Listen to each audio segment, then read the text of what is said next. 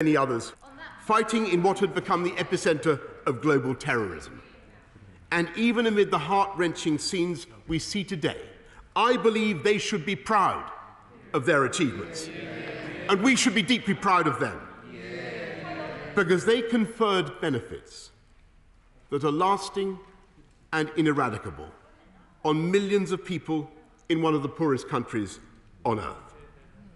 And they provided vital protection for 2 decades to this country and the rest of the world. They gave their all for our safety, and we owe it to them to give our all to prevent Afghanistan from once again becoming a breeding ground for terrorism. Because no matter how grim the lessons of the past, the future is not yet written. And at this bleak turning point, we must help the people of Afghanistan to choose the best of all their possible futures. And in the UN, the G7, in NATO, with friends and partners around the world, that is the critical task on which this government is now urgently engaged and will be engaged in the days to come. The question is that this House has considered the situation in Afghanistan. Can I suggest the backbenchers will be starting with 7 minutes? And now I call on the Leader of the Opposition, the Right Honourable Keir Starmer. Thank you, Mr Speaker, and can I thank you and the staff for recalling Parliament for today's debate. Before I get to the urgent issue at hand, let me join you, Mr Speaker, and the Prime Minister in condemning the appalling shootings in Plymouth last week. We all send our condolences to the bereaved families. We must resolve to ensure that firearms do not get into the hands of dangerous people, and finally to get to grips with the way that hate thrives on the internet. Turning to Afghanistan, Mr Speaker, it's been a disastrous week, an unfolding tragedy. 20 years ago, the Taliban were largely in control of Afghanistan. Al-Qaeda were using the country as a training ground and a base for terror, including plotting the horrific 9/11 attack. There were widespread human rights abuses. Girls were denied an education. Women couldn't work. Being gay was punishable by death, all imposed without democracy. Since then, a fragile democracy emerged. Mr Speaker, it was by no means perfect, but no international terrorist attacks have been mounted from Afghanistan in that period. Women have gained liberty and one office. Schools and clinics have been built, and Afghans have allowed themselves to dream of a better future. Mr Speaker, those achievements were born of sacrifice. Sacrifice by the Afghan people who bravely fought alongside their NATO allies, and British sacrifice. Over 150,000 UK personnel have served in Afghanistan, including members across this House, including the honourable and gallant members for Tunbridge and Malling, for Barnsley Central, Plymouth Moorview, Norwich South, Aldershot, the Isle of Wight, Filton and Bradley Stoke, and Wells. They and the tens of thousands of others deployed in Afghanistan served in difficult and challenging circumstances. And the Labour Party, and I'm sure everybody across this House, thanks each and every one of them, of the 150,000. Many returned with life-changing injuries. And tragically, 457 didn't return at all. I'll just make progress and then I will.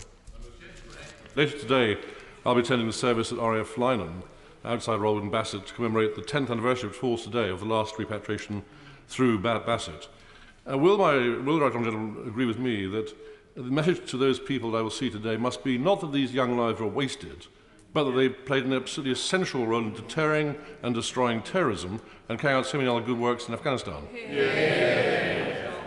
I wholeheartedly agree with that and will address it in just one moment. Thank you.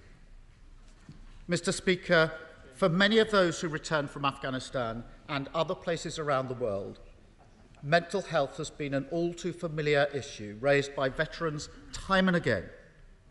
And the events of the last few days and weeks will have exacerbated the situation, reopening old wounds, and everybody across this House will have had examples of that.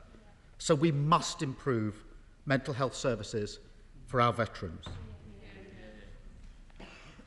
Mr. Speaker, in addressing the very point that's just been made, I want to address directly all those who served in Afghanistan and their families, especially the families of those who were lost.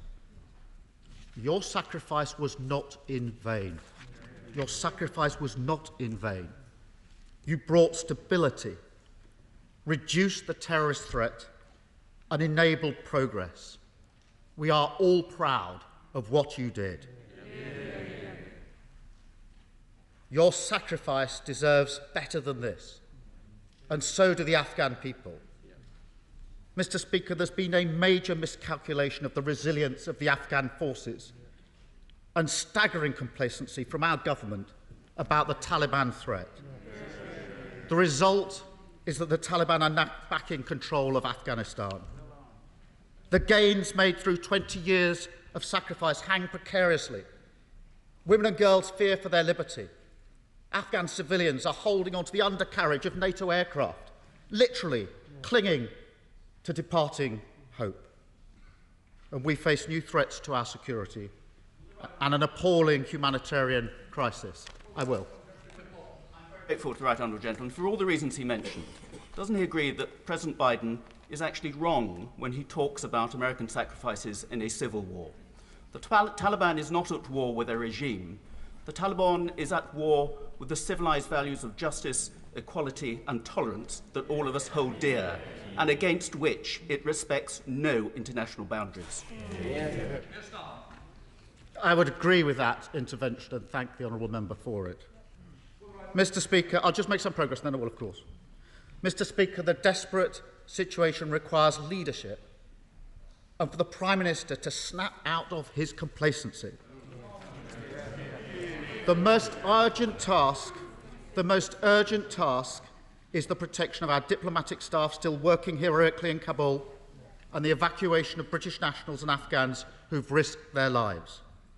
Mr. Speaker, let me be clear, the Labour Party fully supports the deployment of troops to this end. We want it to succeed just as quickly and safely as possible. The Defence Secretary has said that some people who've worked with us will not get back. Unconscionable.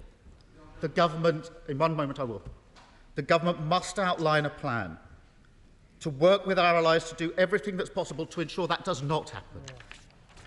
Guarantee that our troops have the resources they need to carry out their mission effectively and as safely as possible, and work to provide stable security at the airport in Kabul so that flights can depart and visas can be processed. We all know how difficult that is. We all know how hard everybody is working on the ground, and we fully support it. And I raise an issue not by way of criticism, but just to get some reassurance, because there are reports this morning from NGOs that an evacuation plane left almost empty this morning because evacuees couldn't get to the airport to get to that plane. As I say, we are not challenging the work on the ground. We know how difficult it is, but at some appropriate moment I would like to see that addressed. If true. I will, yes. Grateful to the right honourable gentleman for giving way. Can I just bring him back to the statement by the President of the United States the other day? Does he not agree with me that this took on the terms, really, of a sort of shameful excuse?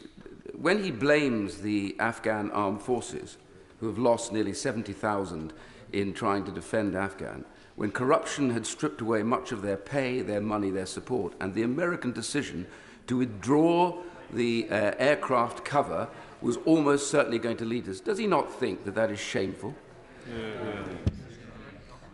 Mr. Speaker, the US is, of course, an important ally, but to overlook the fighting of the Afghan troops and forces in recent years. They have been at the forefront of that fighting, I think is wrong for any of us to overlook all the situation that they now find themselves in. Mr. Speaker, the urgent task is, of course, the evacuation. Equally urgent is the immediate refugee crisis. I'll just make some progress and then I will. Many Afghans have bravely sought to rebuild their country. They did so on a promise of democratic freedoms, the rule of law, and liberty for the oppressed, including women and girls. They are our friends, and that was our promise. They are now fearing for their lives. We do not turn our backs on friends at their time of need. We owe an obligation to the people of Afghanistan. There should be a resettlement scheme for people to rebuild their lives here. Safe and legal routes. It must be a resettlement scheme that meets the scale of the enormous challenge. But what the government has announced this morning does not do that. It is vague. It will support just 5,000 in the first year, a number without rationale. Was that based on a risk assessment of those most at need, or was it plucked out of the air? Others, the offer to others in one moment, the offer to others is in the long term, But for those desperately needing our help now, there is no long term, Mr. Speaker. Just day-to-day survival. Yet again, this government... I will give way. I'm very grateful to him for giving way, as well as the need for a much more bold and ambitious resettlement programme. Would he agree with me that this disaster must mark a turning point for our failed asylum system, in particular getting rid of the so-called hostile environment and the Nationality and Borders Bill, under which a woman fleeing the Taliban with her children on a boat across the Channel would be criminalised? Does he agree that that bill must now be revised? Thank you for that intervention. I'm going to come on to the specifics of the system, because yet again this government seems ill-prepared and unwilling, just as it has been too slow to provide sanctuary to Afghans who've served alongside Britain. Too many reports of eligible Afghans facing bureaucratic hurdles and too many unfairly excluded. Mr. Speaker, knowing the date of withdrawal was coming for months, the Home Office is not close to completing the process they've already got up and running. It was designed to help 7,000 people, yet Home Office figures this week showed only 2,000 have been helped so far. I will give way. I thank my honourable friend for giving way, and the point that I wanted to make indeed to the Prime Minister was the situation facing Afghan Sikhs. Now, I know from my own constituency casework that there are Afghan Sikhs in the system at the moment waiting for clearance from the Home Office. So one of the things I would like to call on the government to do is to process those as quickly as possible and not leave all those people in the system waiting any longer than they have to at the moment. They are terrified with the idea of being sent back home, and despite the reassurance given to my honourable friend, I do not see any movement from the Home Office to give these people the legal status that they need. I'm grateful for that intervention, and there have been other examples across the House of individuals and groups who are very obviously at risk in Afghanistan and need to come out just as quickly as possible. And that's, Mr. Speaker, where the question arises to what's behind the 5,000 number and why the others are having to wait so long. Mr. Speaker, the scale of the refugee crisis requires an international response, but we must lead it, and lead with a resettlement programme that meets the scale of the challenge. The scheme must be generous and welcoming. If it's not, we know the consequences. We know the consequences now. Violent reprisals in Afghanistan, people tragically fleeing into the arms of human traffickers. We know this is what will happen. More people risking and losing their lives on unsafe journeys, including across the English Channel. We cannot betray our friends. We must lead. I will. For him giving way. He speaks of people fleeing, but what we have yet to assess is whether anyone outside of Kabul is able to get to somewhere of safety. Does he agree that now a safe corridor needs to be opened to an international border so that those who are not near Kabul can also get to safety via third countries? Well, I'm grateful for that. I'm grateful for that intervention. And there is huge concern, as all members will know, about our line of sight beyond Kabul just at the moment. And again, that calls into question where the 5,000 number comes from, because we're not even in a position to assess at the moment the position outside of Kabul. We cannot betray our friends. We must lead. Mr. Speaker, I will. The government of this kingdom to be overthrown by a wicked and brutal regime. I venture that he would want a leading role in the resistance. He wouldn't be queuing at the airport, would he?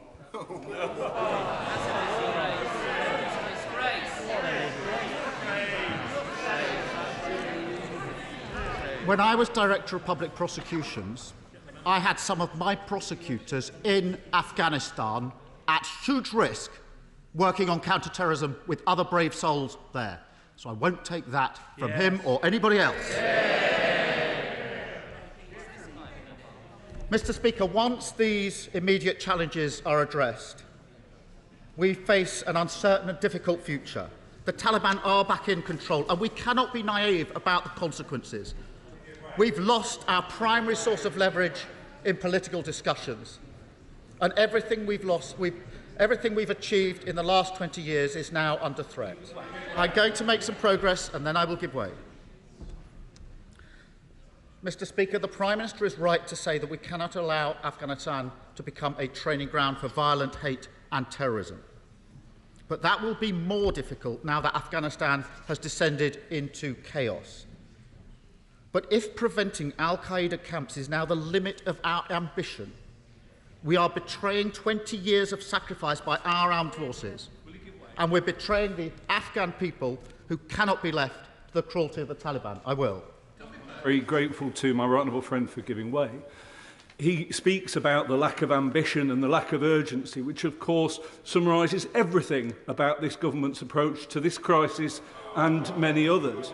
Isn't it telling about the whole approach of this government that when we had an Afghan government that we wanted to support, they should cut the amount of overseas aid we sent, and now the Taliban are in charge, they're talking about increasing the amount of overseas aid?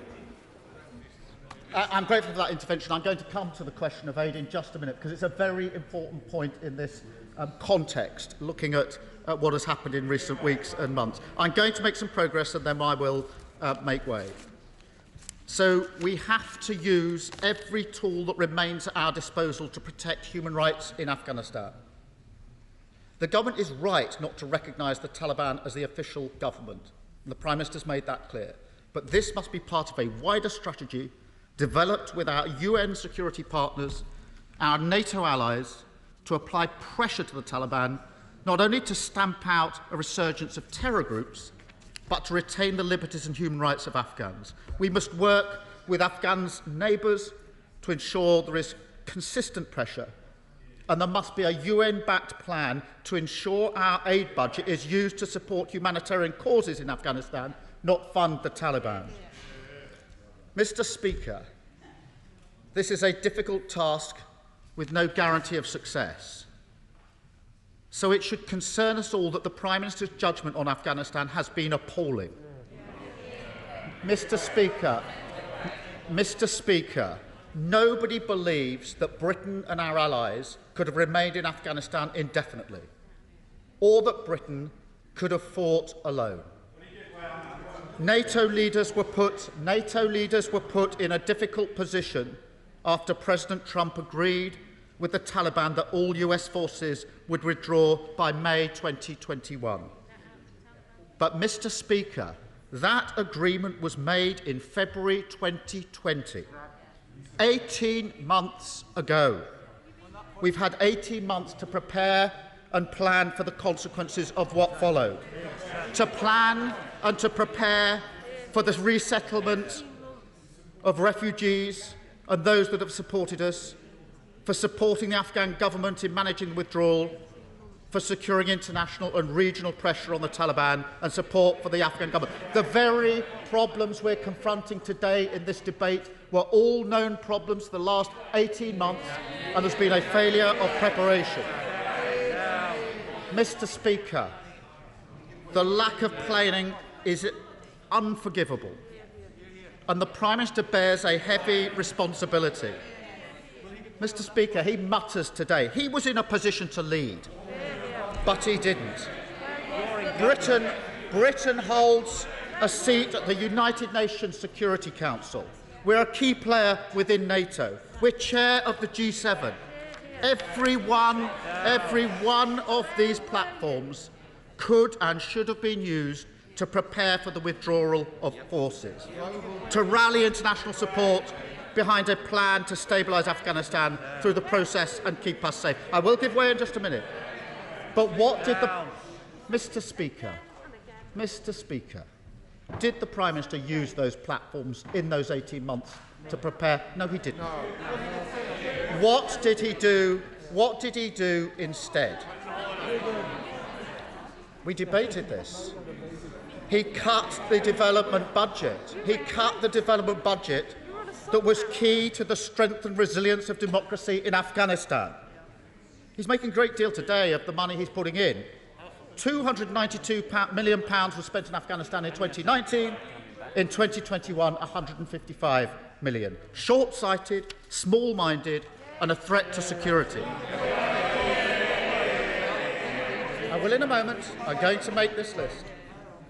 He failed to visit Afghanistan as Prime Minister, meaning that his last trip as Foreign Secretary in 2018 was not to learn or to push British interests, but to avoid a vote on Heathrow.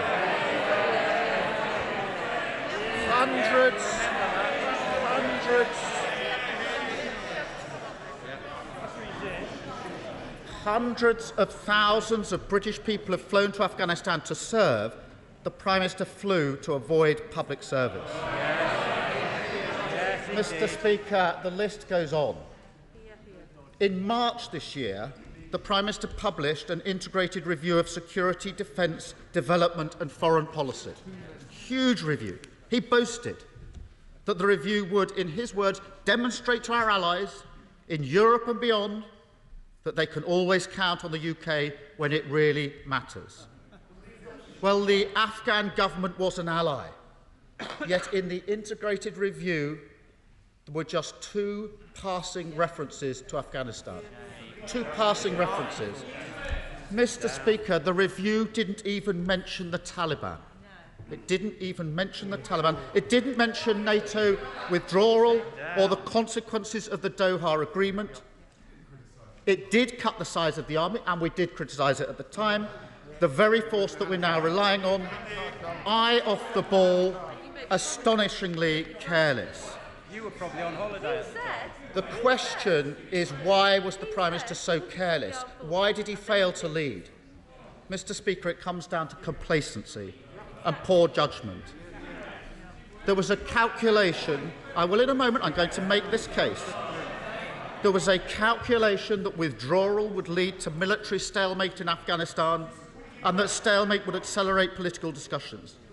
Seeing this in July, members on both sides of this House warned the government, read Hansard, that they may be underestimating the threat of the Taliban. On both sides of the House, that point was made.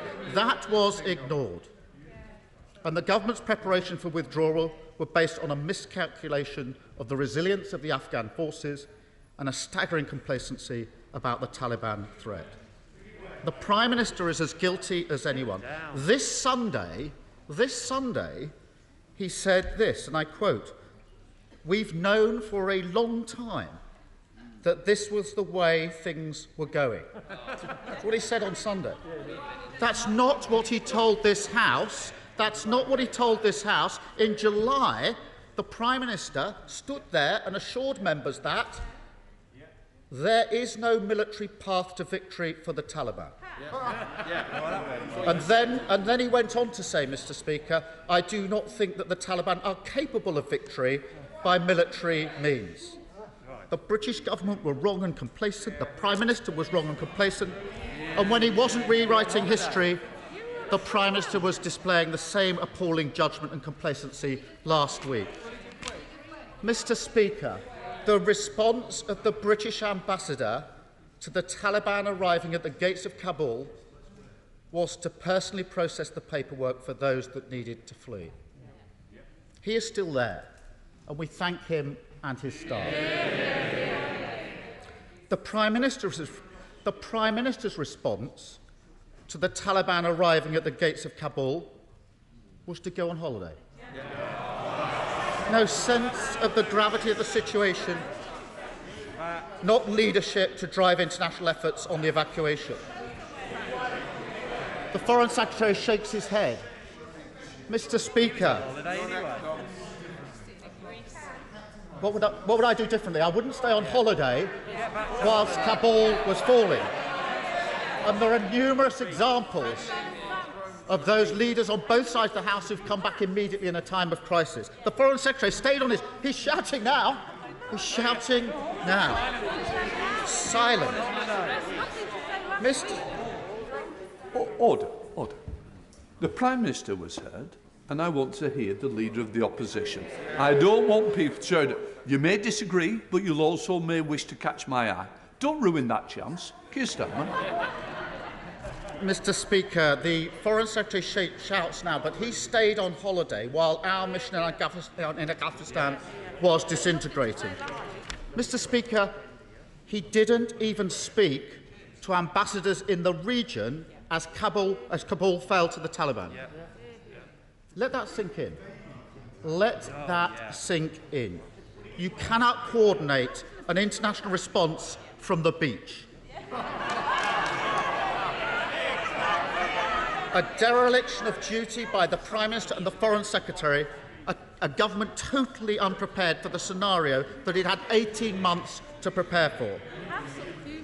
Mr. Speaker, it's one thing for people to lose trust in the Prime Minister at home, but when the trust in the word of our Prime Minister is questioned abroad, there are serious consequences for our safety and security at home. Mr. Speaker, in one moment, recent events in Afghanistan shame the West. Not just the scenes of chaos, but what it says about our abandonment of the Afghan people. For those brave people around the world living under regimes paying scant regard to human rights, but resisting those regimes in pursuit of democracy, equality and individual freedom. What does this say to them? What does this retreat from freedom signal to those prepared to stand up for it? What does this surrender to extremism mean for those prepared to face it down? And what does it mean for those nations who support an international rules-based system when we hand over power to those who recognise no rules at all? That is the challenge of our time. Mr. Speaker, the British and Afghan people will have to live with the consequences of the Prime Minister's failure. We have fought for 20 years to rid Afghanistan of terror, terror which threatens our security here in Britain and liberty in Afghanistan. The Taliban are back in control. The Prime Minister has no plan how to handle the situation, just as he had no plan to prevent it. What we've won through 20 years of sacrifice could all be lost. That is the cost, Mr. Speaker, of careless leadership. Thank you. Theresa May. Thank you. Thank you, Mr. Speaker.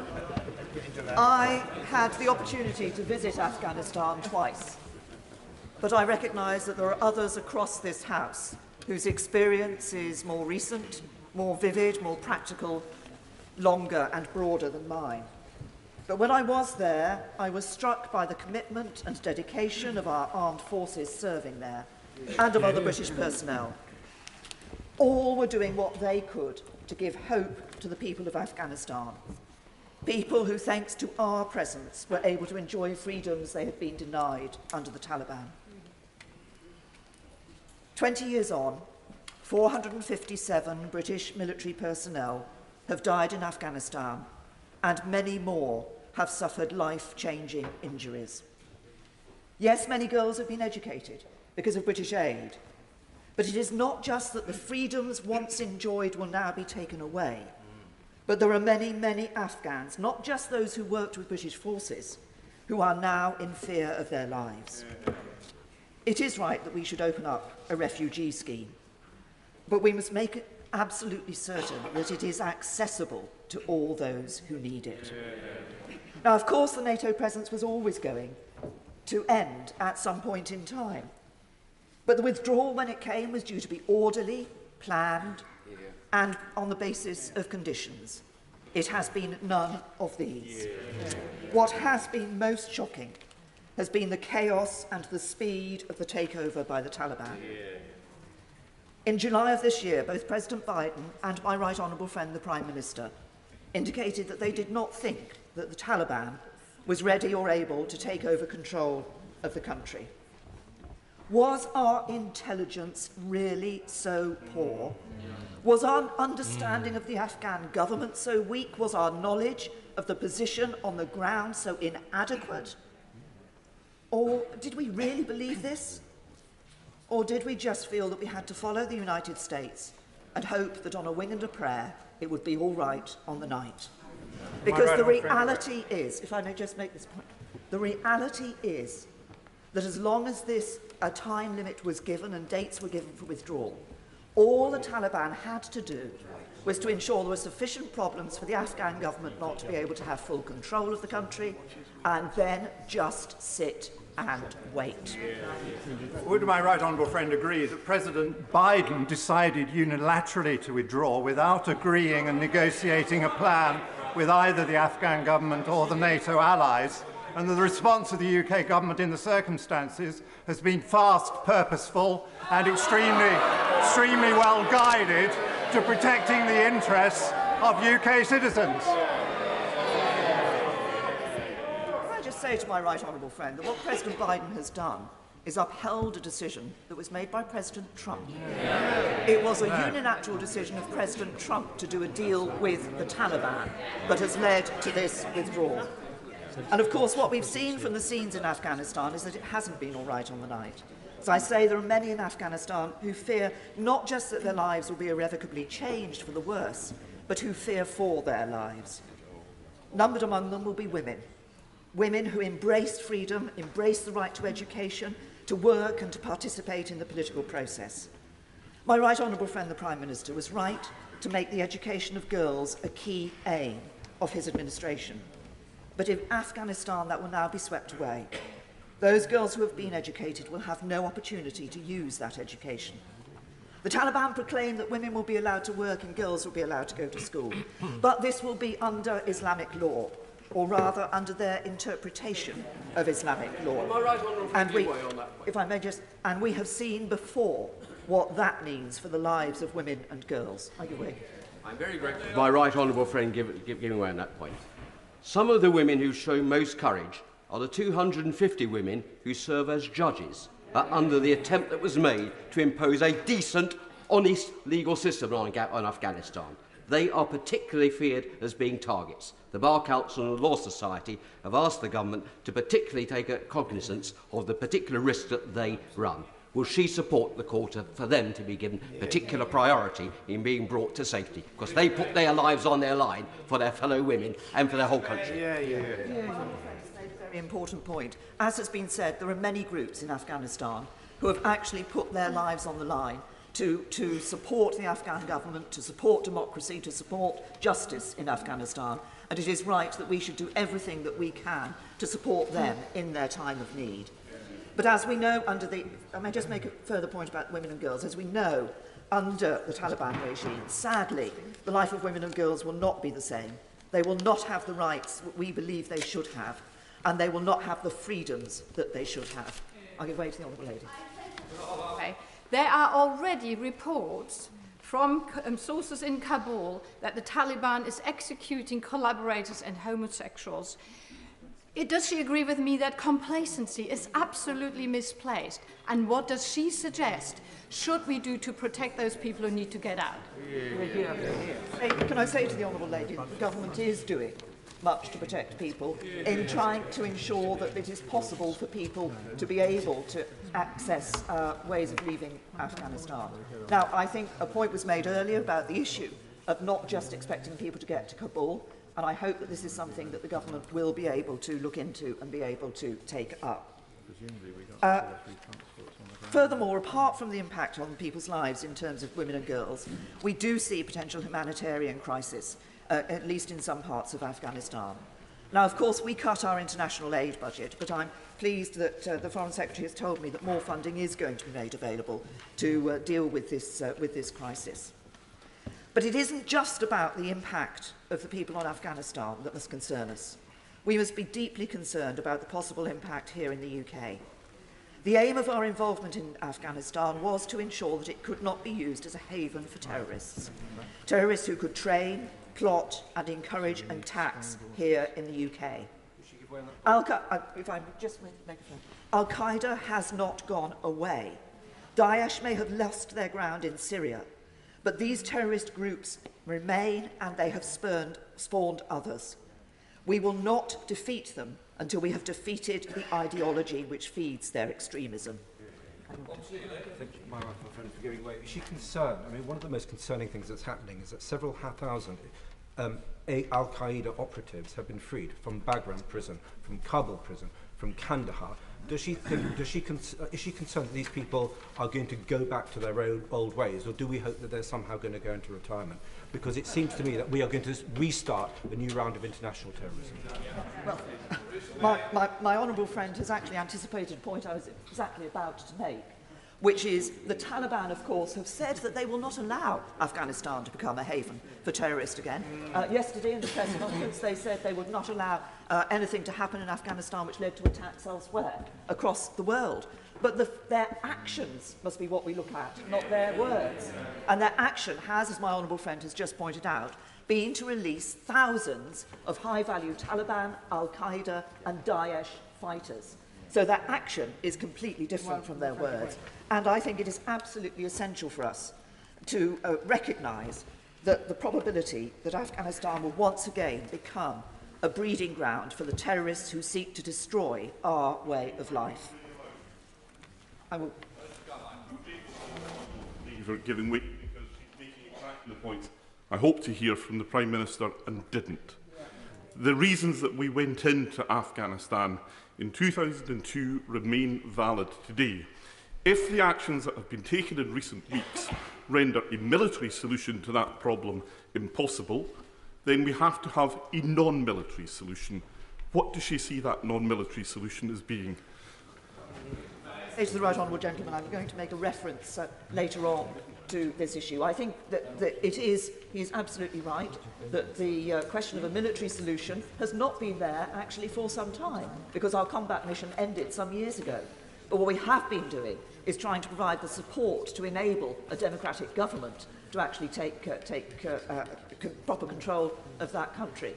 I'd be happy to talk to the right honourable gentleman at some time about my views, but actually I think that the idea of trying to impose just a Western example of democracy, actually in a country which is geographically difficult and which relies a lot on regional government, is possibly was a route that we should have reconsidered when we were going down that route. But I will not go down that road any longer, despite his temptations. But there was another... About the time for backbencher, I did suggest it was 7 minutes. We're now heading to 10. I didn't put a time limit on, but I'm going to have to do after this. Speaker, I'm very grateful for your generosity to me. For the UK, there was another important element of our work in Afghanistan. That was stopping the drugs from coming into the United Kingdom. Yeah. Sadly, that has not been as successful as we would have liked it to be, but we did support a drug crime-specific criminal justice system in Afghanistan. I assume that is now going to come to a complete end. So, once again, this is another area where withdrawal is not just about Afghanistan, it has an impact on the streets of the UK. But what must also be of key concern to us is the message this sends around the world to those who would do the West harm.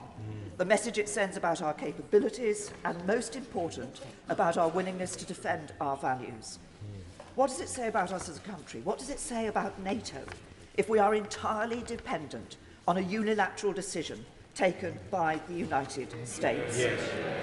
We all understand the importance of American support, but despite the comments from my right honourable friend earlier, I do find it incomprehensible and worrying that the United Kingdom was not able to bring together not a military solution, but an alternative alliance of countries to continue to provide the support necessary to sustain a government in Afghanistan. Surely one outcome of this must be a reassessment of how NATO operates. NATO is the bedrock of European security, but Russia will not be blind to the implications of this withdrawal decision and the manner in which it has been taken.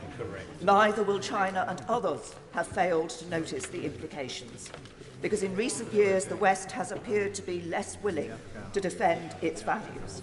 This cannot continue, because if it does, it will embolden those who do not share those values and wish to impose their way of life on others. I'm afraid I think this has been a major setback for British foreign policy. We boast about global Britain, but where is global Britain on the streets of Kabul? A successful foreign policy strategy will be judged by our deeds, not by our words. And I finally just say this. All of our military personnel, all who served in Afghanistan, should hold their heads high and be proud of what they achieved in that country over 20 years, of the change of life they brought to the people of Afghanistan and the safety they brought here to the UK. The politicians sent them there. The politicians decided to withdraw. The politicians must be responsible for the consequences. Leader of the SNP, Ian Blackford. Thank you, Mr. Speaker. And can I begin by thanking you for facilitating the recall of Parliament. It's a pleasure to follow the Right Honourable Member for Maidenhead, and I hope that the Government will reflect very carefully on her words this morning, and particularly her remarks at the end of her contribution about the role of NATO in the light of the American decision to pull out of Afghanistan, because these are very real issues about the capabilities that we have within NATO, and if I may say so, not just about the capability of NATO, but how we make sure that the United Nations has all the tools at its disposal in order to do what we expect of it as well. And these are matters that we are going to have to return to in this House when we come back from recess. Mr. Speaker, I would like to thank the Government for the briefings that we have had over the course of the last few days, and in particular I want to commend the Defence Secretary for making himself available in the way that he has conducted himself. And indeed that is also true of ministers in the Home Office, and I'm thinking particularly of the member for Torbay, and in the Foreign Office the member for Braintree, because it is important when we're talking about human lives being lost that when it is possible that in this House that we work together, but yes, of course, that we ask legitimate questions. Mr. Speaker, there can be little doubt that the chaos and the crisis being inflicted upon the Afghan people is the biggest foreign policy failure of modern times. The sheer scale of that political failure is only matched by the humanitarian emergency that it has now unleashed. As we gather here this morning, the future and the fate of Afghanistan has never been more uncertain. Afghanistan, a country that has been through so much, is once again facing a period of darkness. Over the course of the last week, we have watched these tragic images from afar. Mr. Speaker, the scenes of Afghans seeking to jump onto moving planes to escape will haunt us for the rest of our lives. We have watched from afar, but I think we all have a deep sense of sorrow of just how closely the UK has been involved in what has unfolded. Geographical distance doesn't for a second diminish the moral responsibility we need to feel for the West's role in this crisis. Washing our hands of this crisis won't make it go away, and it definitely won't wash away our responsibility to the Afghan people.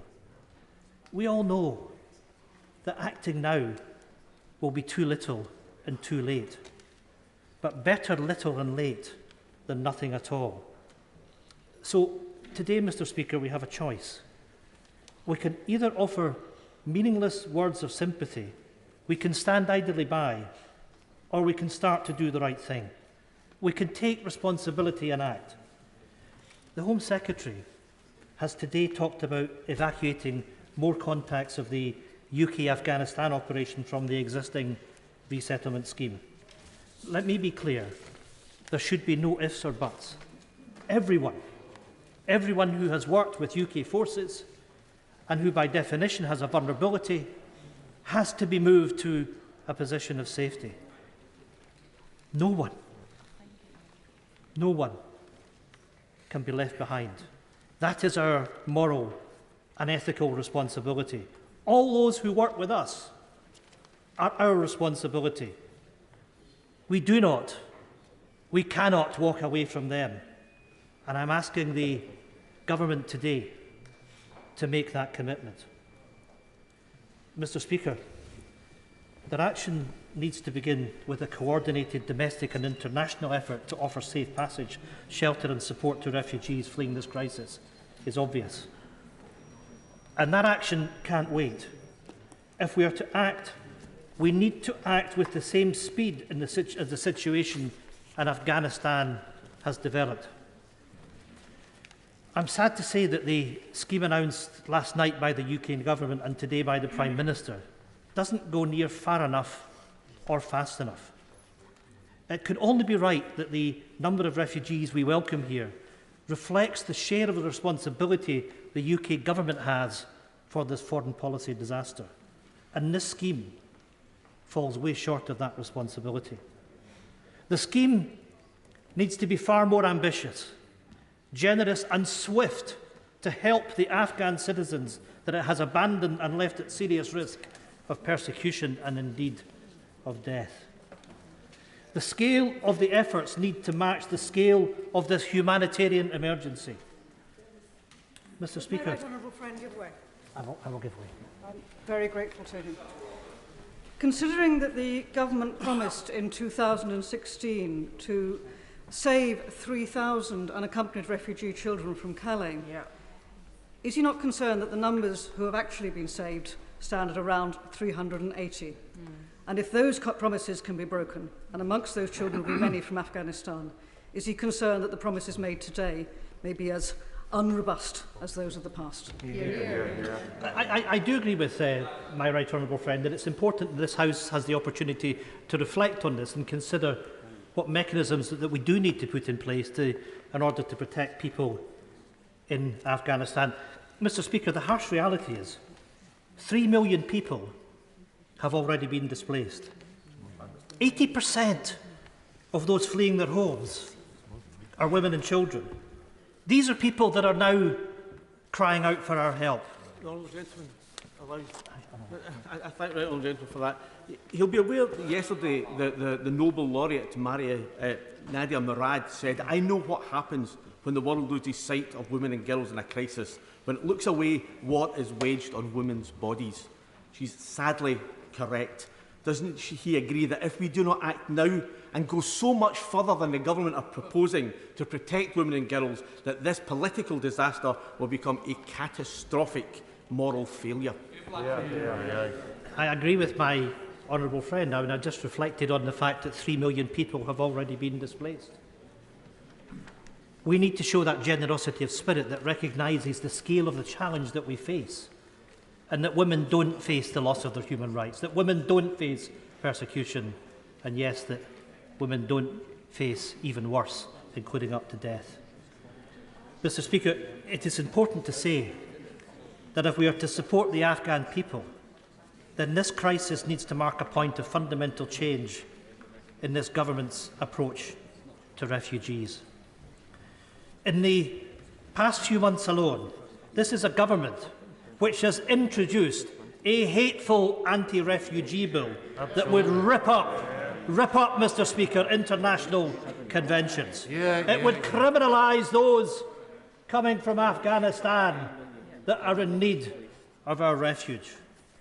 It is the UK government that has spent a sizable part of its summer making political play from turning away migrants and refugees in small boats, desperately making their way across the Channel. I will give way. I thank the honourable gentleman for giving way. Given that only Glasgow has been the only city and only authority in Scotland to be part of the resettlement scheme up until now, will the SNP actually stick to their rhetoric and start coming forward with other authority areas to be part of the resettlement scheme?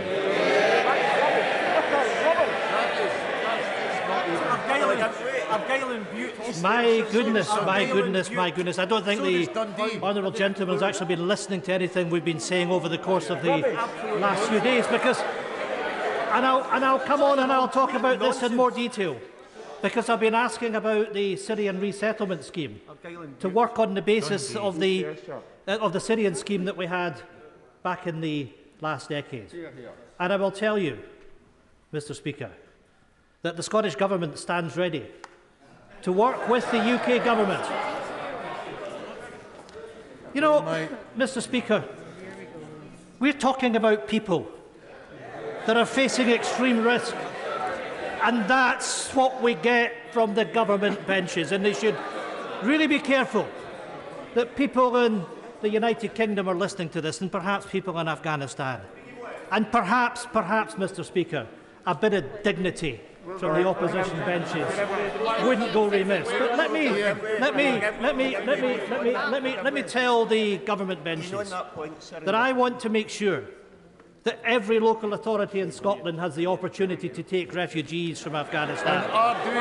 And that is precisely the position of the government in Scotland, but it has to come with the government in London and the devolved administrations working together. There has to be a summit of the four nations to discuss exactly how this will work. I thank him for giving way. Just to correct the record, my local authority, East Ayrshire Council's got Syrian refugees. One of friend next to me is saying Argyll and Bute, and we know Dundee has. So that is utter nonsense from the honourable member. Correct the record. Correct the record. Well, my honourable friend is correct, and I also know in my own area in Highland that we have refugees from Syria as well, and indeed they were most welcomed by the community. And these are people, and let's just reflect on this, when we have the hostile environment that we're seeing once again from the party opposite, that these are people that have come here to receive sanctuary, who have gone on to make a contribution to our public life. They were welcome. Refugees are welcome, and Afghans are certainly welcome in every part of Scotland. I will, one last time. I'm very grateful to him. Before he was rerouted by the honourable gentleman opposite, he's making a very powerful point about those who come across the Channel in boats and the government's proposals for them. Does he recognise that, according to refugee organisations like Safe Passage, 70% of the unaccompanied minors who are crossing in the Channel are actually coming from Afghanistan, and to criminalise them is a criminal act in itself? Yes, I agree with my right honourable friend, and the government has really got to reflect very carefully on this over the course of the summer and change their ways before we come back and debate these matters again. I'm going to make some progress, and I'll give way later on. I think we've just demonstrated that the hostile attitude and approach to refugees well and truly exists and extends to those from Afghanistan. Since the most recent conflict began in 2001, the Home Office has rejected asylum for 32,000 Afghans, including rejecting asylum for 875 girls. Mr. Speaker, the total number of Afghans currently in the system stands at around 3,117. So, if we are to have any confidence that this is a turning point, then this UK government needs to radically rethink how it will respond to the refugee crisis that is unfolding before our eyes. I thank the right honourable gentleman for giving way. Nobody can fail, no one in this House can be failed to be moved by the scenes that we're seeing on our televisions coming from Afghanistan. And I'm delighted to hear that the Scottish Government is standing ready to do its part. Could the right honourable gentleman confirm how many refugees the Scottish Government are ready to resettle, please? Well, I am going to come on and discuss this a little bit later on. Look, I have to say to the government benches, these are the most serious of issues. And I welcome the intervention from the honourable member. But I'm going to give you the example of what happened with Syria, because it's a real live example. That Scotland took 15% of the refugees that came from Syria. 20%. So we have done our bit, and we stand ready to do our bit. And I commit myself as leader of the SNP here, and I commit my government to work with the government here in London. But they have to extend that hand of friendship to us and to meet with us. One last time. Mr. Speaker, I thank the right honourable gentleman for giving way. Let us hope that the issue of refugees does not become a political football in this place. All of us care desperately about giving these people safe haven. We welcome them in the Highlands, we welcome them everywhere. But would the right honourable gentleman agree with me that the proper finance to support our local authorities is forthcoming from the UK government and the Scottish government? Because without that, our councils will struggle. Yes, I thank my honourable friend for that intervention, and I agree with him. And of course, I know he will associate himself with me that we will extend 100,000 welcomes to those that wish to come to the Highlands of Scotland. Mr. Speaker, we have called for a four-nation summit to integrate these efforts across the United Kingdom, and I hope that the Prime Minister will respond positively to that, and he can take the opportunity just now, if he wishes to do so, that he will meet with the devolved administrations to discuss this, and perhaps he can indicate that he's happy to do that. So we have it on the record that the Prime Minister is happy for a four-nation summit, and I'm grateful for that.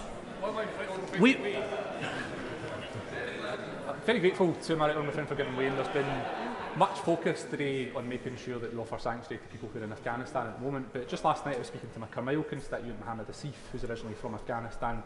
He wants to make sure as well that we offer humanitarian protection to those who are already seeking asylum in the city of Glasgow. And the point that was made from the honourable member from Stoke-on-Trent North, yes, the city of Glasgow has done its fair share to welcome refugees, and we stand ready to do a lot more like that. But I've got to say to the honourable gentleman opposite that 30 refugees per parliamentary constituency is a paltry number he should be ashamed of. Well, look, at the end of the day, I think it's important that all of us do what we can. And let me commend Glasgow City Council. It's MPs, it's MSPs, but the people of Glasgow. The people of Glasgow that have done so much to welcome asylum seekers into their city. Mr. Speaker, we believe that the resettlement schemes should emulate and exceed the Syrian Vulnerable Persons Resettlement Scheme, but it must also be enacted and deployed much more quickly than was the case in Syria.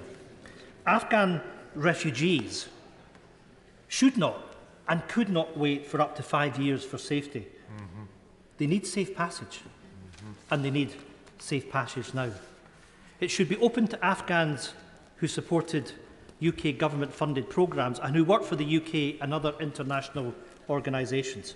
It should have a minimum commitment of welcoming at least 35,000 to 40,000 Afghan refugees in the UK, in line with the population share of refugees welcomed from Syria. 3,000 of these Syrian refugees have now made Scotland their new home. They have contributed to our economy and to our communities. They were Syrians. They are now part of Scotland's story. They are our friends. They are our neighbours. It is only right that we can offer the same warmth and welcome to Afghan refugees facing the same dangerous and desperate situation. Mr. Speaker, this crisis has also shown into sharp focus the disaster of the overseas development cuts rammed through before the summer recess. And you know, when the Prime Minister talks about the increase in spending in Afghanistan, it still doesn't take us to the level of spending that was previously committed.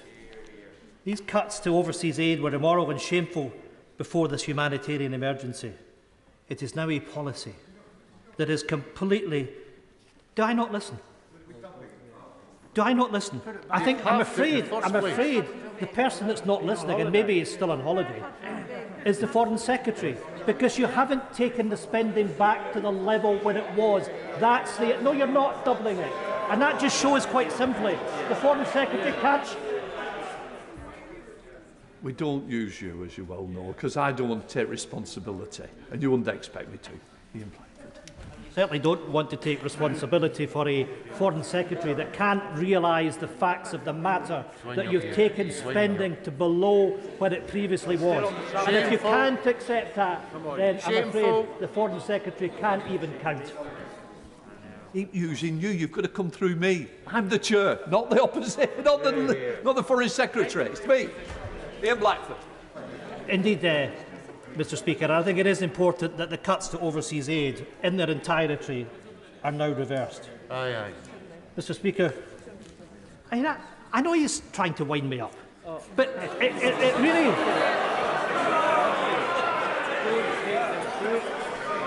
Don't speak to me. When the rest of us were doing what we can over the course of the last few days, the Foreign Secretary was lying on a sunbed. So I'm not going to take any lectures from someone like him. People are facing the worst situation imaginable, and you have a Foreign Secretary that's sitting laughing and joking on the government front bench. A Foreign Secretary that should be ashamed of himself, that is demonstrating he has absolutely no dignity whatsoever. And you can carry on saying that it's been doubled, but I'm afraid... Order! A point of order. Well, let me just one thing at once. Point of order, Bob Seeley. To disturb you, sir, we've had 20 minutes and we now have a private conversation between the front benches. Should we not be debating this, sir? I think it's for me to decide, and I have mentioned it twice about both sides trying to antagonise each other, which is not a good idea. Whether it's this front bench or that front bench shouldn't be responding, or a little bit lower down. And I'm sure Mr Blackford is coming to the end. He did say it wouldn't take too long. Ian Blackford. Well, Mr Speaker, this is an important matter, because the fact is that aid spending in Afghanistan is still below what it was meant to be, and the Foreign Secretary hasn't got the decency to understand that and to accept it. It just shows that he is out of touch with what people want in this House, and out of touch what people want across these islands. And perhaps the Foreign Secretary will get a chance to intervene later on, but continuing to chunter from a sedentary position shows really he has no dignity. He ought to earn some self-respect. And Mr Speaker, when it comes to the issue of aid, it is very telling to reflect on the chasm between the amount invested in this conflict and the amount invested in development. Since 2001, the UK Government has spent around £27.7 billion on military operations in Afghanistan. Over the same period, it has spent approximately £3.8 billion in aid. That amounts to 8 times as much spending on military action over supporting communities or helping rebuild the country. These figures alone should make this House seriously reflect of all those priorities, policies and political decisions that have ultimately resulted in this failure. And the failure rests on the shoulders of the Prime Minister and his Foreign Secretary.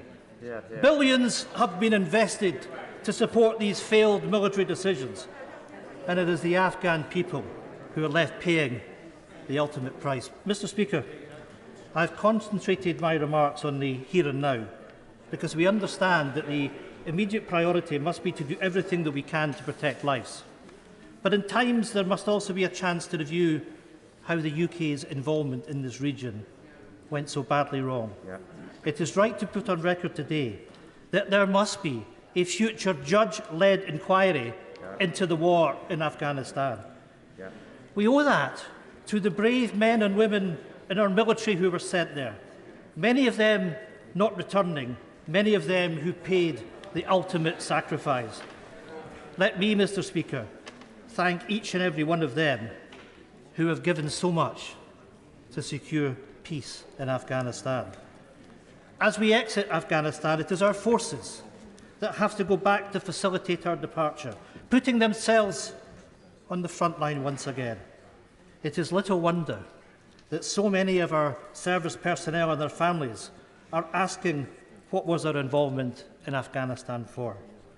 We have let Afghanistan down by the nature of our departure, but we've also let down our military.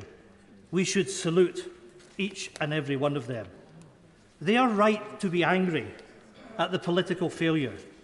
We owe that inquiry too to the many professionals and volunteers who were led to believe that they were there to support the Afghan people in building their nation. And we owe it to the future that such a massive foreign policy failure is never again repeated. Mr. Speaker, it is clear that Afghanistan did not go from relative stability to chaos overnight. The current situation is an acceleration of an existing state of affairs in which the UK, the US and the Afghan governments were seemingly unaware. The exit strategy wasn't properly planned. The people who were planning were the Taliban. There remain so many massive questions for the Prime Minister and his government. How did 300,000 men of the Afghan National Defence and Security Forces seemingly vanish overnight? Why was so much trust placed in an Afghan government that equally disintegrated the moment that foreign troops left?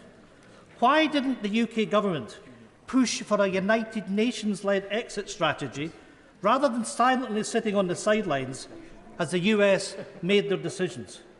Although history may well cast the final verdict on many of these questions and decisions, we also need the answers and accountability that only a judge-led inquiry can ultimately bring. In conclusion, Mr. Speaker, you're appalling. Here, show yourself. In conclusion, Mr. Speaker, I began my remarks by saying that we are witnessing a humanitarian emergency from afar. But the sad reality is that this isn't by any means close to the first tragedy experienced by the Afghan nation. The story of Afghanistan is a country and a people torn apart by tragedy time and time again. Over the years, great powers and vast armies have come and gone. It is the Afghan people who have always been left behind. There is sadly no evacuation and no escape from them from foreign policy failure. I am sure for many Afghan citizens, they simply see a cycle endlessly repeating itself. As an international community, we have collectively wronged these poor people for the very best part of a century. We asked the citizens of Afghanistan to work with us. We watched as girls were able to receive an education, as women were able to excel in so many fields, for a light to be lit, pointing a path to a brighter future for so many to benefit from the freedom of opportunity. That light has been extinguished. The future for so many women and girls is one of a dark, foreboding future. We have let them down. It is now time to do the right thing. For those deserving and in need of our aid and our support, now is the moment to act. Now is the moment. Could I just suggest, I'm starting with a 7-minute limit. Please try and think of others to try and see if you can shorten your speech to try and get as many in today. We start with Sir Peter Bottomley. Sir Peter. While the best still apply to join our Royal Navy, the Army, the Royal Marines and the Royal Air Force, we can have hope for the future. We weep for the losses, we acknowledge mistakes, we will remember them. When I, like other MPs, visited our armed forces in Iraq, Afghanistan, the Falklands and the former Yugoslavia, I was with ordinary people working together to achieve remarkable results of significance to us and often of life-saving importance to others. Those who are here on the Saturday debate during the Falklands, I think, found a rather different style of debate when people were united in what we ought to try to achieve. As Enoch Powell said, the reason to intervene in the Falklands not was guaranteed to succeed, but it was capable of success. That wouldn't have been the case if we were trying to resist, say, China taking Hong Kong. Our experience in Afghanistan in the 19th century and in the 20 years conflict has now come to an end will make people think whether what was aimed for in Afghanistan after the initial targets were achieved was going to have an end which could be happy or content. I don't think it was an example of trying to resist nationalism, because the forces within Afghanistan are multifarious and have great histories, which I won't go into now. The second debate, which I've read up on and a number of times during my parliamentary service, is the Norway debate, where again there were some speeches of most remarkable intelligence and experience, and others which frankly I think people should have been slightly ashamed of. We have to learn that what this Parliament can do, which is not to be government, but to try to question government, support government where appropriate, get them to change at times. And on the question of whether there should be an inquiry, I think it would be interesting to hear the views of the Chairman of the Select Committee for Defence and Select Committee for Foreign Affairs, either today or at some other time, because I think that would be useful. I don't want to spend too much time, because I want to make up some of the time that was used by the right honourable gentleman, my friend from the SNP, who, when he said he was concentrating, seems to have lost his concentration once or twice. And when he said he was being wound up, some of us thought he ought to be wound down.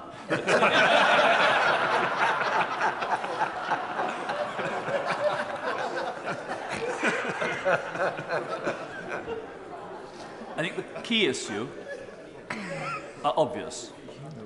What happens now, what is happening now, and then what lessons can be learned.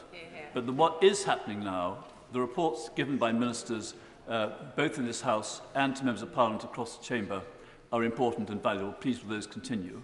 What can happen will be determined in large part by those who are presently in command in Afghanistan. Whether they control Afghanistan is a separate issue.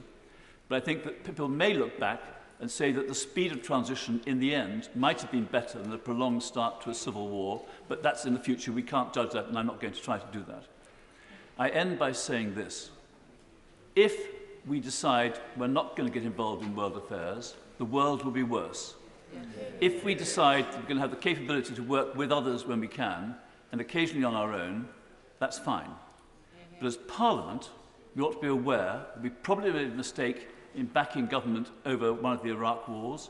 In my view, we certainly made a mistake in not backing government over Syria. And if you compare the number of people who died in Syria, the refugees around the world, and compare that with Afghanistan, I think we probably should be ashamed of our vote then over Syria. Mr. Speaker, I stop now as an example to others. We come to Right Honourable Harriet Harman.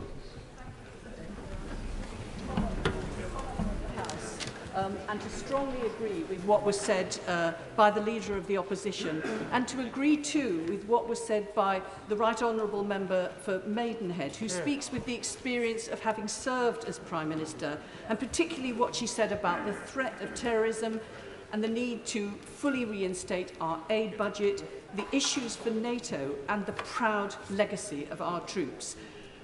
Mr. Speaker, we've all looked on in horror as the events in Afghanistan have unfolded, and I join everyone who's urging the Prime Minister and the Foreign Secretary to do everything they can to help UK nationals, including my constituents, who are stranded and in hiding in Kabul and desperately needing to get back home to the UK.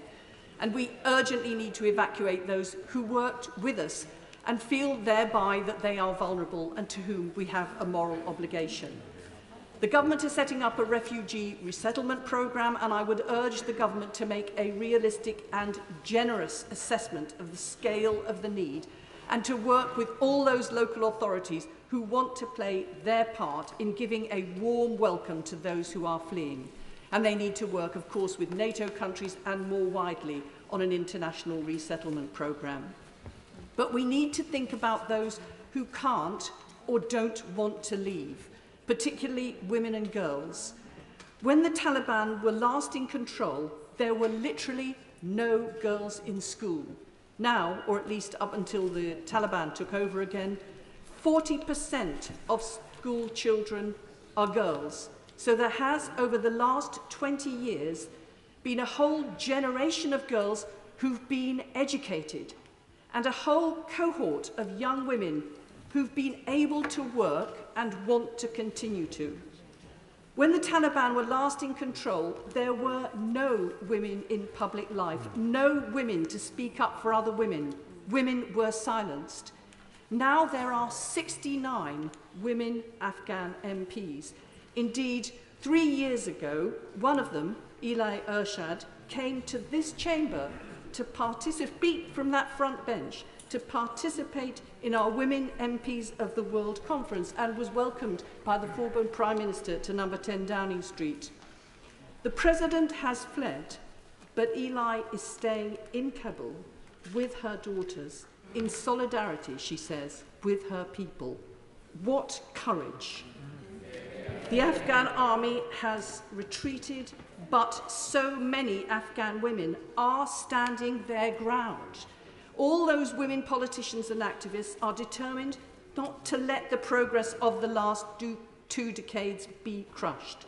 They now face great jeopardy, and I know the whole House and the Prime Minister and the Foreign Secretary will express publicly our solidarity with and admiration for Afghan women MPs who, as parliamentary pioneers, having stepped forward into public life to make a reality of democracy for that half of the population of Afghanistan who are women and girls, now, in the face of such an uncertain future, are determined to protect and defend those rights. And as to what we can do, I would say, don't just listen to the male leaders about what we need to do for women. I would say to the Foreign Secretary, don't just speak to the men. Pick up the phone to those women, Afghan MPs. Ask them what we can do to support women and girls in Afghanistan, and then do it. Sorry, who have you given way to? No, she's finished. She's You finished? Oh, right, let's move. Yeah, move on, move on. Have you finished? Right. Tom Tugendhat.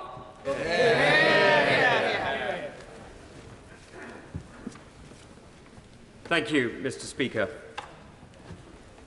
Like many veterans, this last week has been one that has seen me struggle through anger and grief and rage, the feeling of abandonment of not just a country, but the sacrifice that my friends made. I've been to funerals from Poole to Dunblane. I've watched good men go into the earth, taking with them a part of me and a part of all of us. And this week has torn open some of those wounds, left them raw,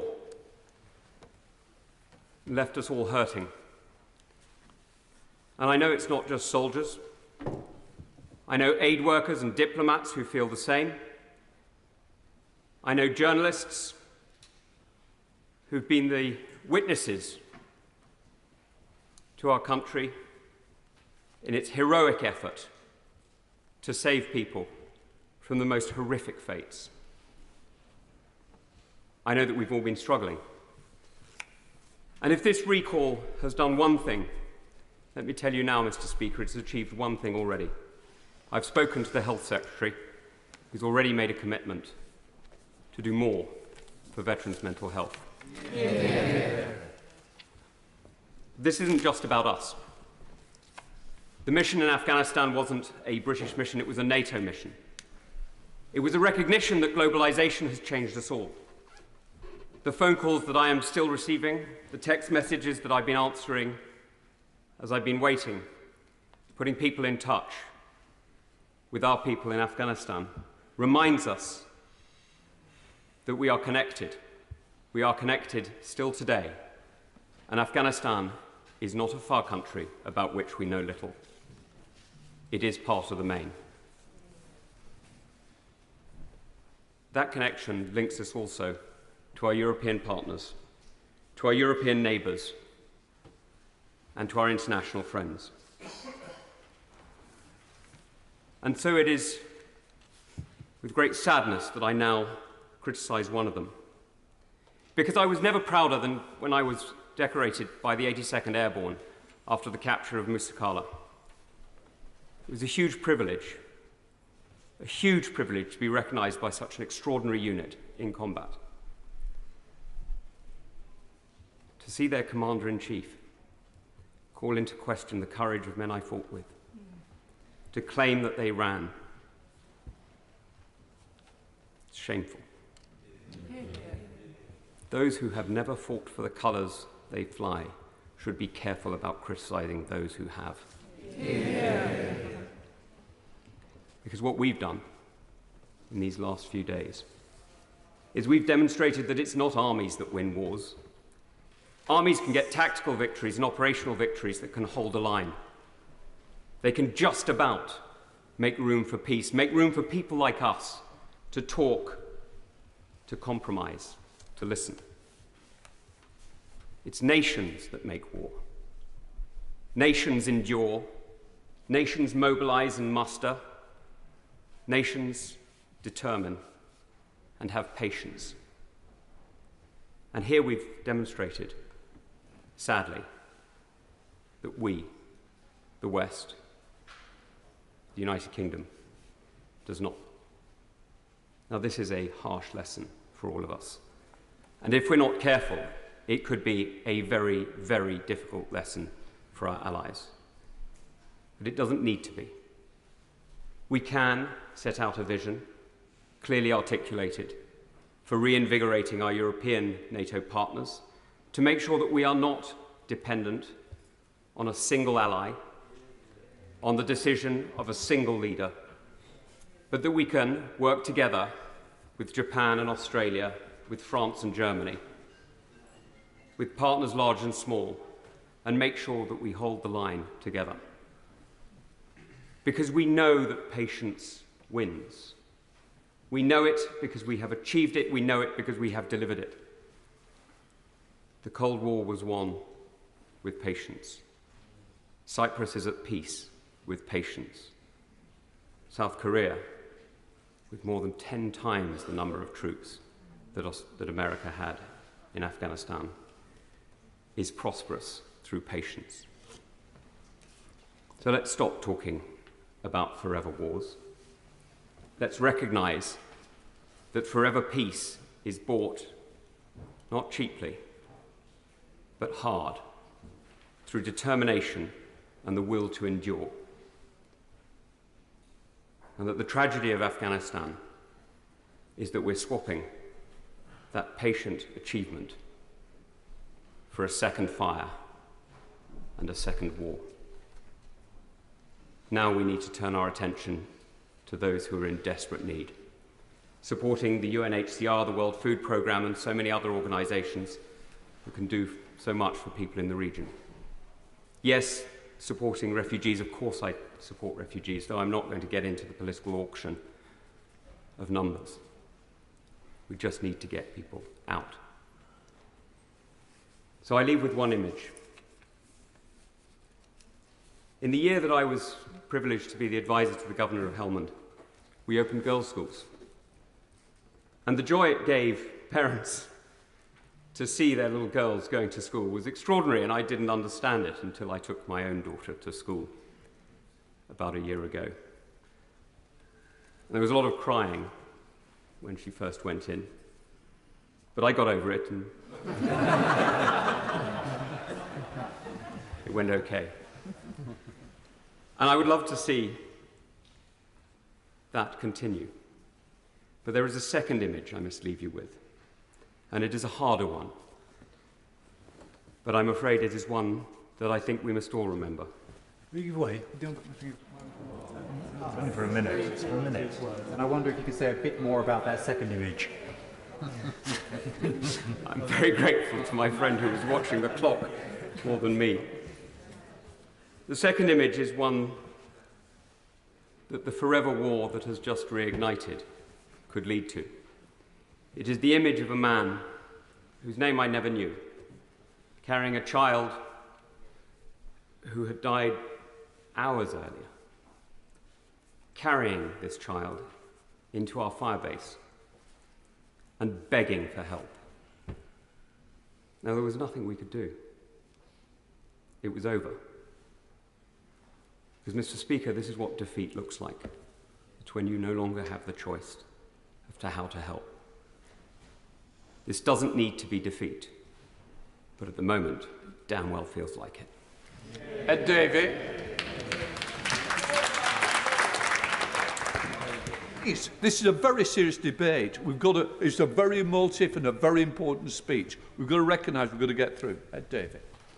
Mr. Speaker, it's a genuine honour to follow the member for Tunbridge and Malling. And can I thank him on behalf of the whole House and the whole country, not just for his powerful speech today, but for his service, and the service of men and women in our armed forces who showed his courage in Afghanistan.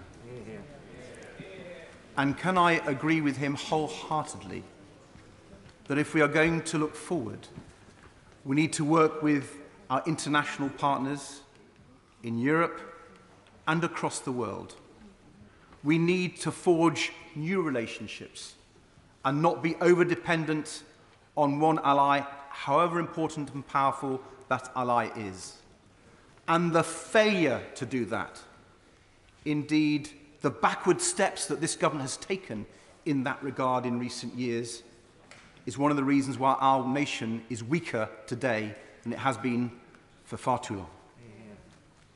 And we are deeply proud of our armed forces, our diplomats and our aid workers who've done so much in Afghanistan. So it has been heartbreaking to listen to the families, particularly the 457 British soldiers who made the ultimate sacrifice, asking the question in the last few days, what was it all for? And to listen to veterans remembering their comrades. Like Captain James Kyle, who made 2 tours of duty in Afghanistan, who said on Sunday, after years and years of incredibly hard work, from remarkable armed services in the country, I don't know how I could ever look the parents of fallen soldiers in the eye and say that what they did was worth it. So I want to ask the Prime Minister today, will he look our injured veterans and the families of the fallen in the eye and tell them it was worth it, now after his foreign policy catastrophe? For Mr. Speaker, the American decision to withdraw wasn't just a mistake, it was an avoidable mistake. From President Trump's flawed deal with the Taliban to President Biden's decision to proceed, and to proceed in such a disastrous way. The human impact on the lives of millions of Afghans, especially women, especially refugees, is the most obvious and alarming consequence. But the impact on global politics and on Britain's own national security will be so negative that I fear this mistake will impact the lives of millions around the world for years to come. Mr. Speaker, coalition forces were in Afghanistan for the protection and security of American and British people, just as much as for Afghans. And for well over 7 years, coalition forces have not been doing the vast bulk of the fighting. The Afghan army has. And so, like others, when I heard President Biden blame Afghans for not fighting for their country, I couldn't believe it. He showed no awareness that over 69,000 Afghan forces have been killed. But, Mr. Speaker, I can't hold President Biden to account in this House, but I can hold our own government to account. For our Prime Minister and his Cabinet cannot escape their culpability for this disaster, for both the mistaken decision to withdraw and how that withdrawal has turned into such a catastrophe. From the Prime Minister's self-evident lack of influence and clout in Washington, to his negligent inability, yet again, to master his brief and plan properly for the withdrawal. Today's occupant of number 10 has become a national liability. And if the Prime Minister wants to dispel this growing view of him, let him answer the following questions. What role did the British government play in the negotiations with the Taliban that led to President Trump's flawed deal with them? Did the Prime Minister raise any concerns with President Biden about the wisdom of withdrawal from Afghanistan? And what impact, if he did he have in changing anything about President Biden's policy? Mr. Speaker, either the Prime Minister has a close relationship with the US but failed to exploit it, or he has no close relationship and nothing to put in his place. His foreign policy is, frankly, a total disaster. And when it comes to Britain's withdrawal planning, can the Prime Minister explain why he so misjudged the situation in Afghanistan that he told this House back on the 8th of July, and I quote, "I do not think the Taliban are capable of victory by military means." Mr. Speaker, this Prime Minister appears to have had no understanding of the security and defence situation in Afghanistan as recently as last month. Despite being warned in this House and elsewhere that the Taliban would move rapidly on Kabul, his failures, along with President Biden's, have led directly to the crisis unfolding before our eyes. Afghans who've risked everything to help our soldiers and aid workers, desperate now for our help to escape. Refugees fleeing in fear of their lives. Women and girls seeing their futures stolen. Mr. Speaker, last night's announcement the government is willing to take only 5,000 refugees in the next year utterly fails to respond to this crisis or to meet our obligations to so many Afghans. Finally, Mr. Speaker, there's the frightening failure to achieve the aim of this whole mission, the aim of keeping British people safe from international terrorists trained in Taliban Afghanistan. Where is the work-through strategy, internationally agreed, to prevent Afghanistan returning to the vector of terrorism it once was? Mr. Speaker, there isn't one. Despite the government having 18 months to prepare, this government has not prepared a counter-terrorism strategy with our allies. And I guess that's why this Prime Minister won't ever be able to look the families of the fallen in the eye. Tobias Selwood. Thank you very much, Mr. Speaker. I don't often mention my brother, Jonathan, who was killed by Al-Qaeda affiliate in Bali in 2002.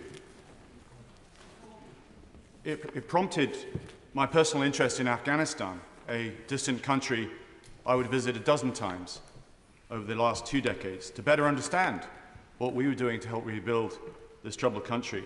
And I pay tribute to our armed forces for what they did and what the Defence Secretary and the armed forces are doing today in the evacuation.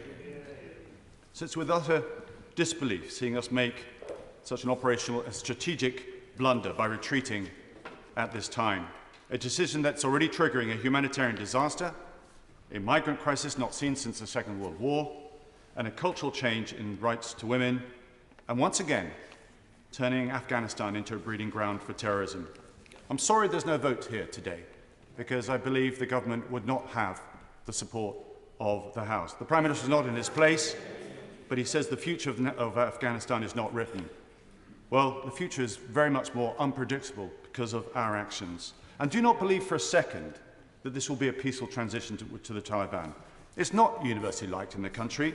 The Uzbeks and Tajiks warlords are regrouping as we speak. The Northern Alliance will reform once again, and a bloody, terrible civil war will unfold. I will. Does he have any advice for the government on how it could take action to try and prevent the recurrence of a terrorist threat under Taliban control? Well, this is my fear, that there will be an attack on the likes of 9/11 to bookend what happened 20 years ago, to show the futility of 20 years. We should never have left, and I'll come on to that in a second. Because after 20 years of effort, this is a humiliating strategic defeat for the West. The Taliban now control more of the territory today than they did before 9/11. Now, I was born in the United States. I'm a proud dual national and passionate about the Transatlantic Security Alliance. And prior to declaring his candidacy, I worked directly with President Biden on veterans' mental health issues. He was the keynote speaker at a veterans' reception here in the House of Commons as my guest. So it gives me no joy to criticize the president and say the decision to withdraw, which he inherited but then chose to endorse, was absolutely the wrong call. Yes, 2 decades is a long time. It's been a testing chapter for Afghanistan. So the US election promise to return troops was obviously a popular one, but it was a false narrative. Firstly, the notion that we gave the Afghans every opportunity over 20 years to progress, and the country can't be helped forever, so it's time to come home. That glosses over the hurdles, the own goals that we created after the invasion. We denied the Taliban a seat at the table back in 2001. They asked to attend the bomb talks, but Donald Rumsfeld said no. So they crossed to the Pakistan border to rearm and regroup and retrain. How different the last 2 decades would have been had they been included. And secondly, the Afghan forces themselves. We didn't start training the Afghan forces until 2005, by which time the Taliban were already on the advance. And then finally, we imposed a Western model of governance, completely inappropriate for Afghanistan, where all the power was in Kabul. Completely wrong for a country where loyalty is on a tribal and local level. This is not to dismiss the mass corruption, the cronyism and the elitism that is rife across Afghanistan. But these schoolboy errors in stabilization hampered progress and made our mission harder. There's also the notion that we can't fight a war forever. We've not been fighting for the last 3 years. The US and the UK have not lost a single soldier. But we had a minimalist force there, enough assistance to give the Afghan forces the ability to contain the Taliban and, by extension, legitimacy to the Afghan government. The US have more personnel based in its embassy here than it had troops in Afghanistan before retreating. But both the US and the UK have long-term commitments across the world, which we forget about. Japan, Germany, Korea has already been mentioned. Djibouti, Niger, Jordan, Iraq, ourselves in Cyprus, and Kenya, for example, the Falklands too. It's the endurance that counts. Success is not rated on when you return troops home. This presence offers assurance, it represents commitment, it bolsters regional stability, and it assists with building and strengthening the armed forces. This is exactly what we were doing in Afghanistan. And last year, the Taliban were finally at the negotiation table in Doha. But in a rush to get a result, Trump struck a deal with the Taliban, by the way, without the inclusion of the Afghan government, and committed a timetable for drawdown. And all the Taliban had to do was wait. And the final question about whether the UK can lead or participate in a coalition without the US, well, where is our foreign policy determined? Here or in Washington? Our government should have more confidence in itself. Very briefly. I'm grateful to the honourable member, and he's making perfectly reasonable and justified criticisms of the way the American government have come to the decision to leave in such haste. But like a number of other honourable and right honourable members, the implication of his speech is somehow we could have had an independent Afghan policy without the Americans. Can he explain how? Well, firstly, the Americans are not leaving Afghanistan. This is a complete myth. The CIA will remain there, as will special forces and the drone oversight as well. Why? Because they'll be haunted by another terrorist attack. It's the political inclination, it's the leadership that is disappearing because of an American president or two American presidents. And that's where we could have stepped forward and filled the vacuum, but we didn't. We need to have more confidence as a government in ourselves, as we did, in fact, in the last century. Illustrated, I thought this was what was in our DNA. We have the means, the hard power, the connections to lead. What we require is the backbone, the courage, the leadership to step forward. Yet when our moment comes, such as this, we are found wanting. We have some serious questions to ask about our place in the world, what global Britain really means, and what our foreign policy is all about. We must raise our game. Why? Step back. We seem to be in denial about where the world is going. As I've said in this House many times, threats are increasing. Democracy across the globe is under threat. Authoritarianism is on the rise, and yet here we are complicit in allowing another dictatorship to form as we become more isolationist. Tell me, what was the G7 summit all about? A Western reset to tackle growing instability, not least China, Russia, and Iran? Take a look at the map. Where does Afghanistan sit? Right between all three. Strategically, a useful country to stay close to. Now we've abandoned it, and the Afghan people as well. Shame on us. I hope the government thinks long and hard about our place in a fast-changing world. Bigger challenges, bigger threats loom over the horizon. We are currently woefully unprepared and uncommitted. We, the UK and the West, have so many lessons to be learned. I repeat my call for an independent inquiry. We must learn these lessons quickly.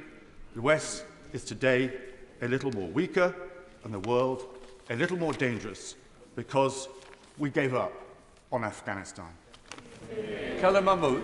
Thank you, Mr. Speaker. Firstly, can I pay my respects to all those military personnel who've lost their lives, all those who are still under the trauma of mental health, all those who are still suffering from lifelong injuries that are sustained, and all those diplomats, all those journalists, and 69,000 Afghani soldiers who have lost their lives during the last 20 years. We went into 2001 into Afghanistan to say to the people, we're going to get rid of this military, this medieval regime, and we're going to bring you up to speed on what we believe your living standards, your education, and your living systems and styles should be. We promised all those women, that they could move forward. They could be judges. They could be politicians. They could be teachers. They could learn. They could do what we can do.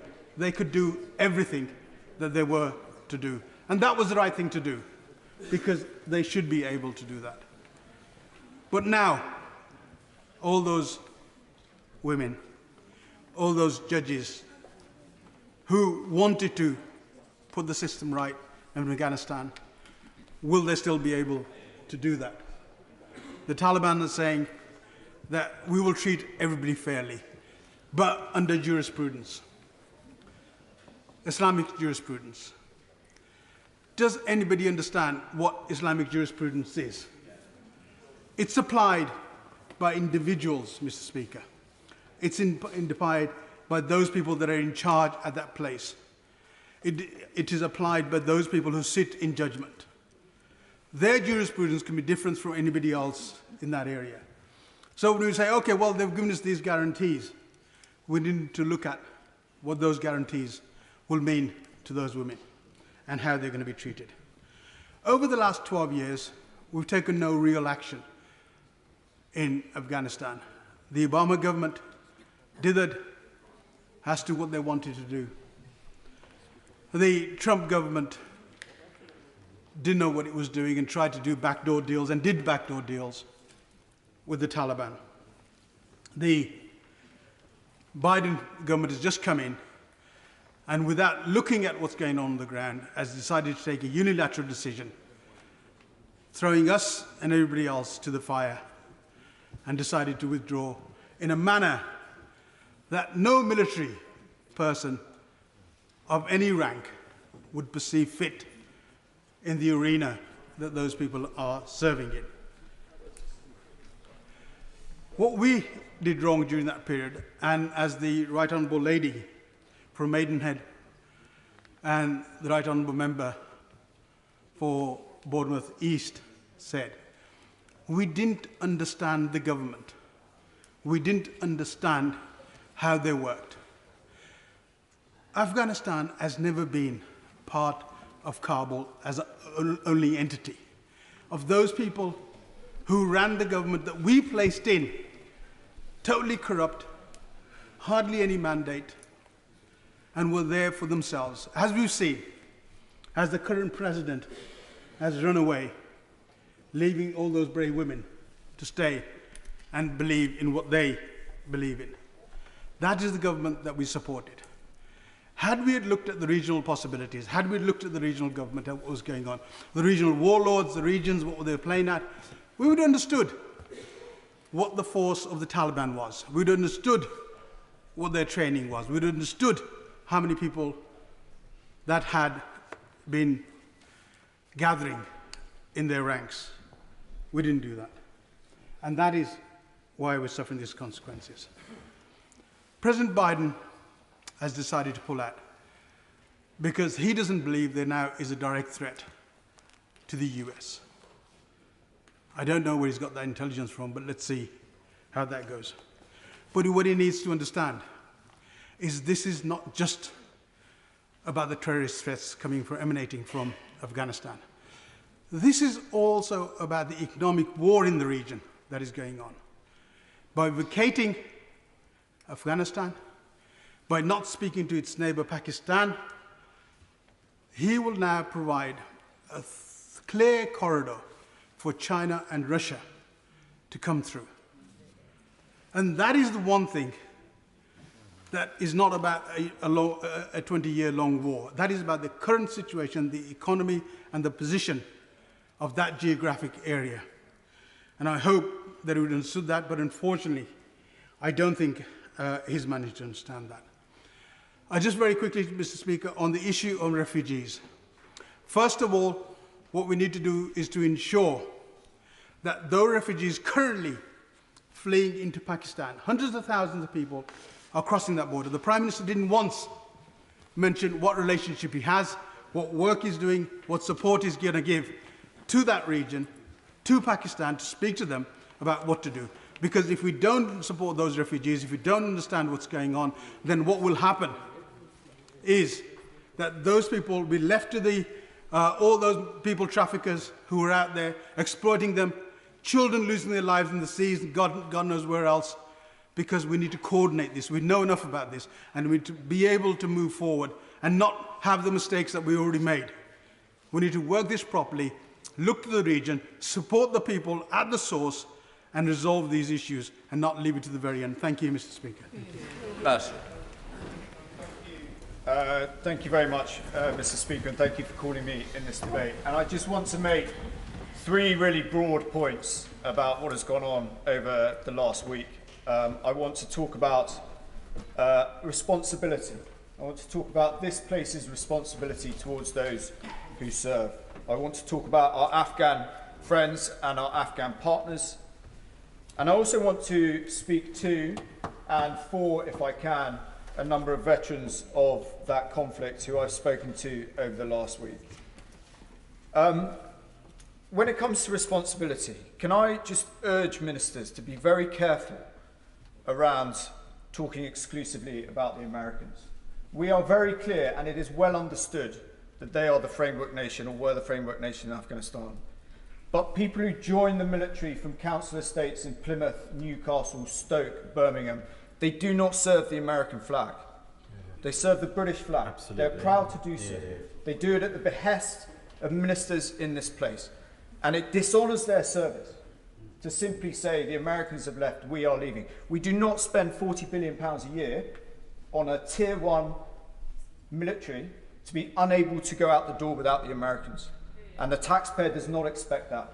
And I would urge ministers to take responsibility for the decisions they make, particularly when talking with the families. I want to talk about our Afghan friends and partners. And I'm pleased with the announcement today around refugees. It's a good start. Okay, people can talk numbers, they can say we want more, we want less. Okay, the reality is, it's basic maths, right? We are not going to get everyone out of Afghanistan who we promised to. Okay, so we can say we want more, we can say we want less. But the truth is as well, we have to be honest in this place. Okay, and campaigners have for many, many years campaigned against this relocation scheme, the previous intimidation scheme, and said it wasn't good enough. Okay, and ministers in this House have made decisions that has made it harder for them to come. So whilst I welcome this change today and our onward progression, let's not kid ourselves about what has happened in the past and treat those who are campaigning for these people who have no self-interest of their own with perhaps a little bit more respect than they currently get at the moment. But finally, I do want to speak to veterans and for veterans if I can. And it's clear to me in the last few days, and Help for Heroes put out something yesterday, okay, these are new feelings. These are new feelings that we are not trained to deal with. We're not trained to lose, and we're not trained for ministers to, in a way, choose to be defeated by the Taliban. Was it all for nothing? Of course it wasn't for nothing, okay? And we have to get away from this narrative. You know, for a period of time, whether we like it or not, for a period of time, okay, Afghans, the average age in Afghanistan, 18 years old, they will have experienced a freedom and privileges that we enjoy here, and no one will ever take that away from them. And that's incredibly important. And what are we here to do if it's not to be good, honourable people and fight for the oppressed, keep our families safe, and live to a higher calling? And you did this over many years, in some of the hardest conditions, against as dark an enemy as this nation has ever faced. We often looked to our forefathers for inspiration. You emulated them. You did them proud, not in scale, but in the same amphitheatre. And you can be forever proud of what you did when the nation called. You played your role. You cannot control what is happening now. Remember that. What folk like me saw you do, the courage, the sacrifice, the humanity, it will never die. And it has defined us as human beings. You did that. Nobody will ever take that away. I will never forget you. And every day the sun comes up, I will make sure this place and this country never forgets you and your sacrifice on the altar of this nation's continuing freedom. The government must now step up and support this group of bereaved families and veterans. We are going to see a bow wave of mental health challenges. We're not trained to cope with the feelings we have now. I've done everything I possibly could to support all the brilliant staff in the MOD, the Office of Veterans Affairs, the NHS who work tirelessly supporting veterans up and down this country. But I must say to the House with a heavy heart, the Prime Minister has consistently failed to honour what he said he would do when he was trying to become Prime Minister. The Prime Minister must not wriggle out of his commitments on this issue. The Office of Veterans Affairs is nothing like it was designed to be, and he knows that. The paltry £5 million funding slashed after less than a year. The lack of staff, not even an office to work from. Even today, the brilliant staff at the Office of Veterans Affairs simply cannot cope with the scale of the demand. And whilst his predecessors may get away with a certain degree of ignorance in this space, I'm afraid, Prime Minister, you have no excuse on this issue. It is a political choice. The ambivalence needs to end. He needs to step up and listen to the charities, listen to veterans, not those you choose to employ around you, who do not believe veterans' issues are worth the political capital required. The nation cares. We will make this government care. The scale of this challenge in dealing with this Afghan generation is only just beginning. I'd like to pay tribute to everybody who has spoken up in this debate, but particularly those who don't have a vested interest in Afghanistan and can see the inherent injustice of what is happening now. And thank you, Mr. Speaker, for recalling this House today. Thank you very much, Mr. Speaker. It's a great pleasure to follow the honourable member for Plymouth Moorview, as it was the honourable members for Bournemouth East and Plymouth and Tonbridge and Malling, all who spoke with great eloquence. Like many honourable members, I'm sure, I'm racked with a profound sadness at the catastrophe that we've seen unfolding in Afghanistan. Above all, it is an unspeakable tragedy for the people of that country, who after generations of conflict now live under a terrible cloud of fear and repression. Who could fail to be moved by the agonising scenes from Kabul airport just this week? How desperate must you have to be to want to cling onto the side of a moving aircraft? These past 20 years have been a struggle for peace. We tried to break the cycle of war, to give hope to women and girls. We tried to give the Afghans a different life, one of hope and one of opportunity. But the catastrophic failure of international political leadership and the brutality of the Taliban has snatched all of that away from them. The new administration in Kabul should know that they will be judged not by their words, but by their actions. The world is watching. And Mr. Speaker, I also want to reflect on the service and the sacrifice of our brave servicemen and women who throughout showed outstanding professionalism and courage. But as the honourable member from Plymouth Moorview said just a moment ago, recent developments have hit them hard. They're grappling with the question about whether all of the effort, the sacrifice, was really worth it. They're again grieving for fallen comrades who didn't come home. But whatever the outcome is in Afghanistan, those men and women and their families should be proud of their service, and we must be proud of them. Now, many of us who served in Afghanistan have a deep bond of affection for the Afghan people, and I had the honour of serving alongside them in Helmand. We trained together, fought together, and in some cases we died together. They were our brothers in arms. But I shudder to think where those men are now. Many will be dead. Others, I know, now consider themselves to be dead men walking. Where were we in their hour of need? We were nowhere. And that is shameful. And it will have a very long-lasting impact on Britain's reputation right around the world. I will give way to my My honourable friend, fellow litigator, is absolutely right in his description of the Afghan armed forces. Will he add to his comments now that many of them are more heroic and better soldiers than they're given credit for around the world? I'll be grateful to the right honourable gentleman, as I always am. I completely agree with the point he made. It was particularly distasteful and dishonouring of President Biden to make reference to the lack of courage and commitment by those Afghan soldiers who've served with such bravery and distinction. I think we have to be pragmatic, and I think at this difficult point we have to think about what our next move is going to be. And we should understand that the character of our country is defined, for better or for worse, by moments like this. We should also understand that we are facing a moral and humanitarian crisis of enormous proportions, and the response from the international community and from the British government needs to meet the magnitude of the moment. So, step up the statecraft, engage with international allies and alliances, and with regional partners. And although it is a particularly bitter pill to have to swallow, we must engage diplomatically with the new regime in Kabul.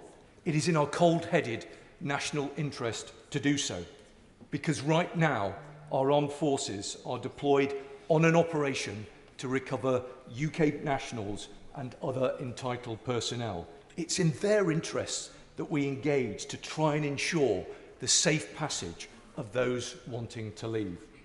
But we also know that many, many more will want to get out. And with our allies, we need to work to establish safe routes to get them to safety. We must show compassion and genuine generosity to refugees, whilst accelerating and expanding the Arab scheme to support those who supported us. We also need to defend the hard-won progress over the past 20 years or so. Girls in school, women in Parliament and in the judiciary. We must ensure that Afghanistan does not slide back to where it was pre-9/11. And then, when the dust settles, we need to look at what went wrong and learn the lessons of this failure. Why, despite all of the effort, we couldn't build an Afghan state free from corruption, with the legitimacy and competence to balance the competing forces within that country, and what that now means for our foreign and defence policy in this country. Regardless of all of that, we must remain engaged. We must show leadership. We must use whatever influence we have to try and make things better. That's in our own national interest. It's in line with our values, and it's the right thing to do. We owe that to the people of Afghanistan, and we owe that to ourselves. Alicia Cairns.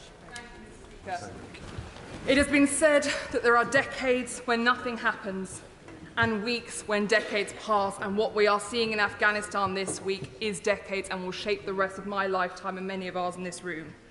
This is a wholly preventable tragedy, Mr. Speaker, and I and many colleagues around me are so very, very angry. Our government called for NATO allies to help us build a new coalition in Afghanistan to prevent the Taliban recapturing, and we were let down. Only Turkey was willing to stand alongside us because they know what a failed state looks like.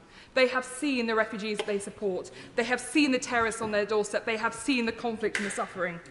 And it is bitterly disappointing, and there is much we must learn from this. Because the UK could not have saved all these lives on our own. And multilateral collective responsibility should mean something. And too often today, I believe that it doesn't. Now, I've spent the last few days listening to our veterans, many of whom live in Rutland and Melton. And I would like to say to them now, and many of us in this place will never truly understand the scars you carry, and we will never understand all you encountered. But all of you have left me with one request: get the people out. And that is what I have been fighting for the last few days, along with so many of my colleagues in this place. The veterans, the interpreters who supported families and identified IEDs, the female journalists fighting for their lives who've already had mines blow up their stations, and those who negotiated for their fellow Afghans against the Taliban. And I must thank the Defence Secretary, because he has been constant in his support every hour over the weekend, helping me to get these people out, so I thank him for his time. This must be our priority, getting people out, and I welcome the Prime Minister's G7-led multilateral refugee programme. We have to get non-combatant evacuations proceeding at pace. But we are only operating with the consent of the Taliban, most certainly at the airport, and that can be withdrawn at any time. So my primary concern is those safe routes to the airport. The air bridge must be operational at all times, and we must negotiate departures from not just Kabul. Land convoys must be considered humanitarian corridors. Once we get these people out, we must ensure that refugee families are welcome to our country so they can build the lives they never asked for. The kindness of the British people is great, and Melton Borough Council and Harbour District Council have both stepped up already to the plate and said they would like to take as many refugees as they can. The MOD is working with me to identify housing stock from the MOD in Rutland and across the constituency of Rutland and Melton. But I call for the government to consider creating an initiative that allows British nationals to open their homes, their spare bedrooms, their second homes to these Afghans, similar to the private sponsorship route that already exists, because the British people want to step up and help. But beyond the immediate life-saving operations, there is much we must talk about. First, the British government and the international community must recognise that the withdrawal is emblematic of a changing American posture. The comments we have seen over the last few days have rattled me to my core, and yes, you are not meant to speak ill of your friends and allies, but in this case we have no alternative but to call out the comments against our Afghan allies. The views of European allies like the UK may no longer hold the same sway in Washington as they have under this presidency, and that means we must take greater responsibility for our defence around the world. And global Britain means we must act autonomously, but through multilaterals on the world stage with other partners, and we must convince our NATO allies that we can all stand together without the Americans. Yes, they bring the kit, yes, they bring the money, yes, they bring the numbers, but this is something we can and must do. We must shift from this model of being overly reliant on the US. Thirdly, we must fix our broken international system because it is not saving lives. The UN has failed to enable a political solution. There is no meaningful method or tactics to prevent the worst excesses of the Taliban, and the system is being undermined by hostile money flooding fragile states. And there are hostile states sitting on the human rights and women's councils of all of those organisations of the multilateral world. And it is our duty as the UK to fix the international system because we can do it.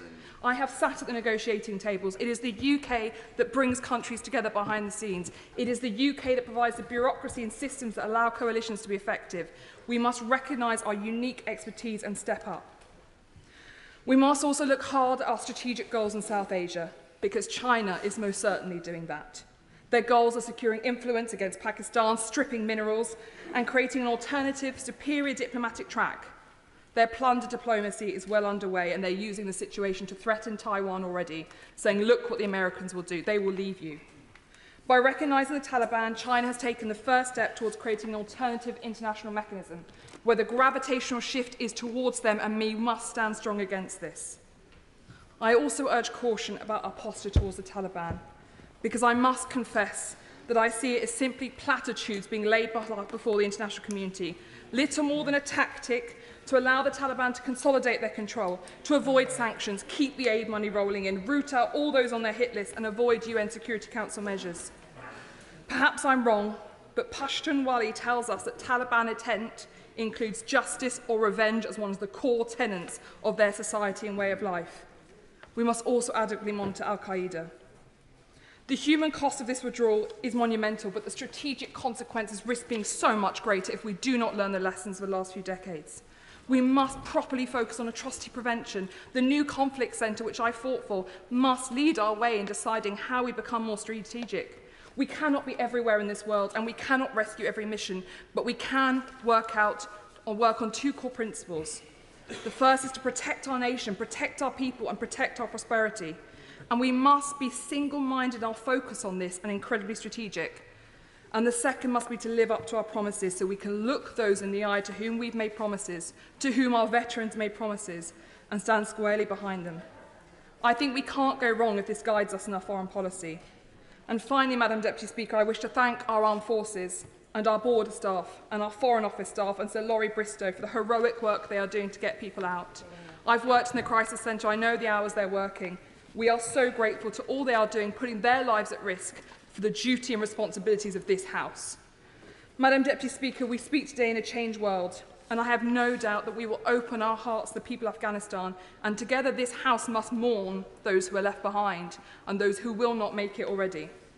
But our singular purpose has to be atrocity prevention in the future, recognising where the threats to this country lie, making sure we are single-minded in our focus of challenging those and protecting our people, and making sure that the world that has become darker this week and more uncertain is one where at least we know the light which we will follow ourselves. Thank you, Madam Deputy. Diane Abbott. Thank you very much, Madam Deputy Speaker. We in this House have all seen, and our constituents have all seen, the chaos and the speed of the Taliban takeover. And one of the questions we have to address today and in days to come is how did it happen and what lessons are to be learned. But the points I wanted to make this afternoon were about the people that, as a British people, we cannot let down. First of all, we cannot let down the British veterans who over 20 years fought in Afghanistan, particularly in Helmand, one of the most dangerous provinces to fight in, I understand. And I can do no better than quote Jack Cummings, who's been quoted in recent days. He's a former British soldier who lost both legs on August the 14th, 2010, searching for improvised explosive devices in Afghanistan. And he said a few simple sentences, but they're worth repeating. He said, "Was it worth it?" And he replied to his own question, probably not. He asked, "Did I lose my legs for nothing?" And he replied to his own question, "Looks like it." And then finally he said, "Did my mates die in vain?" And he replied to his own question, "Yep." We as a House of Commons, we as a Parliament, should not, cannot let down Jack Cummings and those 457 British soldiers that died in Afghanistan.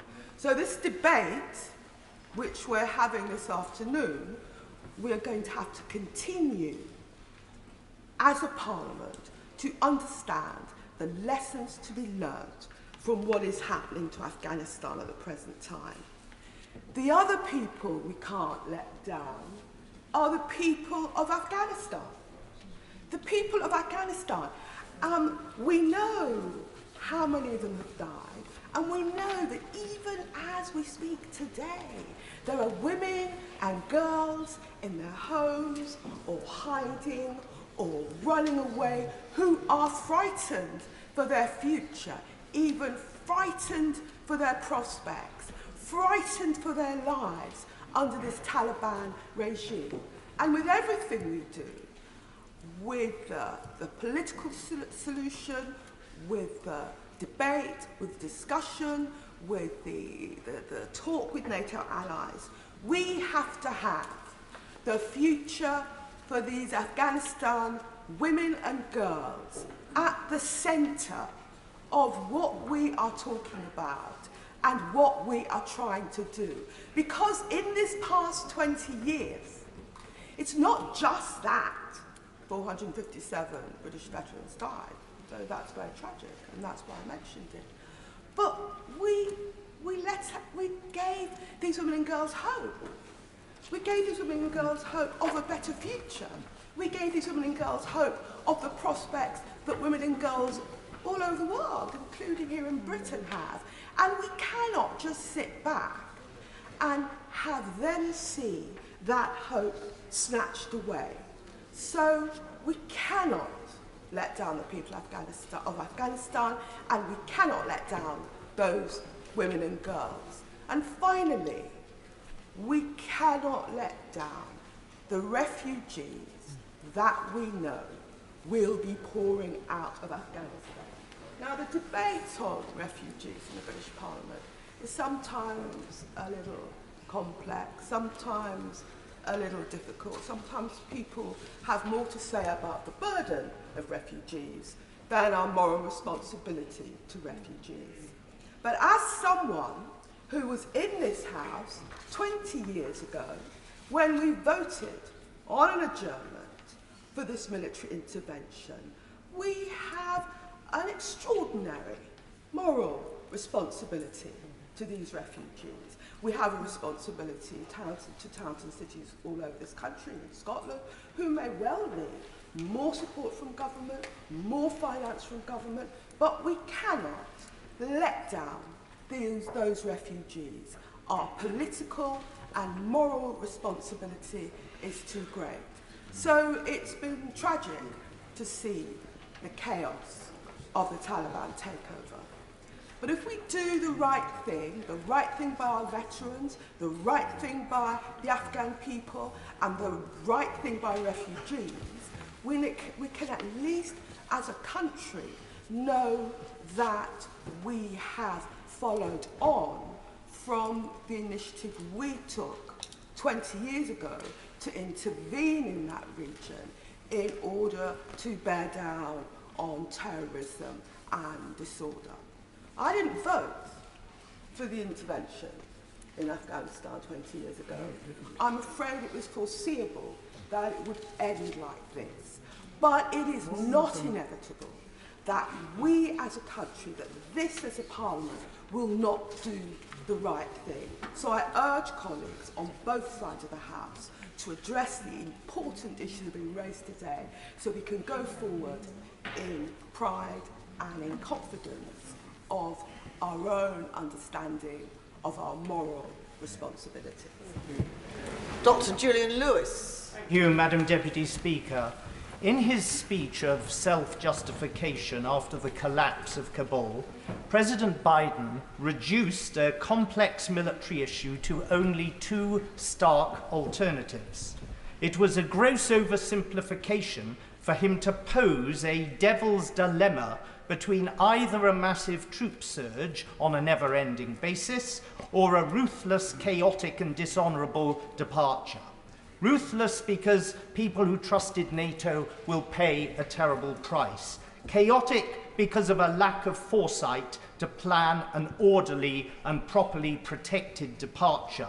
Dishonourable because even if our open-ended nation-building micromanagement strategy was wrong, as I think it was, in 20 years we created expectations and obligations which those who relied on us had a right to expect us to fulfil, as the Right Honourable Lady has just said for Hackney North. It has been pointed out correctly that for 20 years, NATO operations in Afghanistan succeeded in preventing further al-Qaeda attacks on the West being launched under Taliban protection. That was indeed the key outcome, but unless we choose a better future strategy, the threat of its reversal is all too real. Not only may sanctuary again be offered on Afghan soil to lethal international terrorists, but other Islamist states may also decide to follow suit. So how should we have handled a country like Afghanistan when it served as a base and a launch pad for al-Qaeda, and how should we deal with such situations in the future? Now, Madam Deputy Speaker, these are my personal views on a defence issue unrelated to the work of the ISC on intelligence and security.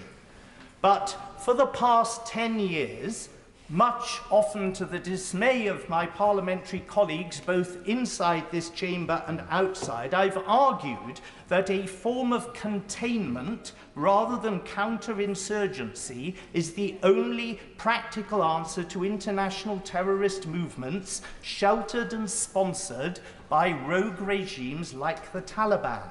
Containment, as older colleagues will remember, was the policy which held the Soviet Union in check throughout the Cold War until its empire imploded and its ideology was discredited.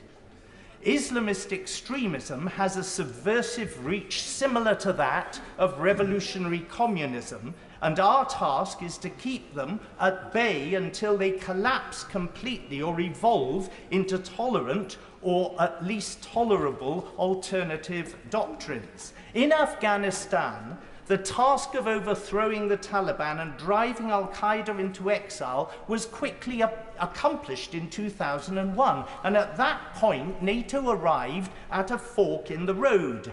The option, as we know, which was selected, was an open-ended commitment to impose a Western version of democracy and protect it indefinitely in a country which had a strong sense of its own political and social culture and which was known to be politically allergic to foreign intervention. Yet there was another option available to Western strategists in response to the 9/11 attacks. Having achieved our immediate objectives of putting al-Qaeda to flight and punishing the Taliban, we should have announced that we were completely removing our forces but would promptly return by land and air to repeat the process if international terrorist groups were again detected in Afghanistan. When the Taliban regain full territorial control, they will lose their shield of invisibility. If they then choose to pose or facilitate a renewed threat, a terrorist threat to Western security, they should expect both their leadership and their military capability to be hit hard by our mobile land and air forces. That cycle would be repeated until the threat was removed, but we should not and would not allow our forces to be sucked in again. And I will.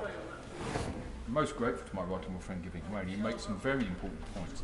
And has the game changed slightly, though, from the position he lays, that with the immediate recognition by China and Russia of the Taliban government, being permanent members of the Security Council may make it very difficult to get any UN-led action in the way that my right honourable friend describes?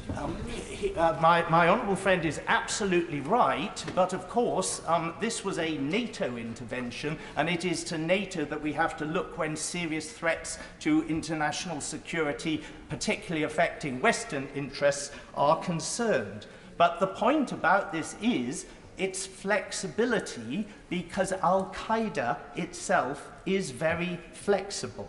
And an active containment policy of this sort can track and match the flexibility of the terrorists. Such a policy depends upon the maintenance of integrated and highly mobile land forces pre-positioned in regional strategic base and bridgehead areas, SBBAs. I will, okay. Grateful. In his capacity as chairman of the Intelligence and Security Committee of this House, given what he's just said, it does require for that strategy to be successful excellent intelligence and a good analysis of it so ministers can make sound decisions. In this case, I fear that hasn't been the case. Does his committee have any plans to investigate the intelligence failures that have taken place in this case so that we can deliver the strategy he's so excellently setting out? Well, I'm glad my right honourable friend approves of the strategy, but I said earlier this is a speech by me on defence in my capacity, if anything, as a former chairman of the Defence Committee. I'm not in a position at this stage to say anything publicly about what the ISC might or might not agree to do, but obviously his suggestion is pertinent.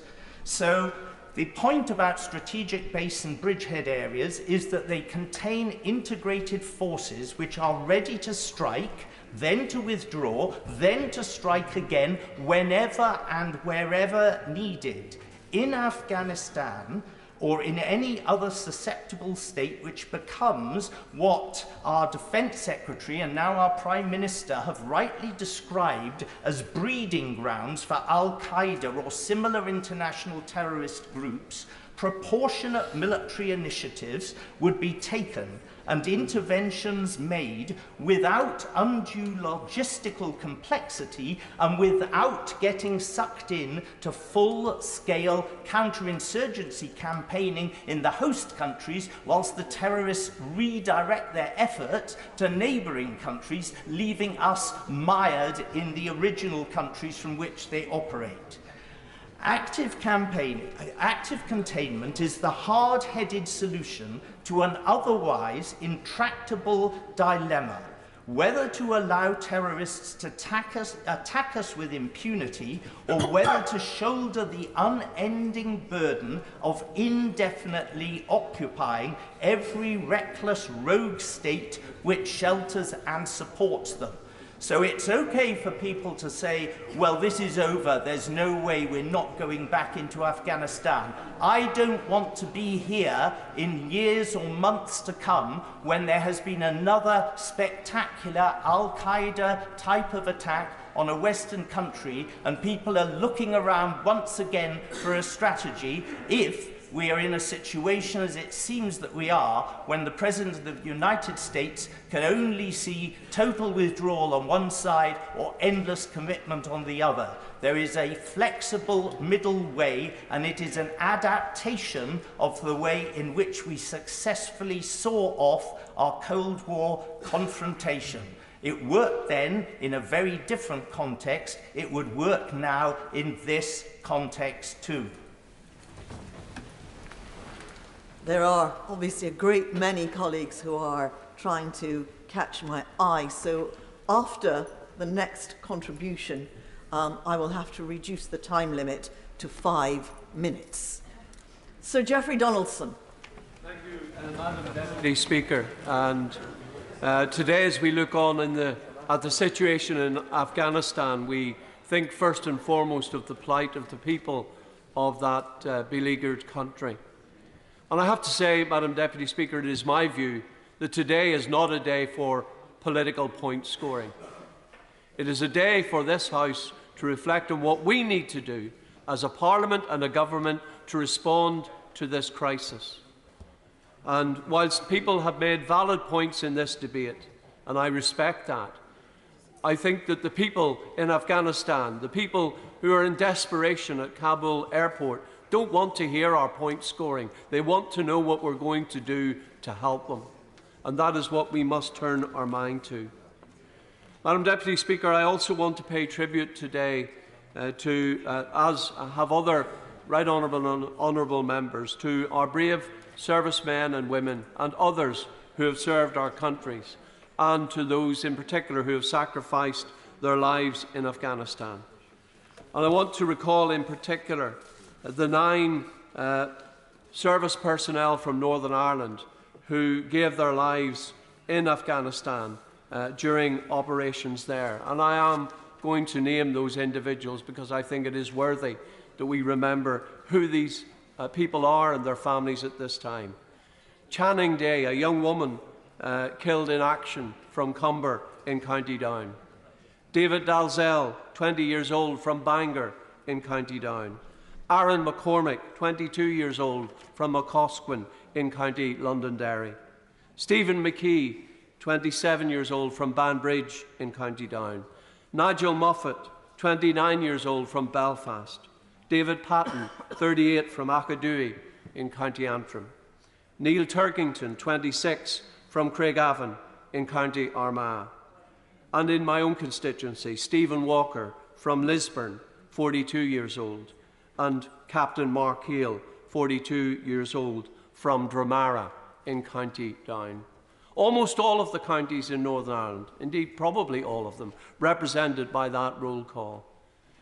We're very proud of our armed forces and the fact that during the campaign in Afghanistan, more reserve forces from Northern Ireland were deployed from our region than from any other part of the United Kingdom. The willingness of our men and women to give up their time to volunteer to serve in our armed forces needs also to be recognised. And we support them. And I certainly don't adhere to the view that their sacrifice was in vain.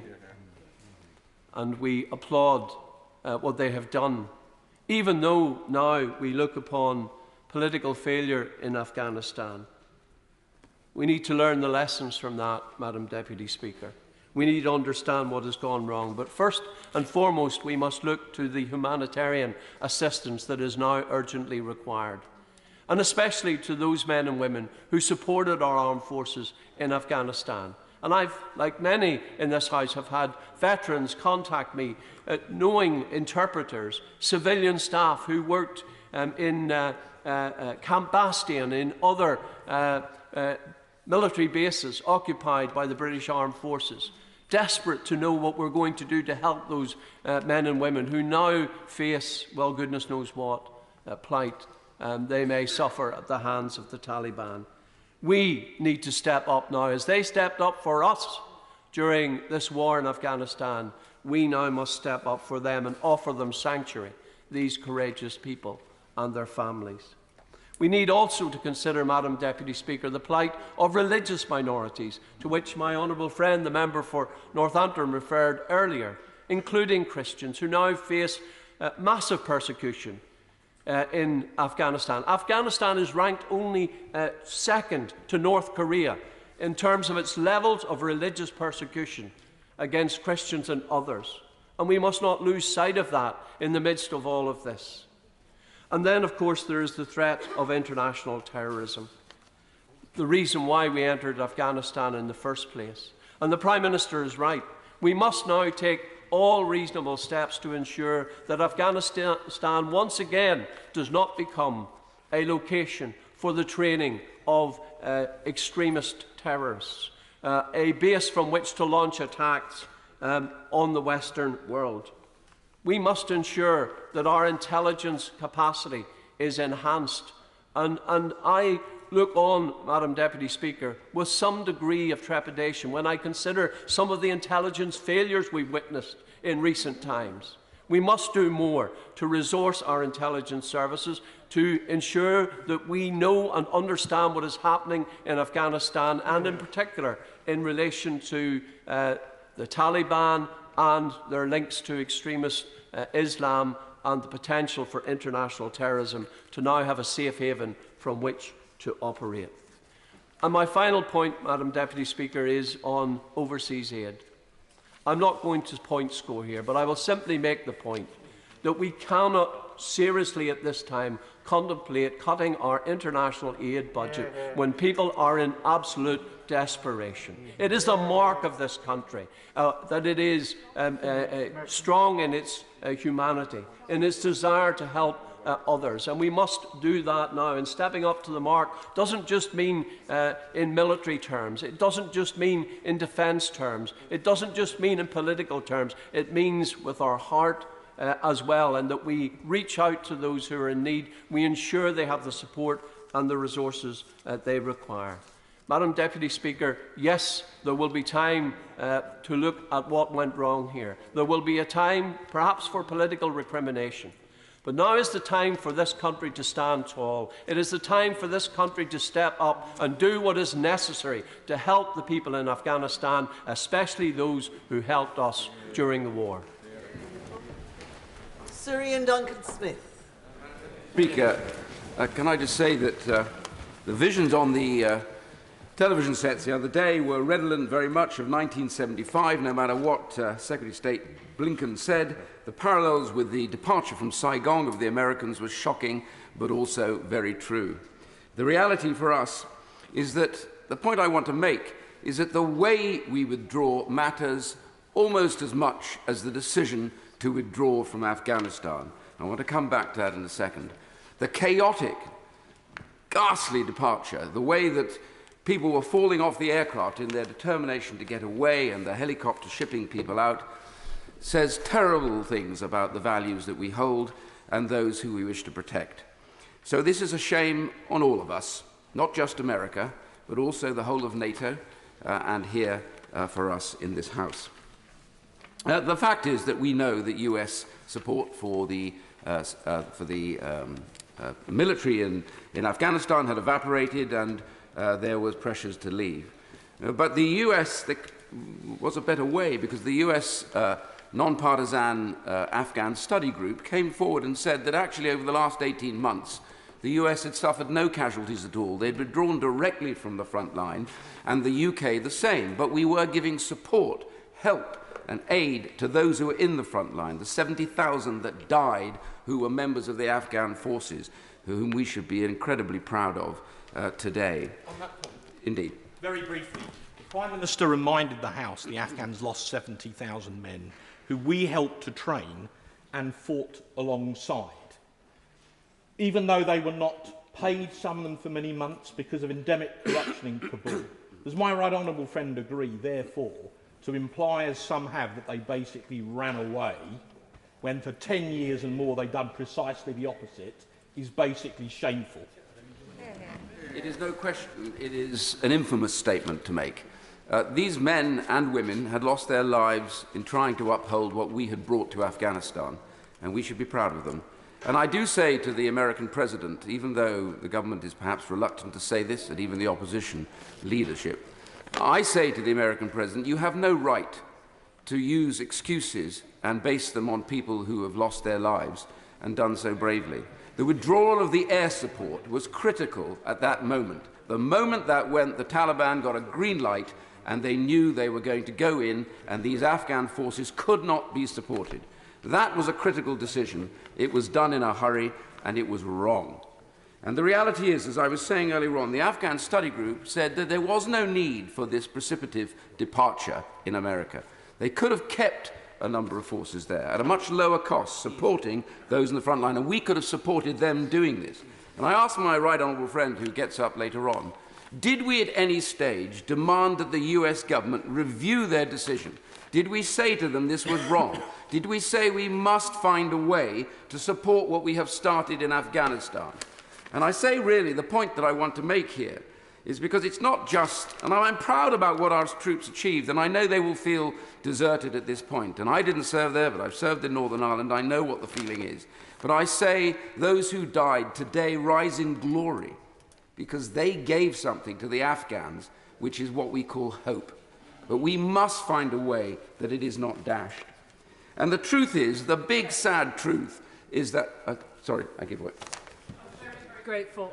On that point of hope, that 45-year-old woman in Kabul on Sunday who spent 20 years being oppressed and having access to education reduced, has spent 20 years with good fortune raising a family with women and girls, and is now facing that, all of that being taken away.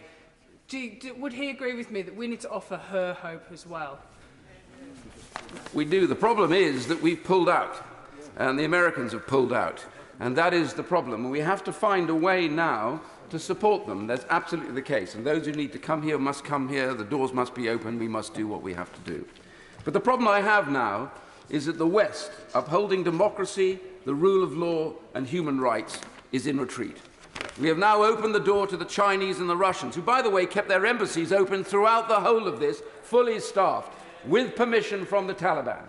You see the Chinese Minister for Foreign Affairs now meeting the Taliban. They have now recognized the Taliban. So what are we dealing with here? Taiwan. Let me just read what the mouthpiece of the Chinese government said, the Global Times. They said yesterday, from what has happened in Afghanistan, those in Taiwan should perceive that once a war breaks out in the Straits, the island's defense will collapse in hours and the US military won't come to help. That would have gone out under President Xi's directive. They know what they're dealing with. Their belief now is we will not stand up for freedom. We will not stand up for democracy. And we have encouraged those, the totalitarian states and those terrible oppressive states that we know of, we have encouraged them to believe that we are in full retreat. After Saigon, America left the global stage for a decade, and there was terrible consequences. Iran and everywhere else. We cannot allow that to happen again. I criticize America for this, but I know also they are our greatest and best allies and best hope of freedom. We need to bring them back. That is the job of the British government, is now to bring the Americans back to realize their commitment. Let me just quote what John Kennedy said all those years ago. He said, "Let every nation know, whether it wishes us well or ill, that we shall pay any price, bear any burden, meet any hardship, support any friend, oppose any foe, to assure the survival and the success of liberty." That is what should enshrine our purpose. The concept of democracy and human rights is a delicate flower. It is not the natural state of being unless you defend it. And we must defend it wherever it is. Yes, there are costs. There is a better way in Afghanistan. But what we have done in this chaotic rush, despicable retreat from Kabul, is to hearten and to embolden those who would bring it down. I remind the House that President Reagan, when pressed about this, and I hope the US listens to this particular one, he said, "Freedom is never more than a generation away from extinction. It must be fought for." We in this House take these liberties for granted. We must speak out. America must come back, and we must send a signal immediately that we are not going to give way, that the totalitarian states of China and Russia cannot win in the end, that Islamic extremism cannot be found a bolt hole. Yes, we want to say Taliban must step up, but what will we do about it? Now we have to put means behind words. This House must make that happen. Yvette Cooper. Thank you, Madam Deputy Speaker. We've had many sobering words in this debate already, and I particularly pay tribute to the words from those of our colleagues who have themselves served in Afghanistan, and to all of their colleagues over many years, to those in our armed forces, particularly those who have lost their lives, including the two brave soldiers from Castleford, Rifleman James Backhouse and Bombardier Craig Hobson. And also to pay tribute to those who've worked in our aid agencies, those who have worked for partner organisations to try and support development and education projects to try and rebuild a future for Afghanistan, and for all of those who have worked so hard, rightly, and made it possible for families to live in some semblance of security, for girls, for children to be able to go to school for many years. But that's what makes it so disturbing and so shameful and distressing to watch the events in Afghanistan right now. People who have worked with us, people who helped us, now hiding their lives at risk, women and girls forced to hide in their homes simply because they are women and girls, and hardline extremists and terrorists back in charge, creating a security risk across the globe, and no evident strategy from the US, from the UK, and from our allies, and what instead looks like just a chaotic retreat. But we have a responsibility to respond, and I want to focus particularly on some of the practical things that I think should be done and can be done now to address the humanitarian crisis that we face.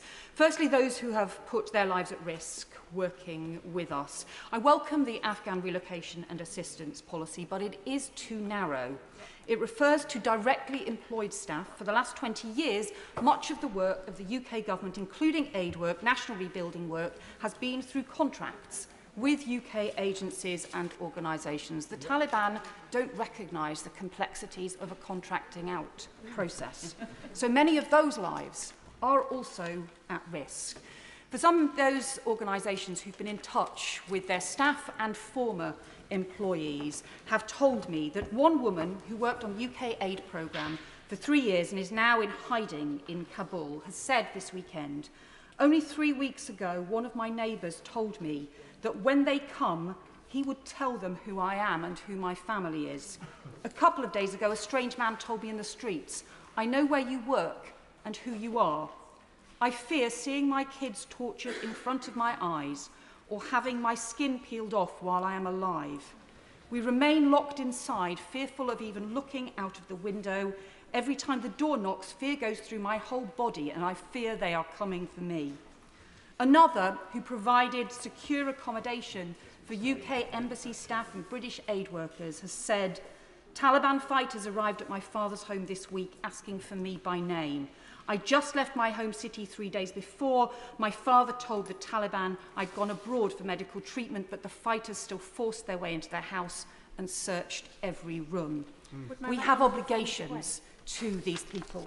I thank my honourable friend give way, and I'm sure she, along with many other members across the House, have been contacted by people desperately worried about loved ones in Afghanistan. And very briefly, one of my constituents has contacted me saying his pregnant wife is in Afghanistan now. The Taliban have taken out the communication signals. He is unable to contact her. He didn't put an application in for her to come to this country because of the English language requirement on the application form. Surely now is the time to relax that rule for a temporary position to allow those people to come to our country. My honourable friend makes a very powerful point, and this is the kind of flexibility that the UK government could adopt right now.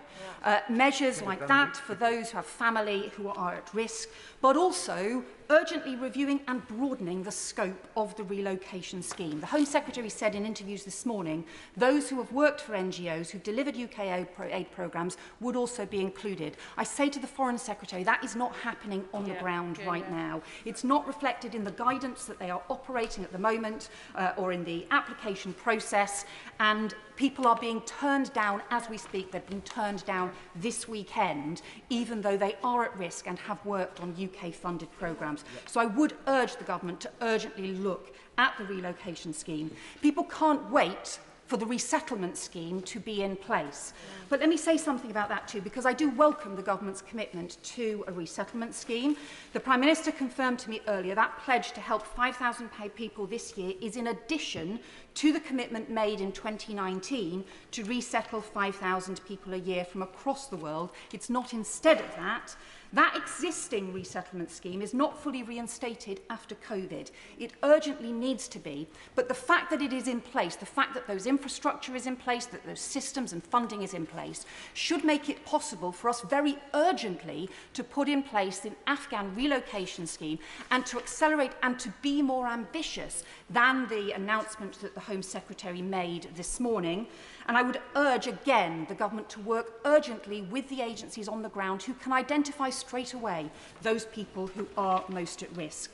To recognise as well, I urge the government to recognise the position of those who are currently here and who may have had their applications for asylum turned down before the current circumstances escalated. Please can those cases also be urgently reviewed rather than being refused on the basis of out-of-date grounds. And then finally, can I urge the government to do more to provide support for refugees in the region, because we know there will be more people fleeing. We have a responsibility not to turn our backs. Though this may feel very bleak, circumstances may prove very difficult, we have a duty not to disengage. Jane Hunt. Thank you very much, Madam Deputy Speaker. There is a picture of Sir Winston Churchill above my desk in my constituency office.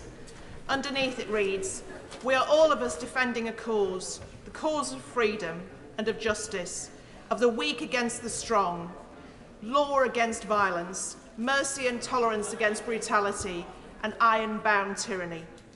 Sir Winston Churchill was talking of 1942, but in many ways it speaks of Afghanistan throughout the centuries, and certainly in the 21st century.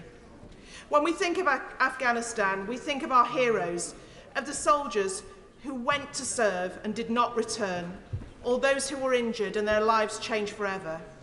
Heroes such as Flight Lieutenant Alan Scott, a former Loughborough University student, or Guardsman Jack Davis of Loughborough, aged only 23 at the time of his death.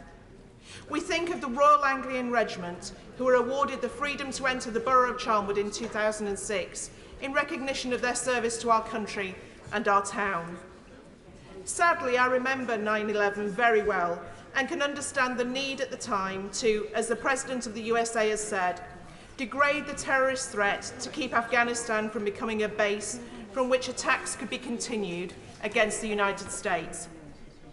Given that no more terrorist attacks on that scale have been launched from Afghanistan over the last 20 years, it is clear that this intervention achieved its aims. However, the President also justified the fast-paced withdrawal of military personnel by claiming that the USA did not go to Afghanistan to nation build.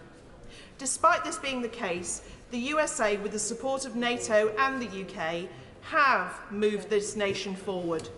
This is demonstrated by the fact that today millions of girls in Afghanistan are going to school and women hold more than a quarter of the seats in Afghanistan's parliament, which is in stark contrast to the former Taliban-ruled Afghanistan, in which no girls attended school and women were excluded from governance. We must therefore absolutely not sit back and allow this progress to be undermined. While I am not advocating that we impose our Western society on any other society, as countries should, of course, be free to live as their people wish, I am advocating for democracy and for the people of each country to be afforded their basic human rights and have the free will and choice to determine how they live and the environment in which their children grow up. As such, the government continues to play a role as we transition to a new phase of international support for Afghanistan. We must be clear with the Taliban that if they continue to abuse domestic human rights, they cannot expect to enjoy any legitimacy in the eyes of the Afghan people or the international community. I have a small number of constituents with relatives in Afghanistan, and I would like to see their applications for refugee status or discretionary rights to remain in the case of spouses in the UK to be dealt with swiftly and positively. For 20 years, the work of our armed forces has protected the Afghan people and denied terrorists a safe haven to launch attacks against the UK. Those same forces have enabled development that has improved millions of lives and transformed Afghan society. I thank our armed forces for the huge sacrifice and contribution they each made, and I ask that those who helped our armed forces to deliver that help and support in Afghanistan be also helped and supported here in the UK. Thank you very much. Stuart Hosey. 457 UK service personnel, in excess of 3,000 coalition forces, nearly 70,000 Afghan government troops and police, aid workers, journalists, humanitarians, tens of thousands of Afghan civilians killed over the last 2 decades. Many, many thousands more injured or brutalised.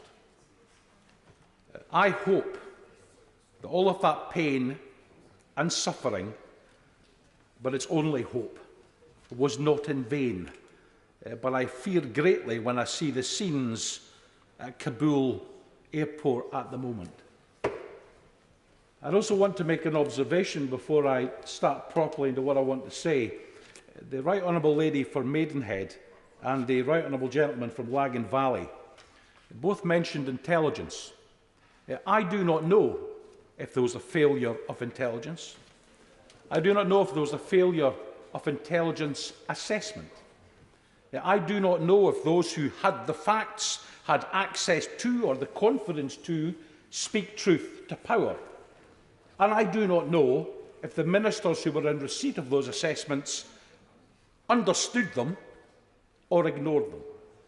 But when the autopsy on this is complete, we need to know if there was in any way an intelligence failure. Can I, though, put this Afghan situation into a slightly broader regional context? On the 2nd of August 1990, Saddam Hussein invaded Kuwait. On the 16th of January 1991, 700,000 troops, including from the UK, Operation Desert Storm, Operation Desert Sabre. It destroyed Iraq's air defences, communications, government buildings, weapons plants, oil refinery, bridges and roads, and Iraqi resistance collapsed on the 28th of February.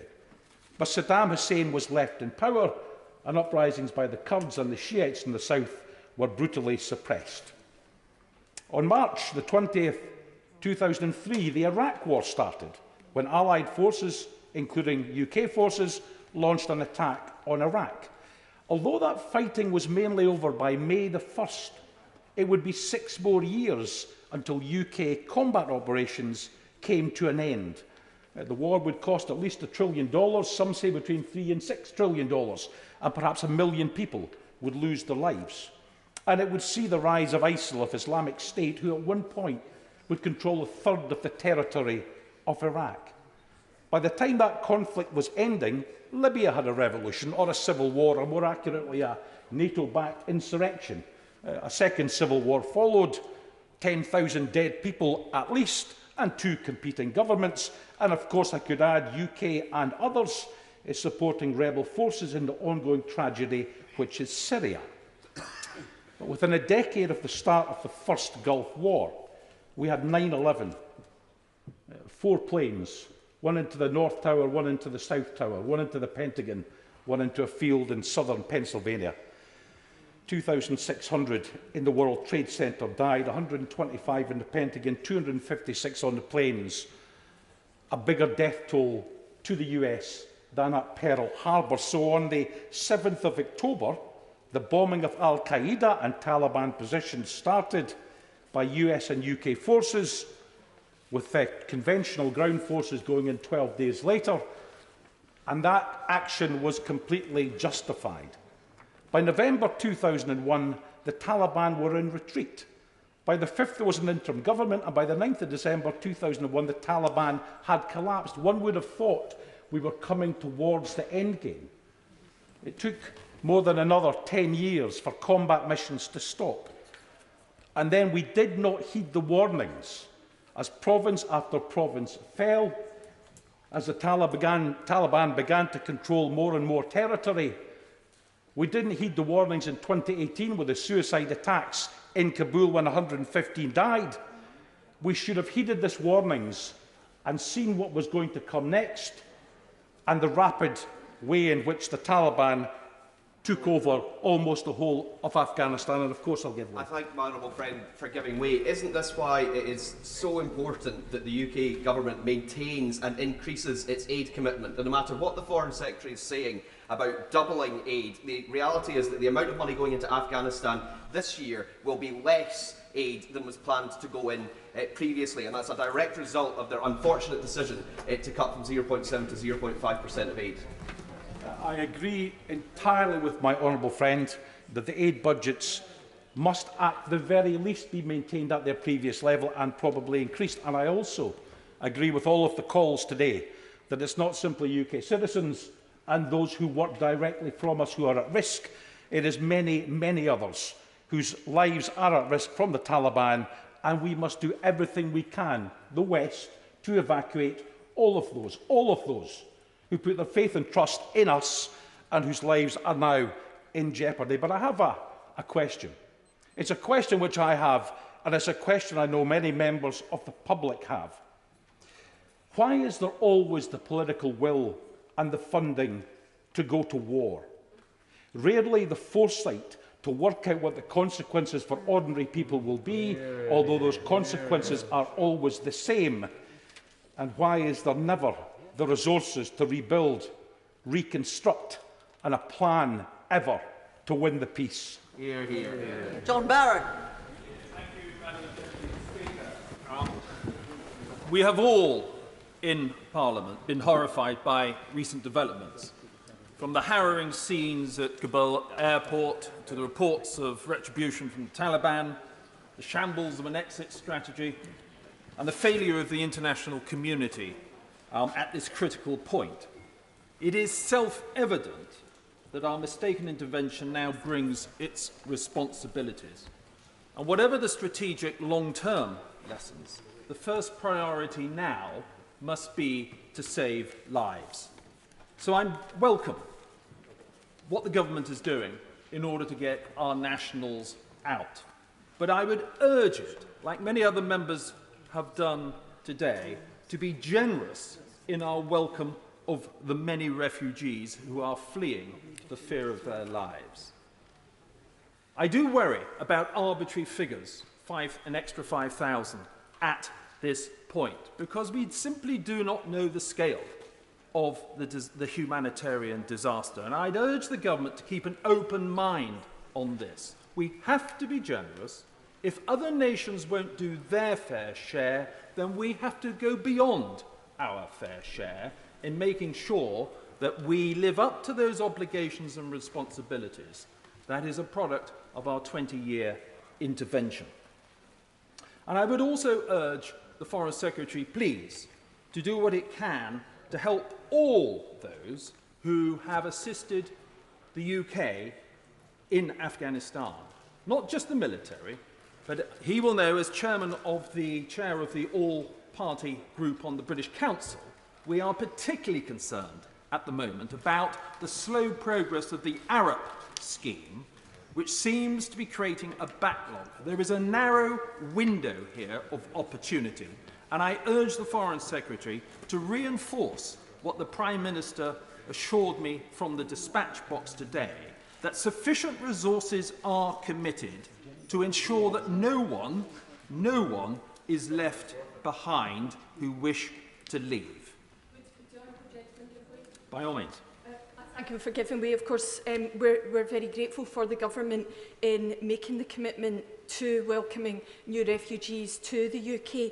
But does he share my concerns that, as well as the UNHCR definition of what is required to be a refugee, the UK government have added additional requirements which are going to make the process far more complex and far more difficult to prove that these refugees are actually genuine? Hear, hear. What I can assure the honourable member is that there are many, if not all, on this side, and on both sides, I have no doubt, in this House, that will press the government as best it can to ensure that our welcome of refugees is nothing short of very generous, given the circumstances of the case. We owe it to those people. We need to stand by them. And of course, the usual terrorist screening and all the rest of it has to take place. But I have got this message across. I've had a response from the Prime Minister. I know the Foreign Secretary is a man of his word. And I, as chair of the British Council All-Party Group, have made this representation very strongly in this House today.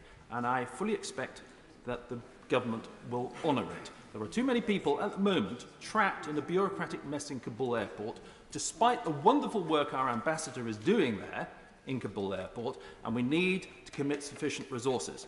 So I think I've made that point strongly enough. And if the honourable lady doesn't mind, I just want to quickly move on and make a couple of other points. I would argue, Madam Deputy Speaker, that this has proved to be yet another mistaken intervention which will sit alongside Iraq, Libya and Syria. The fundamental error we made here, and it's been alluded to in one or two very, very good speeches, is that we allowed the initial, limited and very successful mission of expelling Al-Qaeda in 2001 to morph into a much wider intervention of nation building, which meant fighting the Taliban. Now, this was unnecessary, given that the 2001 intervention had proved we could achieve our goals of combating terrorism through limited interventions. Now, as one of the few Conservative MPs at the time to oppose the wider intervention and to vote against it, I suggest the mission was born of ignorance, was over-ambitious, and from the very start was thoroughly under-resourced. If we are not prepared to put in the resource to see this through to the end, then do not be surprised at the sort of exit shambles we have just seen most recently. The policy was defended by too many for too long who should have known better, for whatever their purposes. including a few in this place. And I pay honour to our service personnel. They did their job in buying time. It is up to the politicians to come up with the solutions. They achieved their missions. They can be proud. We can be proud of them. But while the priority now is to save lives, the scale of this error should be that I believe the many bereaved families and service personnel who are still paying the price of this intervention, including the 8 Fusiliers from my regiment, the Royal Regiment of Fusiliers, and the 30 or so wounded from the regiment who are still living with life-changing injuries, deserve an apology from the Prime Minister on behalf of previous governments, even though the exit strategy was not of Number 10's making. I think that's the very least we can do. They can be proud, we can be proud of them, but I think an apology is certainly due. Wayne David.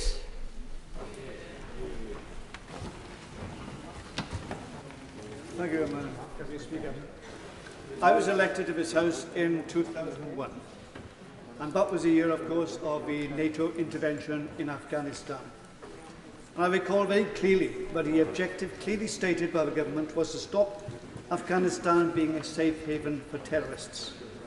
In the short term, we were successful in that objective.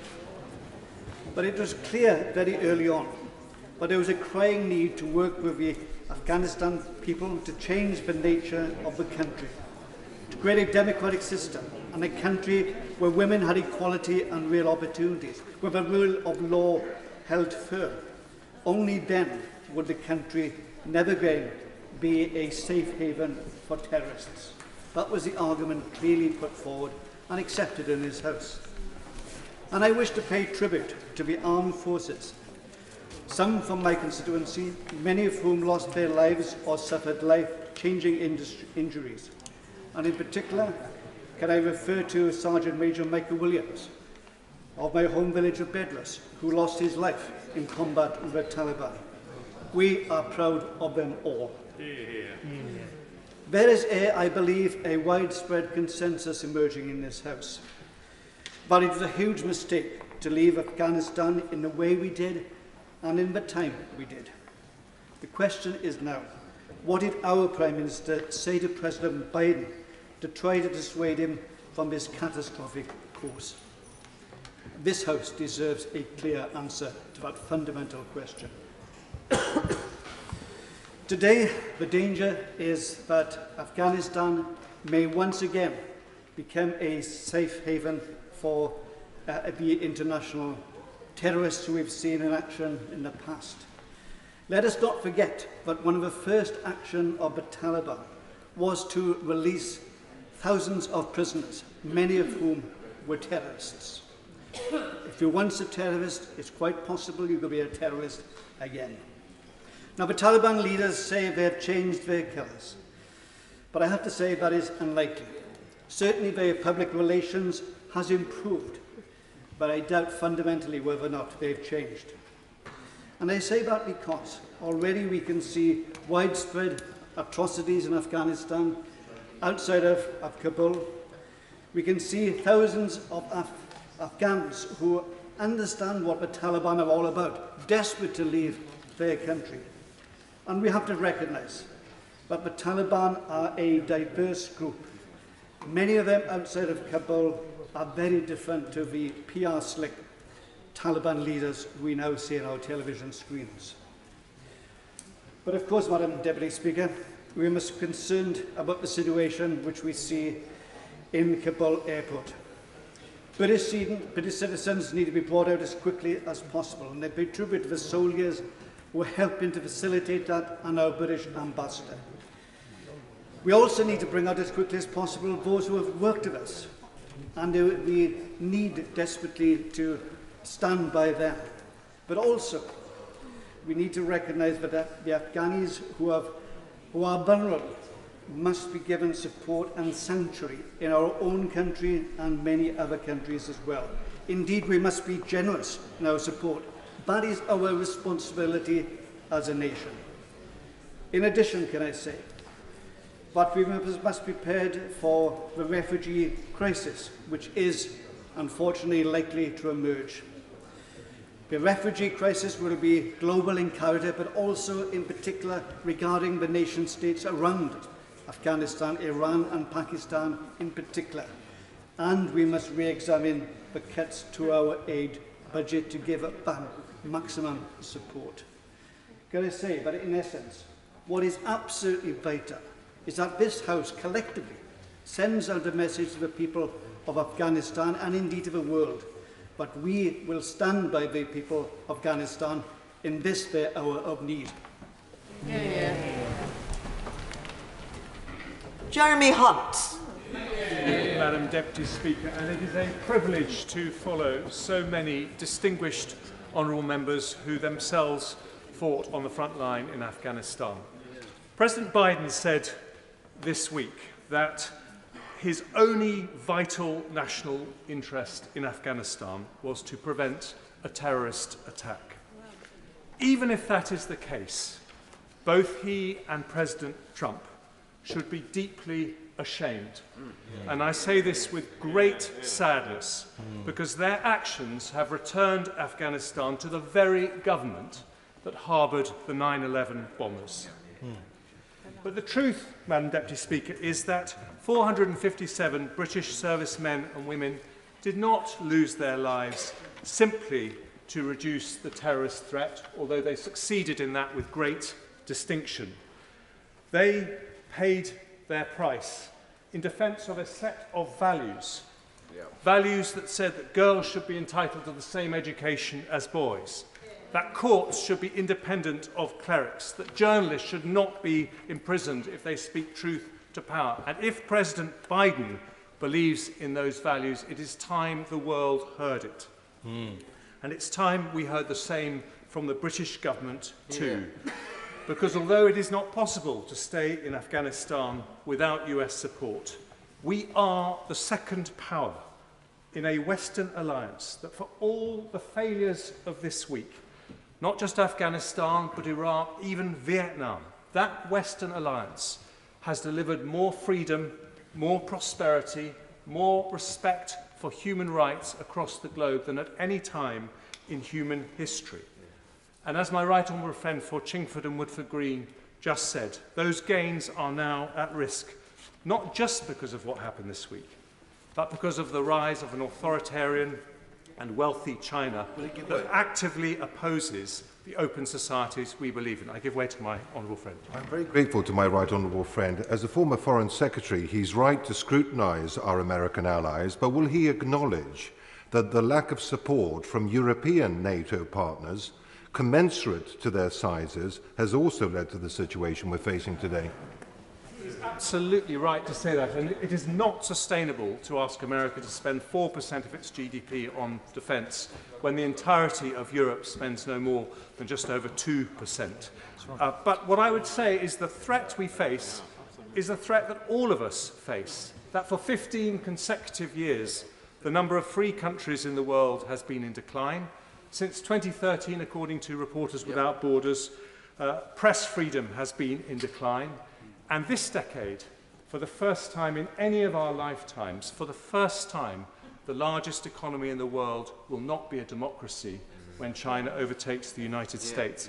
Madam Deputy Speaker, we are proud of our country, not just because of what we have achieved, not just because of our wealth, but because of what we stand for. And when those values are under threat, when the Atlantic Partnership appears to be fraying, we should be stopping at nothing to rebuild it. That means investing in our armed forces, reversing the aid cut, developing our own technology, rebuilding our global alliances. And there's something we can do right now, which is to cut through the bureaucracy and make sure that we look after every single Afghani who took risks for themselves and their families because they believed in a better future and they trusted us to deliver it. Madam Deputy Speaker, I'm just coming to my conclusion. I want to say this. We cannot reverse what happened this week, but we can limit the damage and we can learn from what went wrong.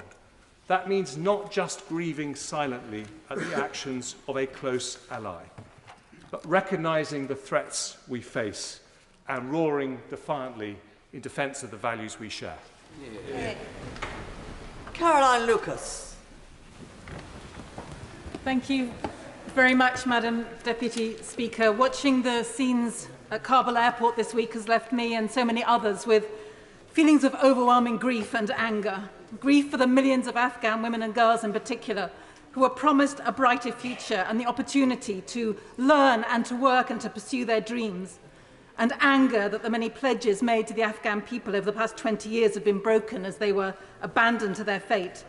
The stories being told by terrified Afghans are heartrending. The women students who are now hiding their diplomas and certificates for fear of punishment and in the belief that in any case their qualifications will be useless as they won't be allowed to use them. The female mayor who says that she's now waiting for the Taliban to come for people like her and to kill them. The Afghan journalist now in hiding with his family who said there was a lot of promise, a lot of assurance about values, a lot of talk about progress, about rights, about freedom, about democracy. That all turned out to be hollow.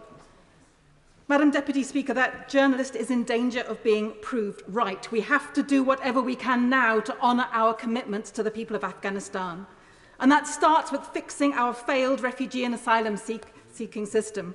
For all the hand-wringing of government ministers in the past few days, the reality is that their actions over the past few months have left thousands of ordinary Afghans in terrible danger.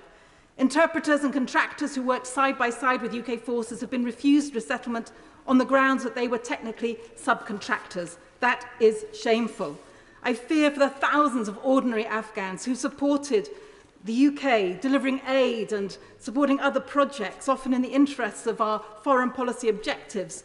They are now at real risk of being seen as collaborators working against the Taliban's interests. The NGOs they worked with are now powerless to help them, but the UK government is not. Yet we've heard very little about what the government is doing to persuade them and to support them. Many are not covered by the Afghan Relocation and Assistance Programme because they worked for UK organisations other than the government, for the NGOs or the civil society organisations, even though they were paid by UK aid. They are in extreme danger, so that ARAP programme must be expanded to encompass them too. The scheme was far too late to get off the ground. It only started in April when Taliban advances and atrocities were already all too apparent. And it's been drawn far too narrowly. It must be amended to allow visas for the family of people who would have been eligible but who have died, and for people who fled Afghanistan but would have been eligible if they'd remained in country. The resettlement scheme announced by the government last night is welcome, but it's not enough. Places must be based on need, not on numbers. There should be no artificial cap. When the government is already failing to achieve its existing target of settling 5,000 refugees a year, we need to hear an awful lot more about how ministers are planning to deliver for Afghan refugees and have guarantees that local government will be properly funded to work with them too. On that point, I urge that... Yeah. On that point, I thank my honourable friend for giving way.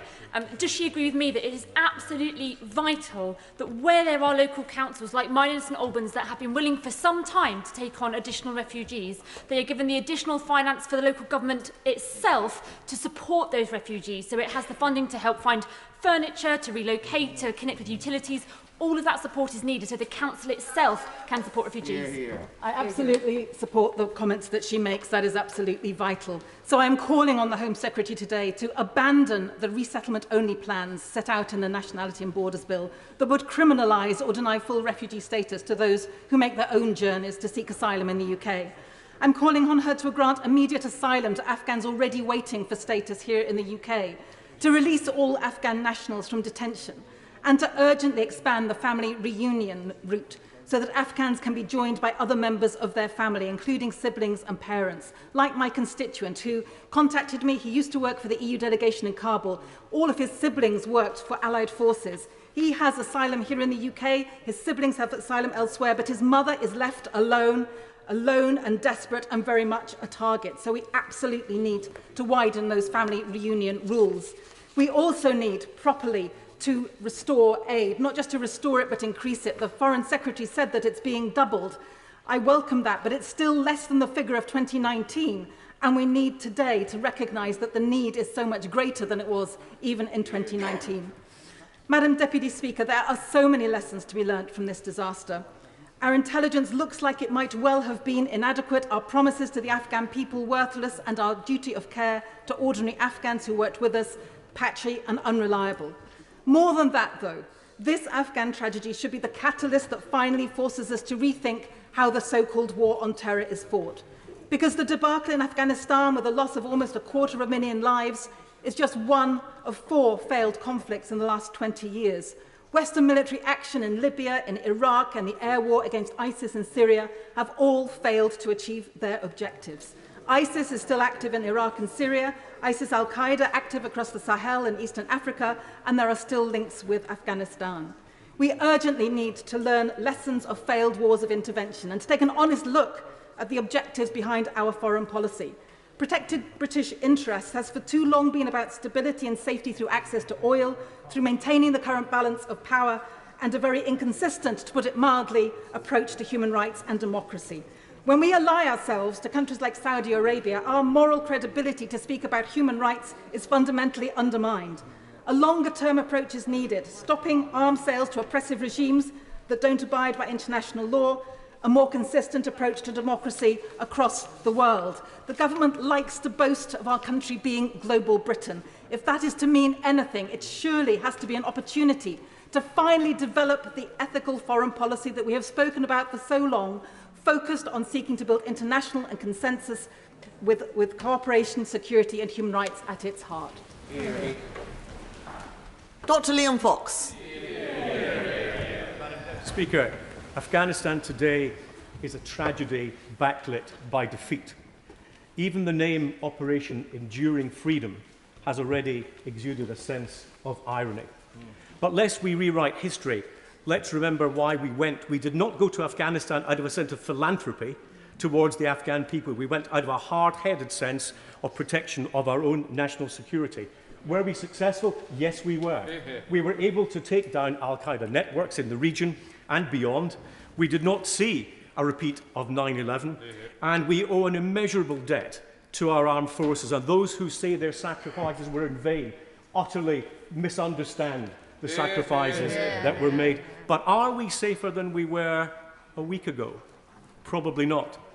We've seen under the Taliban 5,000 of our most committed, vicious and determined enemies out there once again, and they will seek their moment.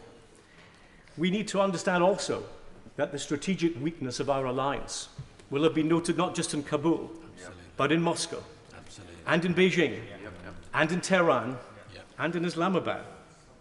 But did we know that the Afghan government would fall so swiftly? No, we didn't. And there are many people today claiming to have predicted it when they absolutely did not.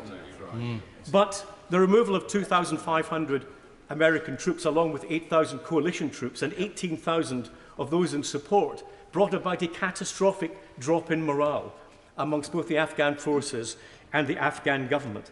And we have mentioned many times today that 70,000 Afghan police and armed forces died in the struggle to protect their own countries. And for anyone to say they wouldn't fight is a slight that is not worthy of any politician in a free country.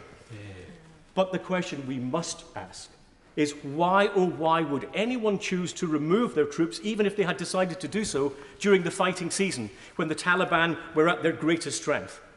The answer is that it was not a decision made for foreign policy or security reasons. It was done to suit a domestic political timetable. When you take security decisions for political reasons, then there is likely to be a detrimental outcome. It's a lesson we would all do well to remember.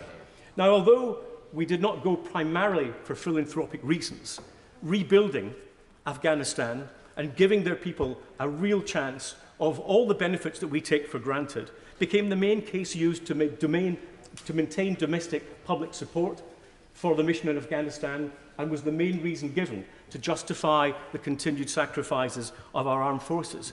They brought prosperity, political stability, human rights, and the rule of law to the people of Afghanistan. It was an immense achievement, even in that timescale. As one of the defense secretaries during the Afghan conflict, who had to send handwritten letters to the loved ones of those who died in action, and visited many of the severely injured in hospital, including friends, I understand how raw the anger may be at the events of recent days. And as several members have already said, those veterans will require extra support. And for their sake, and for its own sake, we must do all we can in concert with our allies to give support and sanctuary to all those who remain vulnerable in Afghanistan. And time is of the essence. The Taliban are already going door to door with their lists looking for victims. We must do everything we can as quickly as we can. Now, in Europe in recent days, there's been a lot of talk about how they are vulnerable to American decisions and how they have to ride on American coattails. Yeah. The irony seems to be completely lost on those who refuse to build up their own security capacity, that in the end, they will actually become more dependent on American foreign policy rather than less. And listening to our NATO allies who talk about why they should be spending in high-spending big states in Europe, while American taxpayers carry the burden of security, you'd think that they might have learned their lesson by now. Finally, Madam Deputy Speaker, ultimately we can only win the war in Afghanistan or against any similar oppressors by winning the war of ideas. And we have to begin by believing that what we offer as a society is not just different to them, but is better than them. We need to believe that democratic government is better than totalitarianism, that an impartial rule of law is better than theocracy, and that freedom and human rights are better than oppression and prejudice. Freedom will not come for free. There is a political and a financial cost to be paid for it. If we are unwilling to pay for it, we have to accept the consequences. There are still enormous numbers of colleagues trying to catch my eye, so after the next contribution, I will have to reduce the time limit to 4 minutes. With 5 minutes, Jeremy Corbyn. Madam Deputy Speaker, in this sombre and very serious debate today, there are two fundamental points I want to make. The first is that we've all been inundated overnight and the past couple of days with emails from constituents and many others who are very worried about the plight of those that are trying to get out of Afghanistan, the numbers of people that ought to be supported, and the approach that the British government has taken on this.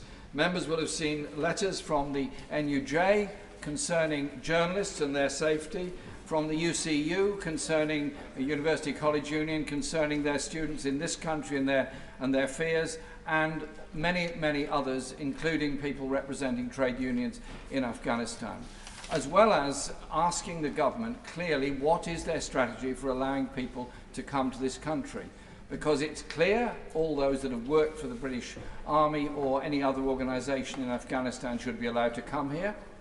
Likewise, NGOs, but I would also add to that those that have worked for contractors that have been contracted to the British or to the American services as well. They're just as vulnerable in the future. And if we are to be serious about ensuring that all those refugees that wish to come here are able to get in, then the government has to do two things. One is respond to the very generous requests made by a lot of local authorities. I saw a letter last night from the leaders of London Labour Borough Councils offering everything they can to support refugees coming to this country. But they need the financial support to be able to house them, accommodate them, and ensure they can be integrated into our society. But it also means a change in the rhetoric from this government about refugees in general. We cannot be holding out the hand to say we're going to welcome all the Afghan refugees here, and I hope we do, if at the same time we're passing legislation which will criminalise those that save life at sea of people trying to flee to get to this country to a place of safety. If we are an open and welcoming society that does welcome refugees, then we should mean it for refugees wherever they come from, not just Afghanistan. And I hope the government will bear that in mind and will give us a very clear outline of how the people are going to get out of Afghanistan, how they're going to get here, and how they're going to be processed when they do get here. Because too many of us represent constituencies where there are refugees living who don't have enough support, are begging, are homeless, are street sleeping while their applications are endlessly processed. That is not the sign of a society or a government that is actually holding out the hand of friendship towards refugees. The other general point I want to make is this. This war has cost the United States $1 trillion. It's cost this country tens of billions of dollars. It's cost the lives of tens of thousands of Afghan people. It's driven many of them into asylum or refugee status in all the neighbouring countries. It's taken the lives of American soldiers and almost every other nationality that got involved in it, including 457 British soldiers. And at the end of it, the trauma of those that served there and the trauma of those that were injured there and the mental health issues that pertain for soldiers coming out of service are huge and likely to be exacerbated by what's happened over the last few days. And so we do need to ensure there is proper support for those that have served or suffered, have served and suffered in Afghanistan, but we also need to have a serious appraisal of how we got there in the first place. Any examination of the longer-term history of Afghanistan will show that wars in Afghanistan do fail. There were 3 in the 19th century and a number in this century. The great game of the 19th century was about preventing Russia getting control of Afghanistan. Later on, the Cold War took over and the Americans supported the opposition to the Soviet Union, thus forming the Mujahideen, which morphed into the Taliban and so much else. There are some serious historical lessons to be learned here about how we take major foreign policy decisions. And it's beyond disappointing that the Prime Minister's response this morning appeared to be that he was not prepared to countenance a serious inquiry into all of this. I can hear my friend, the late Paul Flynn, speaking about the numbers of soldiers that died in Helmand. I can hear all those that spoke up against this intervention, not because they support the Taliban, not because they are not serious about human rights, but because they were serious about a long-term peace in the world that recognises the historical position we've got ourselves into. And now surely is the time for a sober reflection on the disaster that has happened in Afghanistan. Hear, hear. Flick Drummond. Much, Madam Deputy Speaker. And like others, I've also been to Afghanistan, not as a soldier, but as a teenager, aged 16 in 1978. It was the last days of President Dowd's regime. A couple of days after he returned to Islamabad, where my father was working, Dowd was overthrown, executed, and strung up.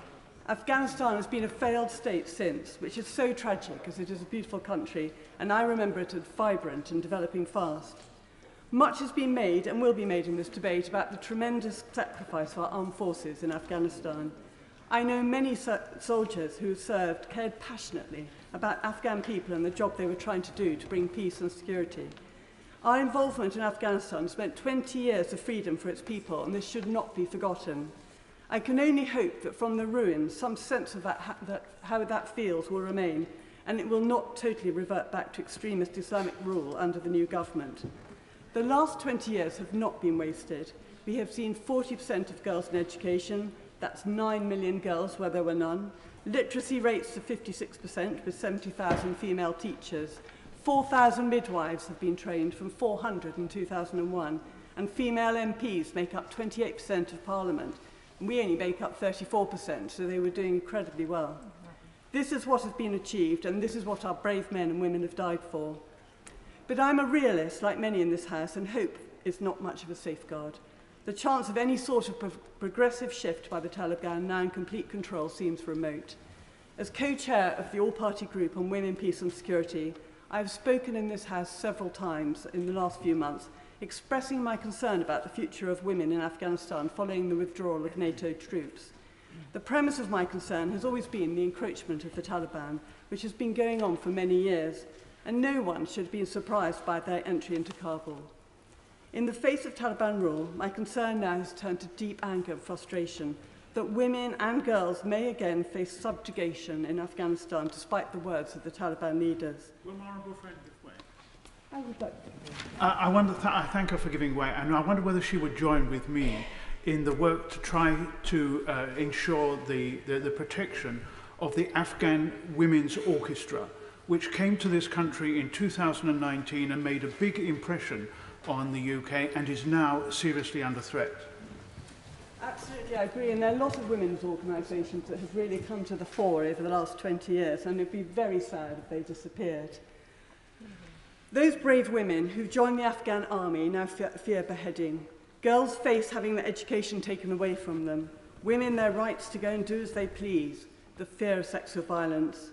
No women teachers, no women police officers, and no women in political life. Women wiped from the face of Afghanistan unless they're prepared to subject themselves to Taliban rule. There are already signs that Afghan women have no faith whatsoever in any lessening of the Taliban grip.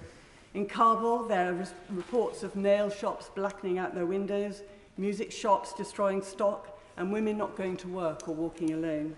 Mundane, simple, everyday things that all women in the world should have the right to do, all at grave risk. Although the feeling of impotence here in this place is palpable, there is no reason to give in or give up on Afghanistan and its people. We must do all we can to engage with the new regime and any country that has influence with it. And I'm particularly focused on what Pakistan can do as a country that harboured Taliban leaders, plus any Gulf backers that have been supporting this group. Afghanistan will need aid. Delivering it must come with stringent conditions on honouring women's rights and human rights, and those of the ethnic minorities as well. This will need global consensus, and I hope the government is working extremely hard on this regard right now to ensure the Taliban has the international community breathing down its neck from day one. And one final thought: how lucky I am to stand here in the House of Commons, able to say what I think. And in honour of those brave Afghan women fearing the very worst right now, I won't forget it. Yeah. Debbie Abrahams.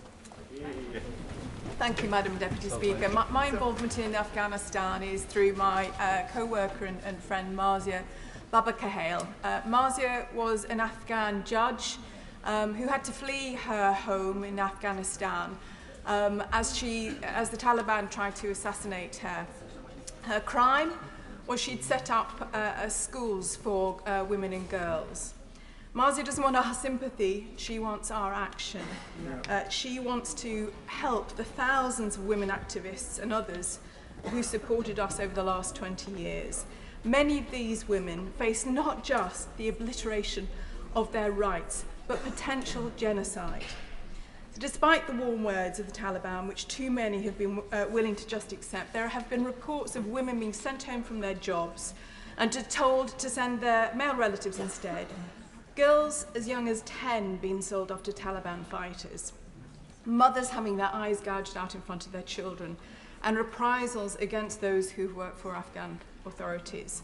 And as others have said, deeds, not words. So if the Taliban have changed and they want to engage with the international community, they need to demonstrate exactly what this means. As a start, it means that those who want to leave, who wish to leave and have a place of refuge have safe passage. And that applies to where they are in Afghanistan now, not when they're on a plane. There are numerous reports of roadblocks and people being beaten as they approach the airport to try and get through these roadblocks.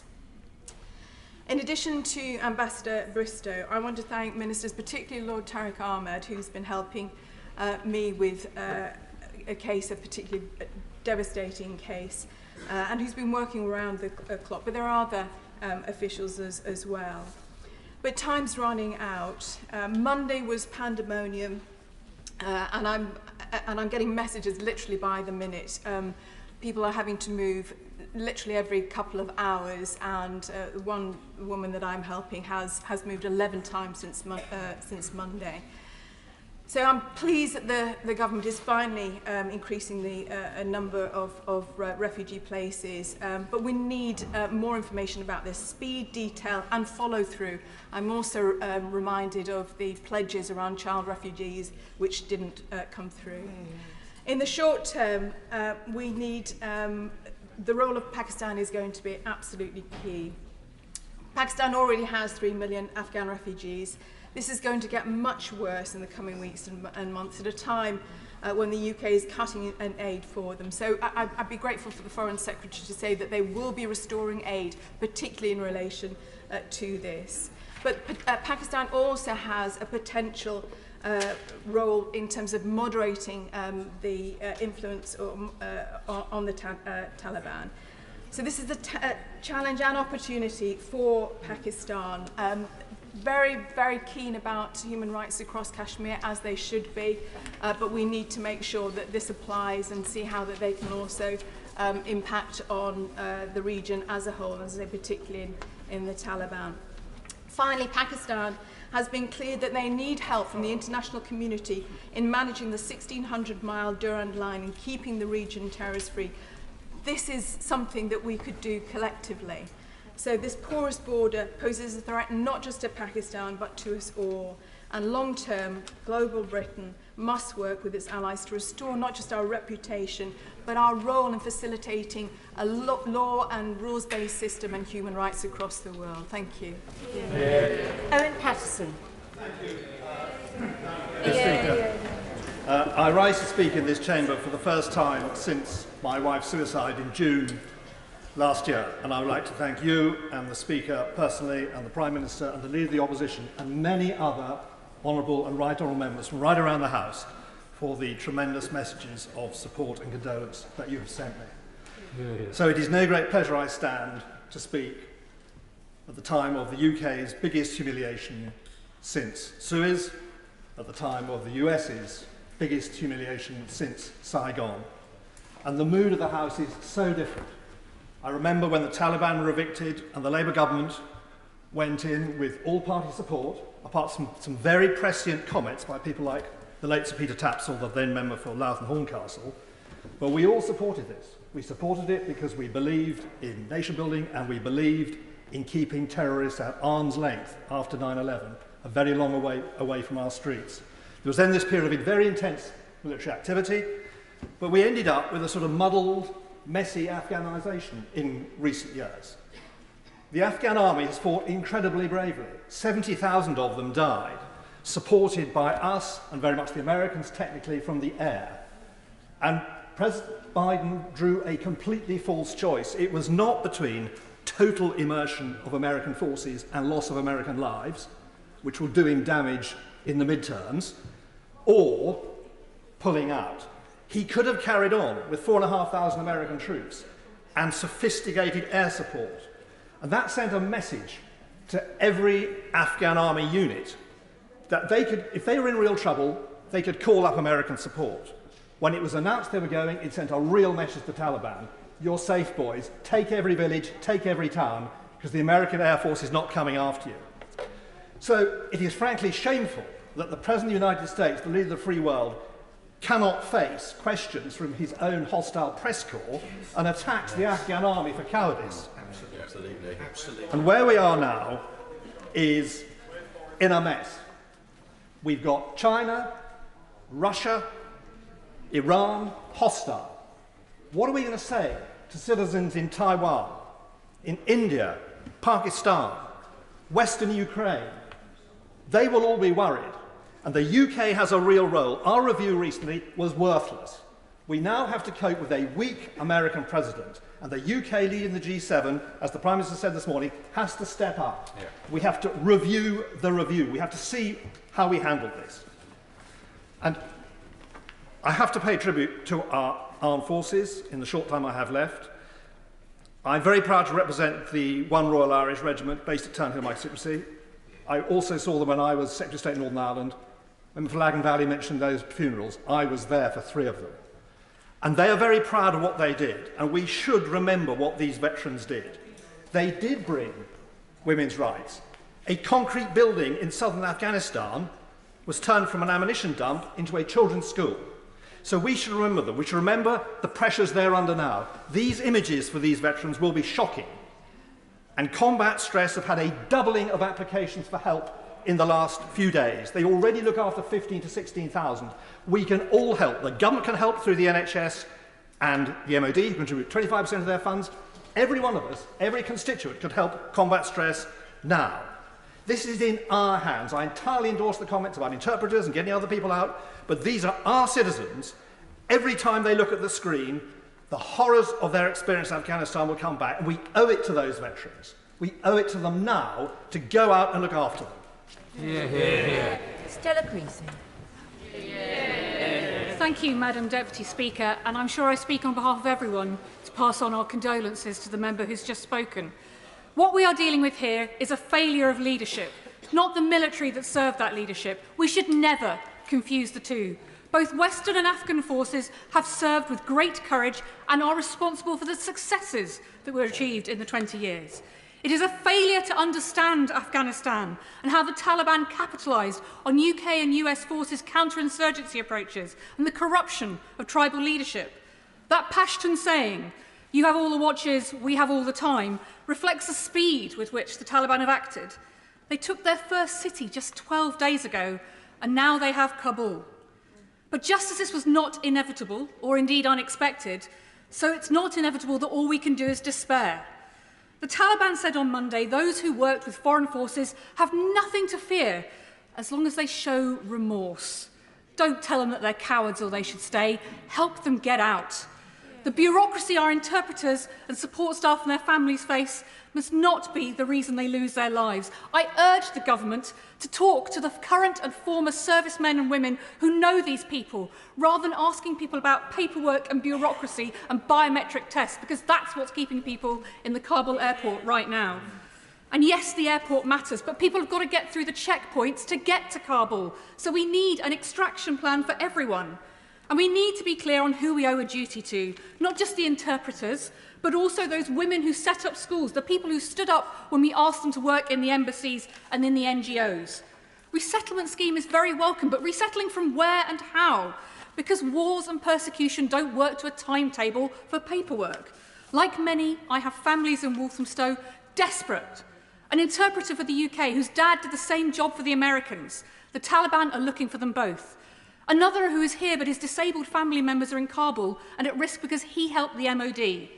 Are we comfortable that mum or dad or brother or sister is fair game for the Taliban as punishment? Of course we need family reunion to be part of a settlement scheme. Or the family who walked for 4 hours to get to the embassy but have an Afghan mother. Are we really going to separate them? Or the man who's been trying to get his wife out since 2018 but because of COVID had her visa delayed? Numbers matter less than need. We need to reject this artificial distinction between resettlement and asylum. I'm pleased to hear the Prime Minister commit not to send people back, but I hope the Home Secretary was listening, because it's the same ministers who proudly boast about stopping boats who forget to tell you that it's Afghans on those boats. It's people who have been fleeing this situation. Instead of posturing, we need to challenge Macron and the European partners to work with them to make sure that everybody does their fair share to help. And we need to get ahead of this crisis because at the moment we're always playing catch-up. President Biden may not have spoken to other world leaders since the fall of Kabul, so I'm pleased to hear that the Prime Minister is. Because we need to get agreement via the UN and NATO that if the Taliban provide a safe haven for Al-Qaeda or ISIS, we will not stand for it. And we need assurances from our counterparts in China and Russia they will not veto action at the Security Council either. And yes, this is a humanitarian disaster, but it's also a human rights one. Because equality isn't just being able to leave the house alone. Those Afghan women who are doctors, who are judges, who are politicians, need us to do more than wring our hands. We've already heard that girls are being banned from school and being forced into marriages. As the quote is, the Taliban talk nice during the day and disappear people at night. We must also say, this is not Islam. Islam is not the reason why people are clinging to planes to save their lives. That is brutalism and terrorism, and we must not let people divide ourselves here or overseas in that fight for those values. There may have been a failure of leadership so far, but that doesn't have to continue. We work together. Fiona Bruce. Thank the government for proposing a bespoke refugee scheme focusing on the most vulnerable in Afghanistan, and that, as the Home Secretary has said today, this will include persecuted minorities, those persecuted simply on account of their religion or belief. This is absolutely in accord with our government's commitment to promoting and defending freedom of religion or belief for all as a key human rights priority. As the Prime Minister's Special Envoy on FORB, I welcome this. However, a word of caution if I may. We've heard that this scheme will be similar to the Syrian Vulnerable Persons Resettlement Scheme, but that was not as effective as intended for some minority groups targeted for their beliefs, such as Yazidis, Christians and Shias. They were disproportionately underrepresented in refugee referrals to the UK, indeed substantially so. One reason was that the scheme outsourced the selection of refugees to the UNHCR, whose vulnerability criteria didn't include people being targeted for their faith. Another factor was that many, particularly Christians, were too afraid to enter refugee camps where selection took place because they feared the very persecution within those camps which they had experienced outside. Hopefully, we can learn from this. Persecution in Afghanistan is extreme. As the US Commission on International Religious Freedom reports, groups like Hindus, Christians and Sikhs remain endangered minorities. Many have fled the country. Many of their community leaders who remain have been killed. I spoke virtually yesterday with an Afghan Christian. He confirmed that the Taliban are already knocking on doors in Kabul, requiring people to go to worship in the mosques and identifying those who refuse. Those so identified fear the worst for their lives, particularly publicly known faith leaders and others in their local neighbourhoods, house church leaders. Their neighbours know them. I'm told they fear being outed by their own neighbours. It's vital that there is urgent international coordination to help them, the religious minorities in Afghanistan facing persecution. The UK should not have to tackle this alone, but nor does it need to. Offers of help with international coordination are available, as I heard yesterday from an international NGO with whom I spoke. And I do want to thank the Home Secretary and her staff for the way that even overnight they're actively engaging with me on this issue. As the Home Secretary has said, I want to ensure that as a nation we do everything possible to promote support for the most vulnerable. The UK is doing all it can to encourage other countries to help. We want to lead by example. That is right, which is why I also welcome plans for the G7 virtual meeting next week, and for all our Foreign Secretary has done, not only to initiate this, but more widely to show international leadership on four. In May this year in London at the Foreign and Development Ministers meeting, a communiqué was issued confirming, and I can only quote a fraction, we commit to coordinated action and targeted support to defend freedom of religion or belief for all and combating all forms of hatred and discrimination. The G7 will enhance efforts towards the promotion and protection of freedom of religion or belief globally. This is the moment to translate these words into action, and I am confident that our Foreign Secretary, under our presidency of the G7, will have freedom of religion or belief at the forefront of his mind next week. It's also our opportunity to show the world the reality of the words in Chapter 2 of our new immigration plan to ensure support for those, such as persecuted Christians, who need emergency resettlement. Yeah. Dame Diana Johnson. Deputy Speaker, I have three issues that I'd like to raise today. First of all, as a member of the Intelligence and Security Committee, I am concerned about what events in Afghanistan will mean for UK national security. With President Biden forging ahead with President Trump's deal with the Taliban, we risk Afghanistan returning to its pre-9/11 position, presenting a global terror threat, an ally for despots, and a base for jihadi terrorists and crime networks, including the drug warlords flooding the streets of our country with heroin. President Biden, who told us very recently that the USA is back, says that there was never a good time to withdraw US forces. But I fear he may now learn the hard way that there is never a good time to allow an illegitimate terror regime to take power. And a false binary choice has been made between full-on military engagement and a rushed, chaotic withdrawal. There were and are other options. And worse still, our holidaying Prime Minister and Foreign Secretary allowed this catastrophe to unfold with barely a whisper. The UK currently heads the G7. We hold a permanent seat on the UN Security Council. We are founder members of NATO. But where is our international leadership from our Prime Minister? So much for global Britain, our shrunken influence and our shrunken reputation. The Prime Minister declares that Afghanistan must not become a breeding ground for terrorists, and I agree. But wishing these ends does not render the means to fulfil them. What is the Prime Minister actually going to do?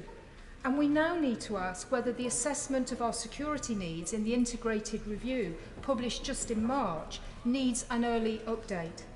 Secondly, we have sleepwalked into opening up a new front in the global refugee crisis, which our Home Office has already struggled to cope with. With our allies in the EU and Commonwealth, we must ensure that aid reaches those in need. And this is after the government have cut the UK contribution to the Afghanistan Humanitarian Response Plan by 76%. And now we have the added task of avoiding aid falling into the hands of the Taliban. I can only urge the government that we must do our fair share in terms of providing safe havens, sanctuary and support for all those left with nothing.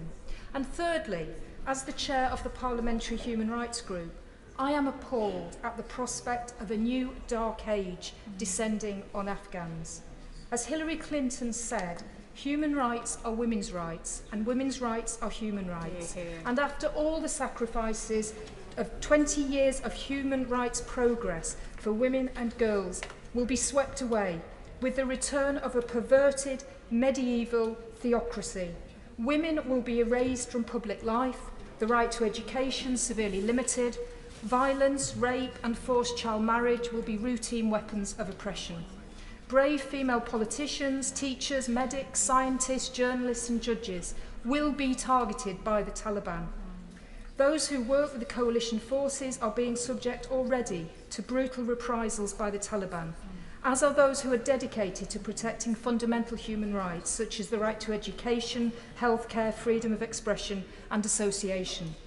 Members of ethnic and religious minorities, not least Christians, are now at greater risk in Afghanistan. And those now in mortal danger deserve better than vacuous slogans about solidarity. Again, this government's integrated review also had a section on defending human rights, promoting gender equality and much else. It sounds utterly empty now. Yeah. Alex Shelbrooke.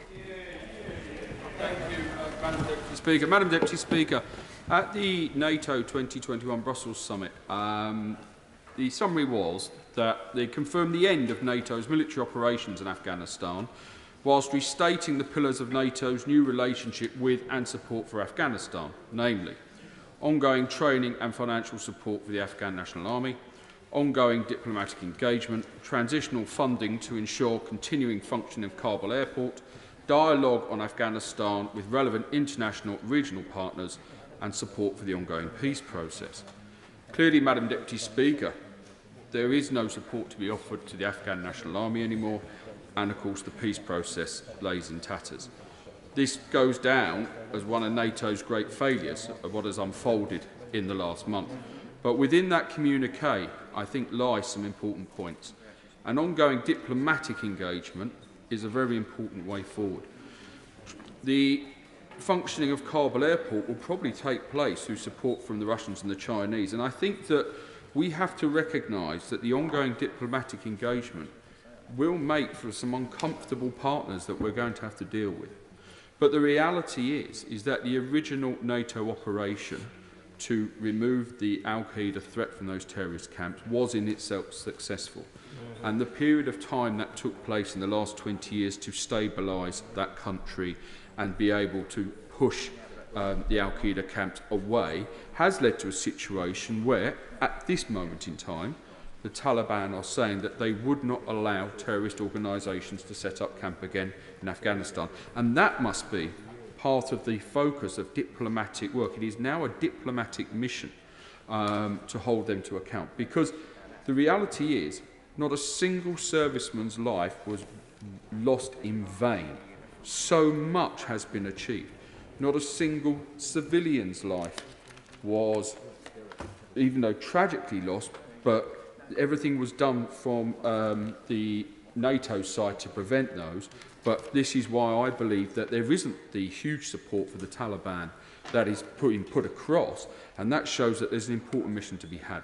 And one of those important countries we must deal with is Pakistan. Now, Pakistan, quite rightly, Imran Khan, the Prime Minister, said that he had a frustration about the Americans only come to Pakistan when they want them to sweep up the mess behind. And I understand that frustration he's coming from. But they are an important nation who we need to work with and try and make sure that we can hold the Taliban to some of the Qatar commitments. Because at the end of the day, we need to deal with the situation as it sits today. We need to make sure that those gains aren't lost. We equally, and this has been said many, many, many times in the House today, try and prevent a humanitarian catastrophe in terms of human rights, in terms of women's rights, in terms of turning the clock back. And that is all going to take diplomatic effort, and it is going to take financial input and financial sanctions when the time comes. I think one of the real tests will be is when we get to the stage of, and NATO allies get to the stage of whether they reopen embassies. That will be an important step towards an organisation that is willing to stand by its Qatar agreements and that we can work with or not. And the functioning and sanctions that may or may not have to be put on that state will have to be put into there. The Taliban have declared that the war is over. That's what they declared. So I'll leave the House with this thought, which I know many have heard before. At the end of war, we really have got to engage in jaw-jaw. Pat McFadden. The actions of our armed forces, those of the United States and other allies, and the Afghan forces themselves, made a big difference to the lives of people in Afghanistan over the past 20 years.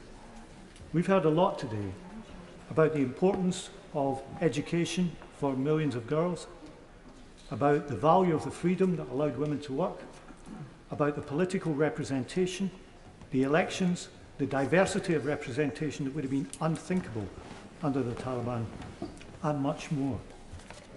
To suggest that the last 20 years was a mistake, that none of it should have happened, is to dismiss the importance of those fundamental gains. It is to dismiss the importance of one of the biggest movements of refugees back into a country in living memory. I visited the Pulisharki refugee processing centre many years ago, shortly after the Taliban had fallen.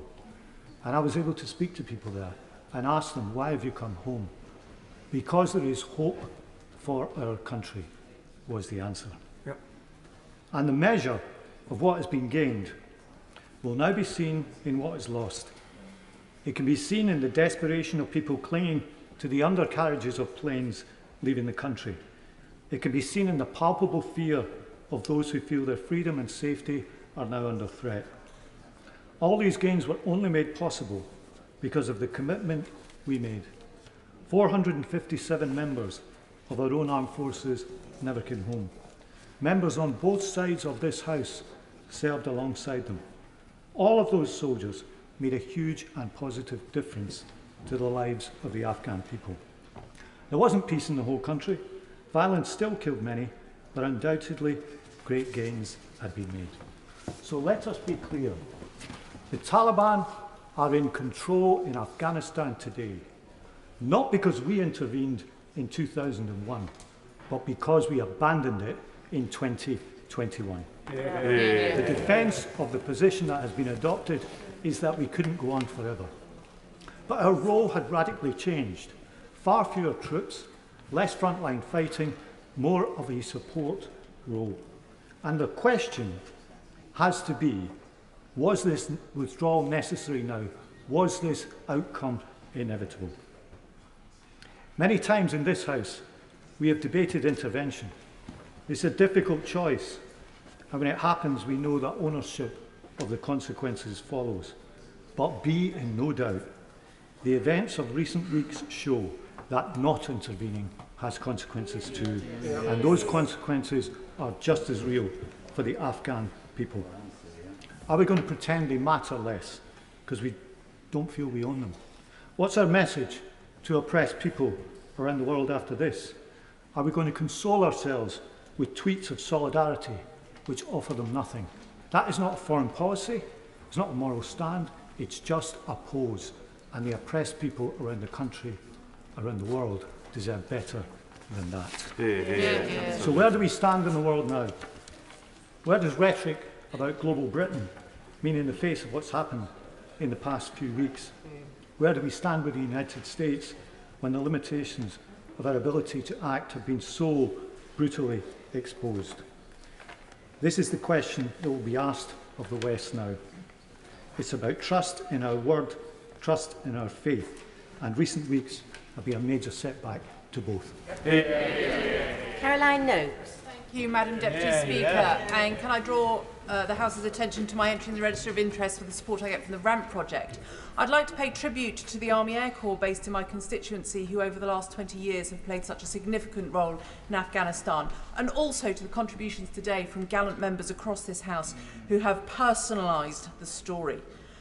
I would like to start by commending my right honourable friend the Prime Minister for the scheme he is putting in place to make sure that we can prioritise women and girls and bring them to safety. He and I do not always see eye to eye, but this scheme absolutely is the bespoke one that I have been calling for over the last few days. But time is of the essence and detail is missing.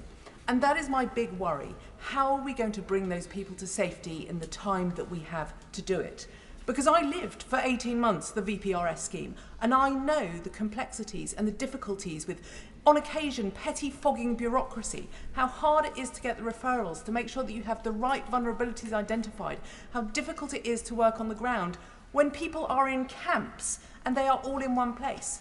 The women of Afghanistan are not in one place. They are in hiding. They don't necessarily have the documentation that they need in order to be able to find their routes to safety. And what are those routes to safety? We need to know as a matter of urgency. My concern is that they don't have the 6 years that we're talking about with the VPRS scheme, that actually they don't have 6 months. They don't even have 6 days before they were forced back into burqas, before they were turned away from their university places, before the bank tellers were told that they had to go home because their jobs were to be taken by men. But they were told it's all going to be okay so long as they live under Islamic law. But what is the Taliban's interpretation of Islamic law? What will it actually look like for them? Now, my email inbox has had a number of comments from people telling me that I have to have trust in the Taliban and that they're not as bad as they once were. Well, I will judge them by their actions, not their words. And I saw those terrible scenes at Kabul airport where Afghan nationals had no confidence in their words and were clinging desperately to the underneath of planes to escape. And particularly, what are those women teachers who were giving education to girls? What are the civic leaders who we encourage to stand as mayors and take up roles in civic society? What of the doctors and the medics, the midwives we heard about earlier? They are the ones most likely to suffer reprisals.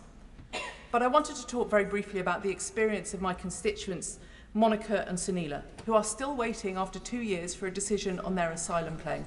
It is the time now to grant all of those claims because they cannot be returned to Afghanistan. They are educated women who have been active in society and are journalists. They would be at risk. But what of their mother and their younger sister who are still in Afghanistan? At that dispatch box, I argued for refugee family reunion to allow teenage girls who are over 18 to be allowed to come here. Our children do not suddenly become independent because they pass a day over their 18th birthday. So actually, refugee family reunion in this instance has to make sure that those girls are able to come here, because would we leave our daughters in Afghanistan, 12-year-old girls taken from their homes, and I will not use the term forced into marriage, they are abducted and they are raped by men old enough to be their grandfathers. So we have to do more, we have to do it quickly. I think the scheme that the government is putting in place is a good start, but it is just a start, and it needs to be the fastest resettlement that we have seen since Uganda and since the kinder transport, so that we can continue to stand at that dispatch box and say that we have a proud history of being a safe haven and of resettlement. Tahir Ali.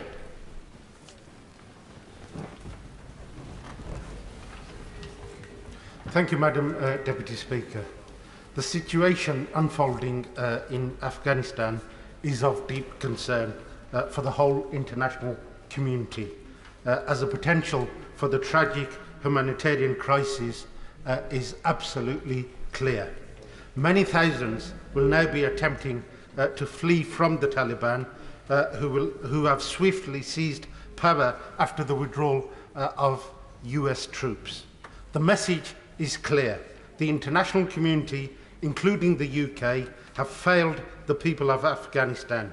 20 years of armed intervention and the commitment of over 100,000 British service personnel has not prevented the return of the Taliban and has left many Afghan people in a dire situation. In every respect, our interventions in Afghanistan have been an abject failure, resulting in a power keg which threatens regional stability.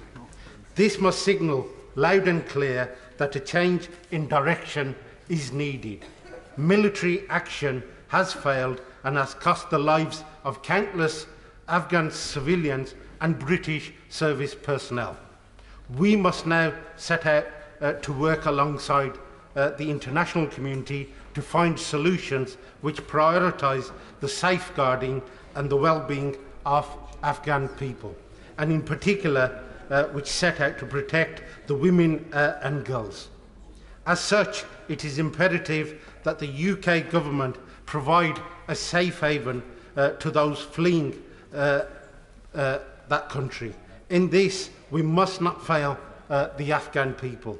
Those seeking asylum here must be given a safe passage and be allowed to rebuild their lives. We must not cherry-pick who to save and who to turn away, but instead must put compassion at the forefront of our response.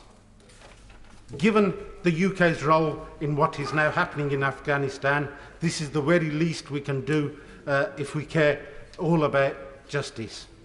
The situation in Afghanistan, Madam Deputy Speaker, is now a power keg, as I mentioned before, threatening regional stability in an area where conflict between major nuclear powers is already a terrifying possibility.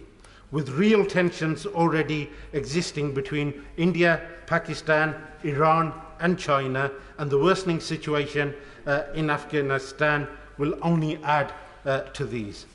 Given its long and prominent role in facilitating and exacerbating conflict in the region, if the UK is to redeem itself, then it must fully commit to working alongside the international community to find ways of de-escalating regional tensions.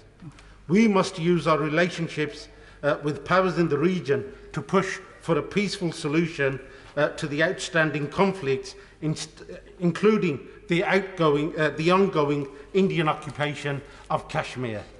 Just over 2 years ago, the Article 370 was revoked, and if you look at the atrocities and the abuses that are happening, we cannot talk about Afghanistan in isolation and completely ignore the conflicts in the rest of the region.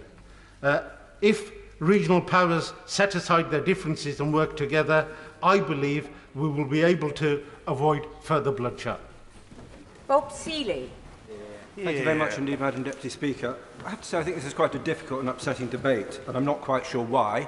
And it may be because some of the people one knew are now dead. It may be just because some of the things that are being said I don't think are true. And I actually want to set the record straight, and in the short time I have, to correct some of the false assumptions which I think are being made, but also a few observations. I pay tribute also to the excellent speeches by many, but especially the chairman of the Select Committees for Foreign and Defence Affairs. I thought were incredibly good. This is an appalling self-inflicted wound, and it is an unnecessary self-inflicted wound. We are being presented here with a choice. You invest more blood and more treasure, or you walk away. No. We had a steady state, give or take, in Afghanistan for the last few years. It was a training, equip and mentoring mission. A large one for sure, but for between 5,000 and 20,000 troops, contractors, special forces, etc., who were there, that is smaller than many NATO, US bases and missions around the world. We have chosen to politically withdraw. We have not been forced to do so on security grounds. And I think we will be regretting this decision for many years. The collapse happened because a truly dreadful US President, Donald Trump, who was probably in hock to the Russians, dealt with the Taliban behind the Afghan government's back. A shocking betrayal. Joe Biden, who admires Kennedy, we had some great quotes from Kennedy earlier, could have changed things. He has chosen not to, and he has opened the United States, Europe, India, many allies throughout the world to considerable terrorist risks, from the 2,500 to 4,000 jihadi nutjobs who are currently being released, pardon my French, from Bagram, from Kandahar and from Kabul. And when they have stopped slaughtering our friends, when they have stopped beheading a few key women journalists, they will turn their attention to us. This was an anti-terrorist operation, and we have walked away from a successful anti-terrorist operation after 20 years. And sooner or later, we will reap the rewards. Afghans didn't fight. Now, lots of people saying they didn't, they're absolutely right. My own experiences, I was there 4 times over 7 months, not long tours, 4 months, 2 months, and a few weeks either time. They actually fought, many of them, very hard. Some of the police, at first, yes, there was an uneven flow of recruits. But I remember I had the privilege of patrolling in Nadi Ali North, I think it was, with a small team. I have to say, these people were remarkable. When you go into the village, they'll tell you where the Taliban were watching you from. They'll tell you which haystack, which bun line, you know, why the motorcycle repairman had to work for the Taliban because his children and his wives were under threat. They'd also tell you that they would happily take their children to school, their daughters to school, but why should they when there's not enough security to prevent them being raped and abducted on the way home from school? And I have to say, sometimes it was difficult to give them an answer that reassured. So those people were very courageous. In many ways, they were a model of courageous integrity. They were effective, they were efficient, they loved their country, and they knew right from wrong. They're probably dead. If they weren't killed a year ago, they will be finished off as we speak. And I find that upsetting. Thank you. He makes an excellent point, and it's been made by a few others, but my honourable friend from the Foreign Affairs Committee always looks at these things with a keen eye. But given what he's just said, isn't that why it's so offensive that their contribution has been swept away, in particular by the President over the past few days? Thank you very much indeed for your contribution. Yes, absolutely. And to dismiss them and to dismiss the 70,000 people who died, I think is absolutely wrong. They were uneven at times, especially in the beginning, but actually there were also many very brave male soldiers, but also female soldiers and the journalists and all those people who engaged in civil society and who now are going to be shut down. They're not all going to be murdered. They're clever, the Taliban. They will carry out some high-profile assassinations to silence others. But the direction of travel is clear. And I have to say, the Secretary of State is in his place now, and he is one of the few people, the Secretary of State for Defence, who has emerged from this with any credit, because he's able to see the bigger picture. He's understood the geopolitics, the rationale, but also the emotions of many troops who've served there, and he shared that, and I thank him very much for that. As the honourable friend from Chigford-Woodford Green said, Russia and China are happy on it today. Taiwan and Ukraine are considerably more nervous. We are weaker. A weak and divided West, and Europe has been as bad as the United States in not stepping up to the mark, and several people have said that, honourable members have said that. But a weak and divided West is not a recipe for a caring future for anybody. It is a recipe for global instability and greater global threat. Thank you. Liz Saville-Roberts. Diolch yn fawr i'r pwynt lefarydd. And of course, first I would like to pay tribute to our service personnel who are putting their lives on the line in Kabul to evacuate our citizens safely, and also those who have served in Afghanistan this last 20 years. Madam Deputy Speaker, the West failed in its mission and the UK government bears its share of responsibility. But now is not the time to question how we got here, nor how our allies have behaved. Yet it remains that the UK government has a practical and moral responsibility to thousands upon thousands of people in Afghanistan. We must ensure the swift and safe evacuation of UK nationals, UK personnel, and Afghan nationals linked to the British NATO mission or to charitable and non-military efforts. I urge the government to expand its Afghan relocation and assistance policy to all locally engaged staff and to their families, regardless of whether they served in exposed enabling roles or not. We must help too those people who dared to share our cherished values, especially journalists and women in senior civil society roles, and those who worked with UK-affiliated charities and NGOs, the women in the judiciary, in the government and in education. And Wales, of course, has a long and proud history of providing sanctuary to those fleeing persecution. Communities across Wales and the rest of the UK are ready to show the same compassion today. And I must refer, of course, to the counties of Gwynedd and of Ceredigion, whose intention have been declared as well, but to whom, of course, the funding is critical for the numbers that they can accept. With the announcement of the resettlement scheme is a positive step, but nonetheless, the 5,000 cap this year is arbitrary and insufficient. It's vital that the government provides safe routes for Afghan refugees and to end, this is clear now, and we've heard this from others, to end the deportation of those already here. We must expedite procedures. There is a question that whether to be an Afghan citizen now is sufficient in terms of resettlement to qualify as being in well-founded fear of persecution. We must look at the opportunity in the here and now and not put barriers, not use those routes that we would potentially use, but we would conventionally use. We must look at the present situation and how we can address that as best we can. They must also, the government, consider whether the Borders Bill is in keeping with these new circumstances and with the UK's clear duty of responsibility to the Afghan people. Now, reports are emerging that there is now only a 72-hour window, and this I would like to question the government on, and I would like a response to this, if hopefully in their winding up.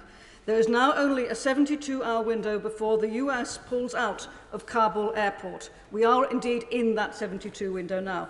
This will endanger UK and other allies' efforts to evacuate citizens and eligible local nationals. We must make every effort to secure the time to do the right thing. Will the government today guarantee that the evacuation operation from Kabul airport will continue until the 31st of August, which was the declared timetable of both US and UK governments? Will the government still be there with representatives able to send people out of Kabul airport to the end of this month? Finally, Madam Deputy Speaker, it is clear that our greatest and only success after 20 years in Afghanistan has been the rights of women and girls. Will the government commit today to do everything in its power to encourage the Taliban to protect these advancements and the lives, livelihoods, freedoms and rights of Afghan women and girls?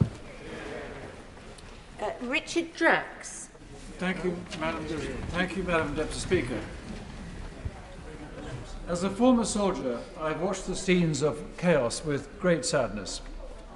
Sadness for the 457 men and women of our own armed forces who died doing their duty, and for the scores of others with life-changing injuries. Was it all for nothing? I hope they don't think that, because their courage and sacrifice lit a torch in a dark place, which the Taliban, however hard they try, will find impossible to totally extinguish. And as we've heard, they prevented any terrorist attack on the West for 20 years from Afghanistan. I also pay tribute to all those brave Afghans who have helped us over the past 20 years. I hope we can evacuate all those who need to get out. And we must never, ever forget the men and women of our allies and friends, without whom we could not have borne our share of the burden over all these years. While I know that the government is doing all that it can to bring some semblance of order to the withdrawal, it's a fact that not all will escape the vengeance of the Taliban, despite the current amnesty, in which I have no confidence. My concern now, and it's been expressed by many in the House, is that this rushed withdrawal will create a vacuum. I should say perhaps is creating a vacuum. For now, we face a resurgent fundamentalism in Afghanistan, the prospect of the country once more harbouring those who would do us harm, and a significant growth in the drug trade, from which the Taliban will get its funds. But while the Taliban want only to export their heroin, others will use the ungoverned space to foment and spread their extremist ideology. We only have to look at why we went into Afghanistan almost exactly 20 years ago to see what that means. Already, countries like Russia, China, Pakistan and Iran are circling like sharks.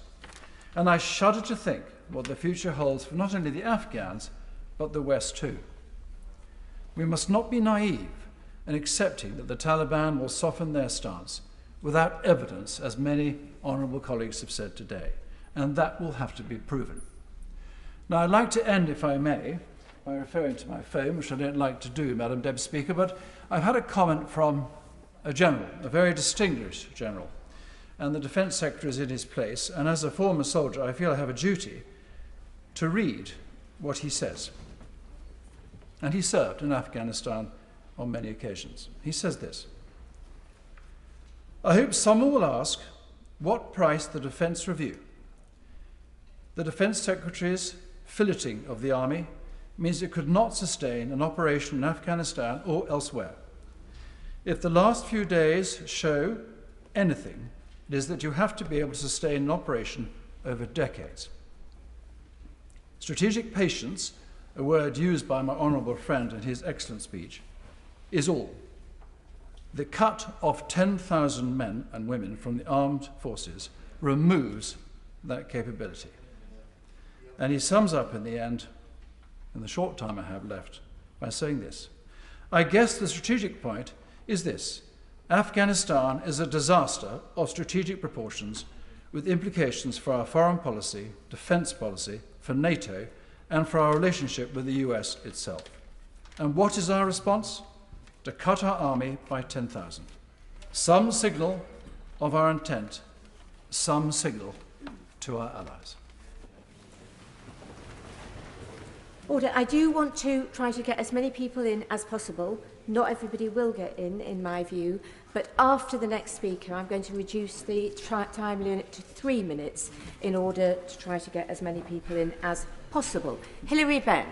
Thank you very much indeed, Madam Deputy Speaker. The events of the last few days have caused a great deal of sadness and fear. The sadness, as we've heard, of the members of our armed forces and their families as the memories come flooding back, and fear on the part of the people of Afghanistan that all the gains that have been made will disappear. And perhaps the best answer to those who ask, was it worth it, is to be found in the desperation of those who are trying to flee the country, because they know better than any of us what was achieved, what it meant, and why they fear that it will now be lost. For each of them, it was not for nothing. Exactly. Now, we need to ask ourselves some very hard questions. Why did it come as a surprise that the government and its forces that we've been supporting and funding and training and seeking to build up over so many years, at the last, appeared to be made of sand as the Taliban advance took city after city? Was it right of the Americans to announce such a precipitate withdrawal? I think the mood of the House is no, it was not right, because the speed of their retreat undermined confidence and destroyed hope. And it is essential that we learn the lessons, and I hope the government will change its mind about the need for an inquiry. Not to be wise after the event, not to find scapegoats, not to point fingers, but to understand what happened. That is for tomorrow, however. Today, the question is, how will the Taliban choose to behave? Now, we've all watched the interviews, but it's quite clear that many people in Afghanistan do not choose to believe what they're being told by their new leaders. And we know the record, they know the record, the human rights abuses. There was no democracy then, remember. And the Taliban have no mandate now. They just have the power that comes out of the barrels of their guns. And on the central question of the rights of women and girls, as we've heard, it is the Taliban's interpretation of Sharia law, which to them means the subjugation of women. That's what it's about, the subjugation of women, and only time will tell us whether the women of Afghanistan will continue to be able to play a full and equal part in the country's future. Now, there's been a large measure of agreement in the debate on the tasks that face us immediately to get people out. I would say to ministers, could you please brief members of Parliament on how the system is working, what we can do when constituents contact us to make sure that their information is passed on, and can you reassure us that no bureaucracy is getting in the way? The point that my honourable friend made, I will give way in just in a moment, that paperwork is all very good. But how do you get the paperwork when you're hiding in a basement because the Taliban are patrolling the street above? I will give one. My right honourable neighbour is making an excellent speech. Our council in Leeds has already said that it's standing ready to take people in temporary accommodation from Afghanistan. But we need safe routes across the land borders. So we need to ensure, the government needs to ensure those borders are open and there is safe passage from those third countries to the UK. Does he agree with me? I agree completely, and the people of Leeds, the city of Leeds, has always had a big heart, and we will play our part, because there will be a refugee crisis. What happens, we know from the past, is that the vast majority of people end up in the neighbouring countries, and they will need financial support from us, and some will come to this country, and I welcome the scheme announced. But the test of that scheme is not the numbers promised, it is the numbers who are able to make it here. And I would say to the government that under the Nationalities and Borders Bill, an Afghan who finally makes it to the northern coast of France and gets in a boat and knowingly enters the United Kingdom without permission could face a prison sentence of up to 4 years. And I hope that ministers will explain that they do not intend to apply that to those who are fleeing persecution. Madam Speaker, the Taliban may indeed now be back in power. But as many have said, we will judge them on what they do and not on what they say. And we will need brave journalists, reference has been made, we will need brave journalists to bear witness to what now happens in Afghanistan so the truth can be told. Because they will be judged and we will be judged, above all by the people of Afghanistan, for what we do now in response to the tragedy that is unfolding before our eyes. Philip Dunn. Thank you, Madam Deputy Speaker. Other speakers in this debate have had far more direct experience and have spoken very movingly of what this tragedy means to them and their colleagues and former soldiers and airmen. I was able to visit Afghanistan before the end of the combat mission 7 years ago, and on each occasion I was enormously impressed by the commitment and dedication of our armed forces, working alongside allies from many other countries and members of the Afghan Defence Force in seeking to provide security for the Afghan people. And it's been notable from most contributions today from both sides how the service and sacrifice of our armed forces has been appreciated and recognised for keeping us safe by preventing further international terror attacks from Afghanistan. We are proud of their heroism and must support veterans at this difficult time. Their efforts came at great cost in terms of lives lost, injuries sustained and money spent. But much was achieved, and has been said by others today. Afghanistan ceased to be a safe haven for terrorist groups. Lives of women and girls, particularly in the cities, was transformed, and as we've heard, millions of girls have been to school to receive an education which cannot be unlearned. Women were able to work, to take part in government at regional and national levels. But there is no hiding from the fact that it has now come to a humiliating end. Despite yesterday's statements of good intent from the Taliban spokesman, we all recall with trepidation their Dark Ages ideology of violence and repression. When I was in Camp Bastion, I was struck by the commitment of medics working in the field hospital, treating those who'd been injured on both sides of the conflict. Taliban fighters, in some cases, in adjacent wards to British soldiers. This magnanimous humanitarian generosity, I hope, will be remembered by those who've taken control of the country now. Today is not the time for hand-wringing and apportioning blame. Doubtless that will come. Now is the time, as the Right Honourable Gentleman for Leeds Central was just saying, to take urgent action to help maintain the security cordon around the military side of Kabul airport. And I'm delighted that the Defence Secretary is in his place and is able to provide reassurance to colleagues that the efforts of the British armed forces who are there at present are focused entirely on this effort. The Prime Minister's announcement today of a bespoke resettlement scheme for those Afghan citizens and their families who've helped our armed forces is welcome, but it needs urgently to cover others who've helped British soft power working in the country, including British Council, charities, contractors and aid agencies. I happily give way. I'm very grateful to my right honourable friend.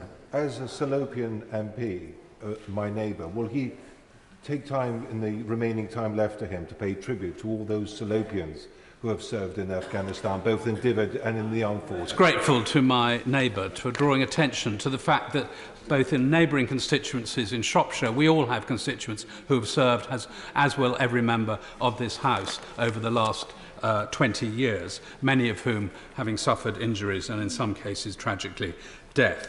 I think we have to ask ourselves, how did the intelligence analysis of the situation fail us so badly? We've known for some time from experienced voices such as General Petraeus of the criticality of US contractors to maintain both the US and Afghan air forces, which were vital for resupply. And once the 18,000 contractors were withdrawn, the troops on the ground knew there was no hope of resupply or reinforcement from the air, which was so critical to maintain their morale. Finally, I would just urge the Foreign Secretary in winding up this speech, please to reflect on what the impact of this humiliation does to our integrated review. Now, just to point out gently again that if people are trying to get in to speak and they intervene, they are preventing others from getting in, and don't be surprised if they get moved down any list if there were one. Seema Malhotra. Madam Deputy Speaker, for the Afghan forces to be left to fight the advancing Taliban on their own was a grave mistake. The gross miscalculation by the US was compounded by the failure of our and other governments to step up. And we are watching the takeover of a nation that has made great progress, particularly for millions of women and girls over 20 years.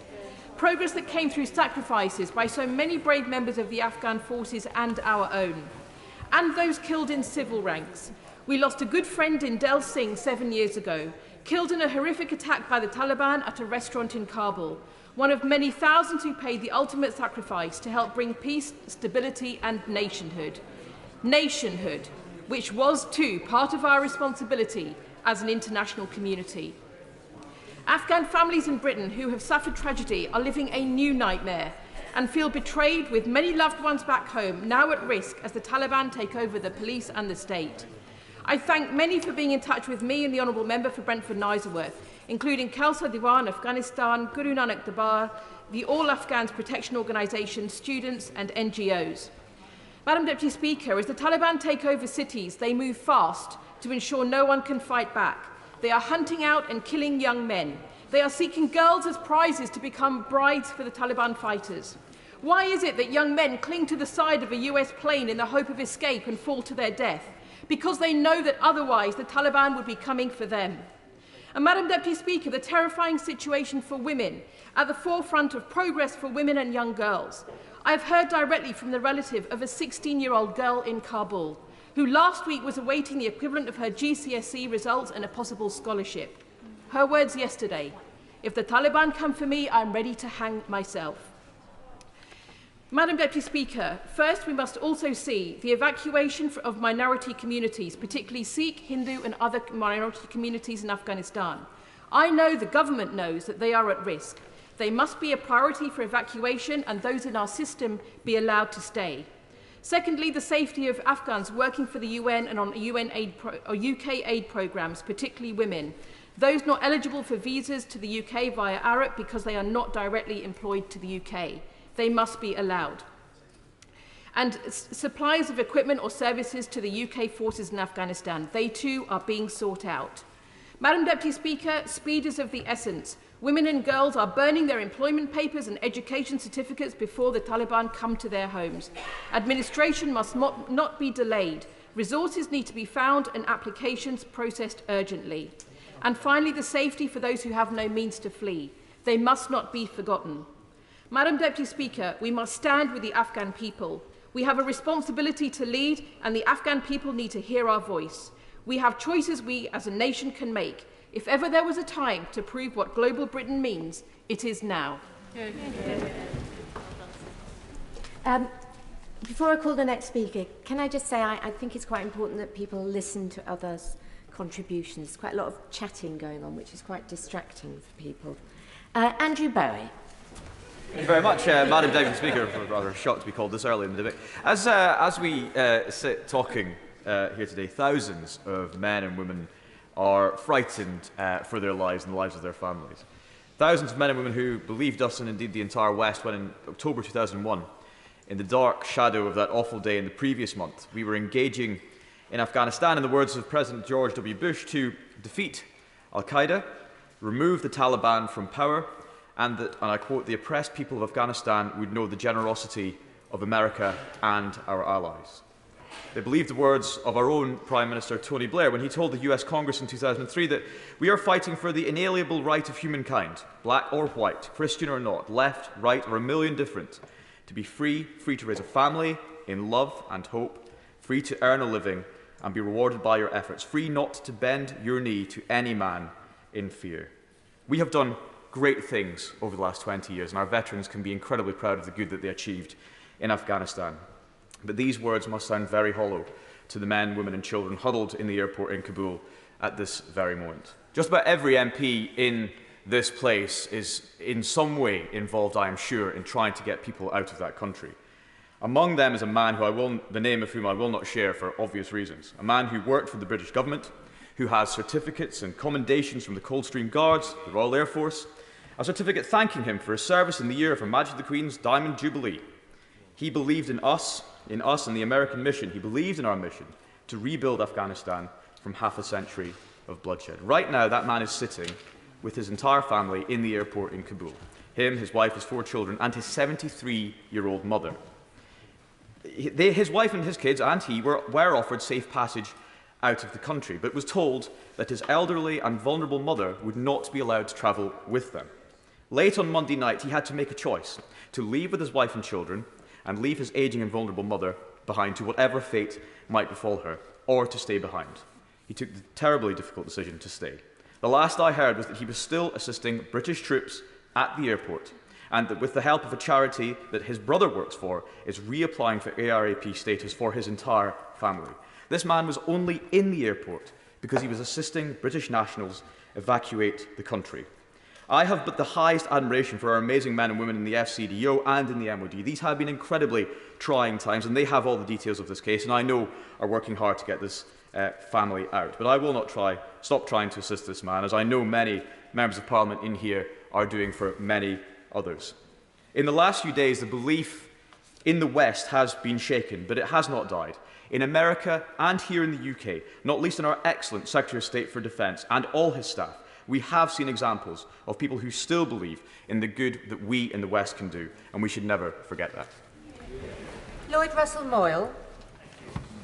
20 years of presence in Afghanistan, and I, like many, have known young men and women who gave their youth, their time and their lives to Afghanistan. My friend from university is still there in the EU mission trying to sort things out, and another friend who I had drinks with only last weekend flew out straight after I had drinks with him to help with the chaos.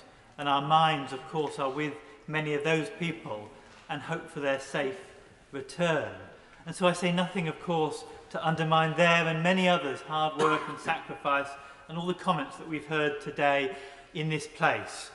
And we will see how bad the Taliban comes to be. I am not hopeful, and more importantly, neither are those thousands of people trying to flee. Those images will be scarred on our mind for a long time. But this is our failure to plan, and it should lead us to hang our heads in shame. Even today, my local university Cheveling scholars say they've not been given the final award letters, so despite reassurances from the government, they're unable to get out as well because they don't have the right paperwork. And others report the similar bureaucratic hurdles, requirements such as biometric passports or paperwork that is just impossible to facilitate in such a short time, meaning families can't escape. The UK will be judged by our actions, not our words, and our actions, I'm afraid, are too slow. I just do not understand why we are not able to airlift masses of people out, whether it be to Cyprus or to other military bases, and do the paperwork processing there. Let's get people out and sort out the paperwork and bureaucracy afterwards.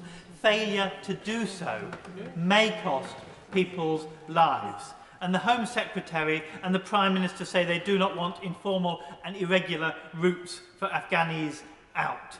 But without decent legal and, more importantly, the lack of bureaucratic hurdles in requiring people to only take formal routes out might mean it either costs their lives or, as the Home Secretary seemed to be suggesting, if they travelled informally over, either through the Channel or other routes, they would be criminalised. This is a shameful position that surely must be reversed from the government, and so must, of course, the immigration bill that is coming forward.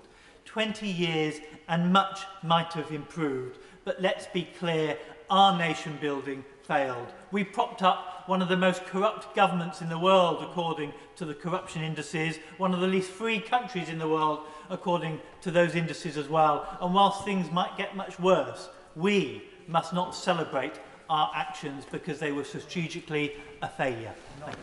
Daniel Kaczynski.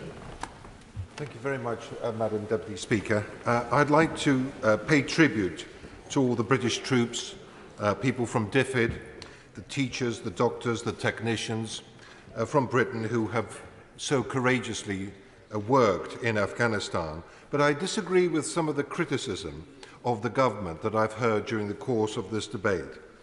I think that our country found itself in an impossible situation, the second largest contributor in terms of boots on the ground, in terms of resources in Afghanistan, when America decided to pull out, for us to remain there when so many of our European NATO partners were not prepared to put the adequate resources in on the ground, made our situation, I would argue, untenable.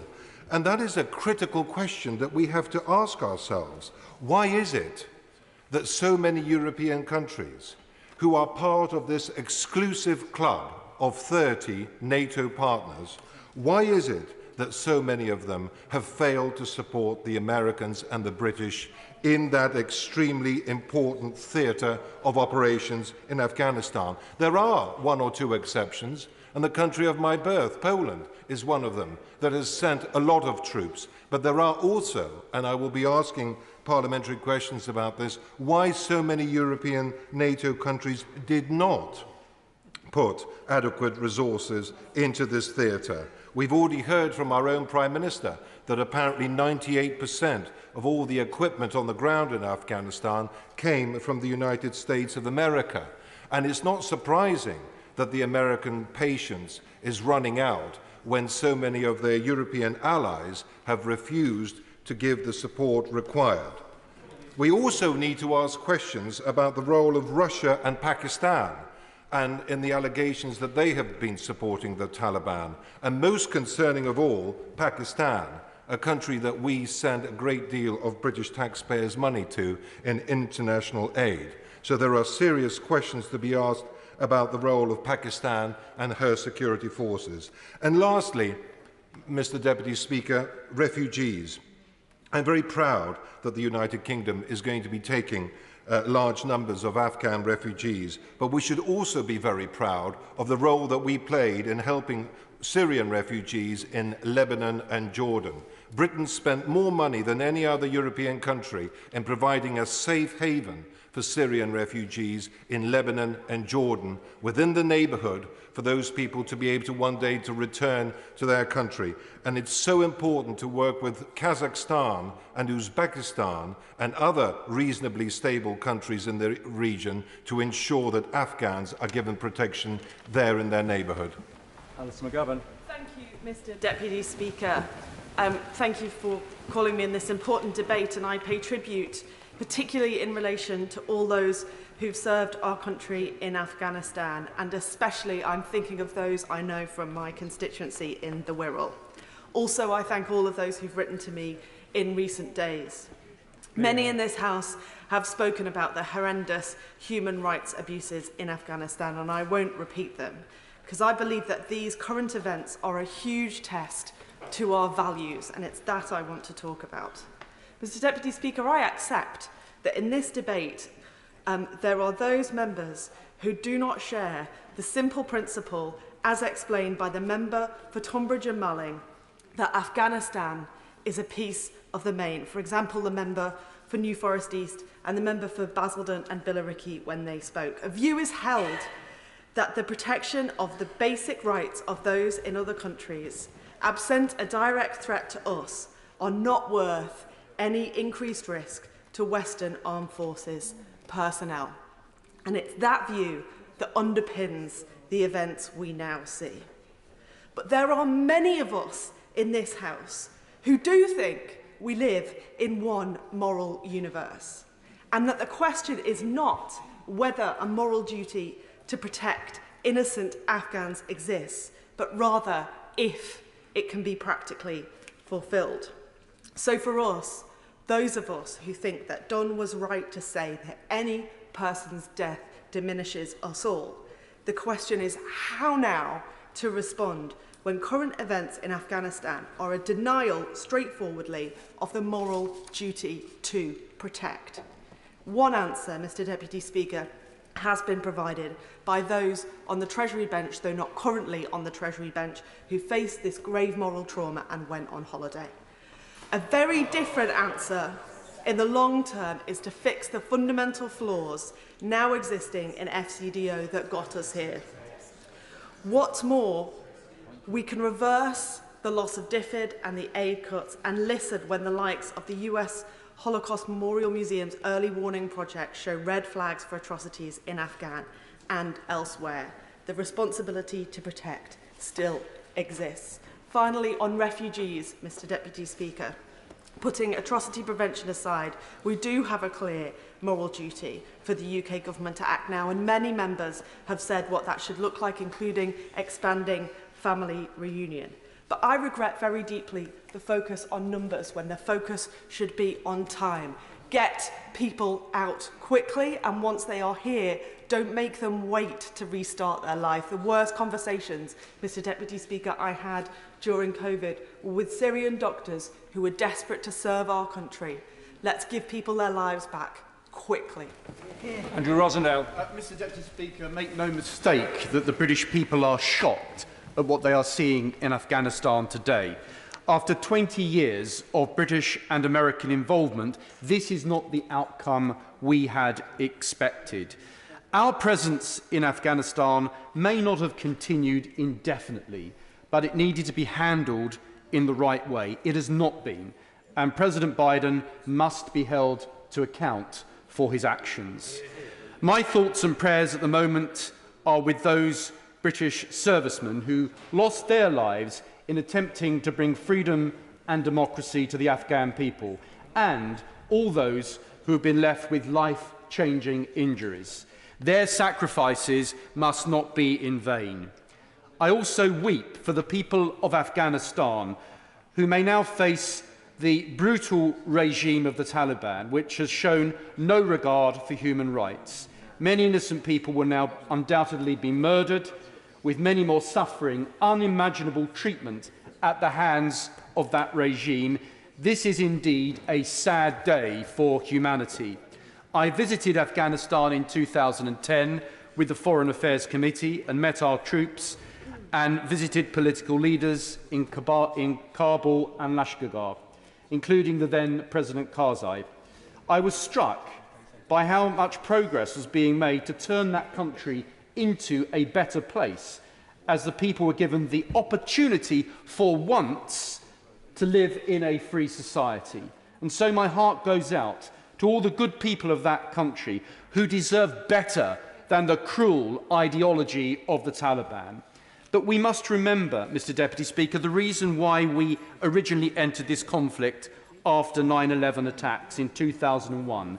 The original mission was to defeat al-Qaeda, and that was achieved. The terrorist bin Laden and his criminal gang were obliterated, and rightly so.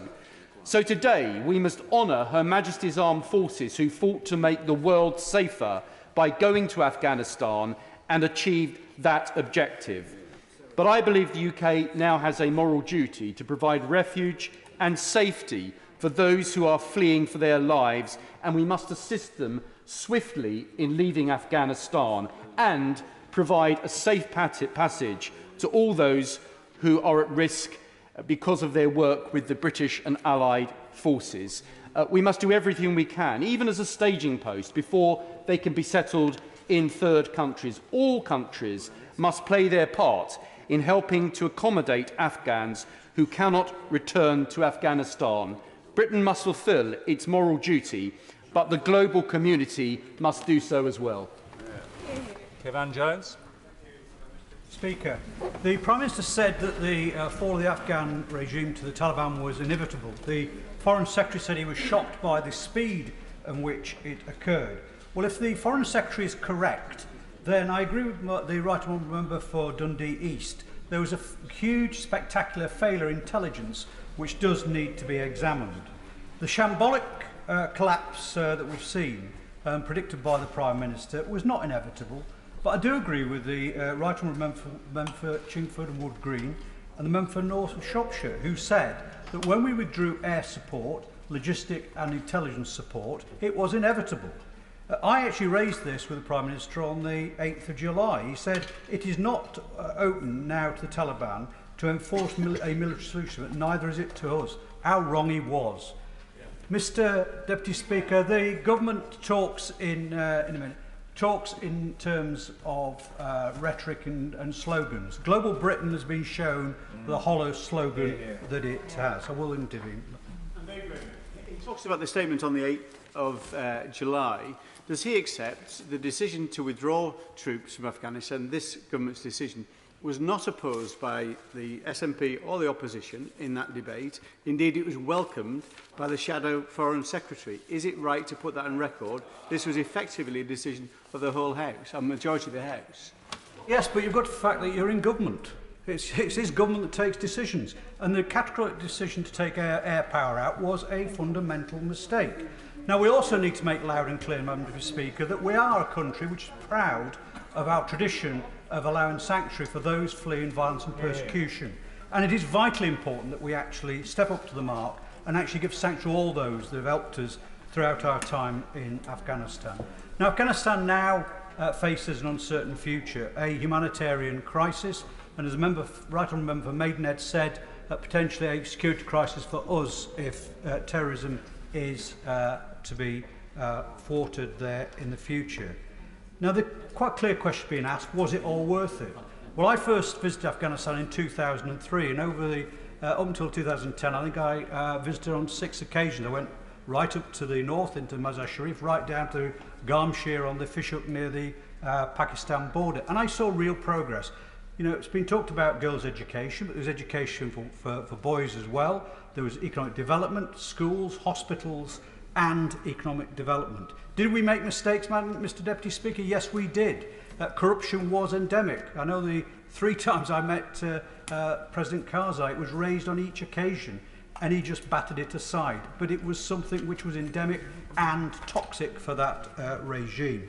Now, where do we go to now? Well, I'm sorry, the Foreign Secretary is saying that the option forward is now to actually bring sanctions on the Taliban or actually restrict overseas aid. I'm sorry, that is naive and stupid. What we need to do, we need to engage with regional powers, and I accept what the Honourable Lady for Oldham East and Saddleworth said about Pakistan. We do need to engage with Pakistan, but we also need to be ruthless with Pakistan because they have been a harbourer of the Taliban for the last 20 years. Now, is it going to be a situation whereby some unpalatable decisions have to be taken, speak to people we haven't spoken to before? Yes, we do, as a member for Barnsley Central said. I'd just like to finish, Mr. Deputy Speaker, by saying this. I was a Minister in the Ministry of Defence. I worked and the privilege of working with some great and fantastic people who died in Afghanistan, also those who remained in Afghanistan. They're the finest people we have in this country. If there's one thing we can do, we can't change the past, but we can dictate the future. And that future has got to be one which ensures the people of Afghanistan have a future. That is the debt we have to them. It's also the debt we have to those that lost their lives and those that sacrificed so much on our behalf. Jason McCartney. Thank you, Mr. Deputy Speaker. We are leaving Afghanistan. Now, we can debate why we are leaving, and indeed should we be, but for now I just want to focus on the here and now, what we need to be doing right now. First up, we need to secure Kabul airfield. We need to prevent those scenes that we saw at the weekend of civilians falling from aircraft undercarriages. We need to allow for the orderly and hopefully safe evacuation of UK nationals, Afghan interpreters and Afghans whose support roles have put them in danger. And I'd like to thank the Defence Secretary for his quick action on this in deploying 900 British troops who, alongside their US troops, have helped secure the airfield and will allow for that orderly evacuation. And as my honourable friend for Hindburn highlighted earlier, we also need to evacuate the team from the Nowzad Dogs charity, which was created by Pen Farthing, a former Royal Marines commando. We also need to put in place a resettlement plan to help women and girls and those who face immediate danger from the Taliban. And again, the government have taken quick action on this, and I welcome the announcement this morning from the Home Secretary that we'll be resettling 20,000 Afghans back to the UK.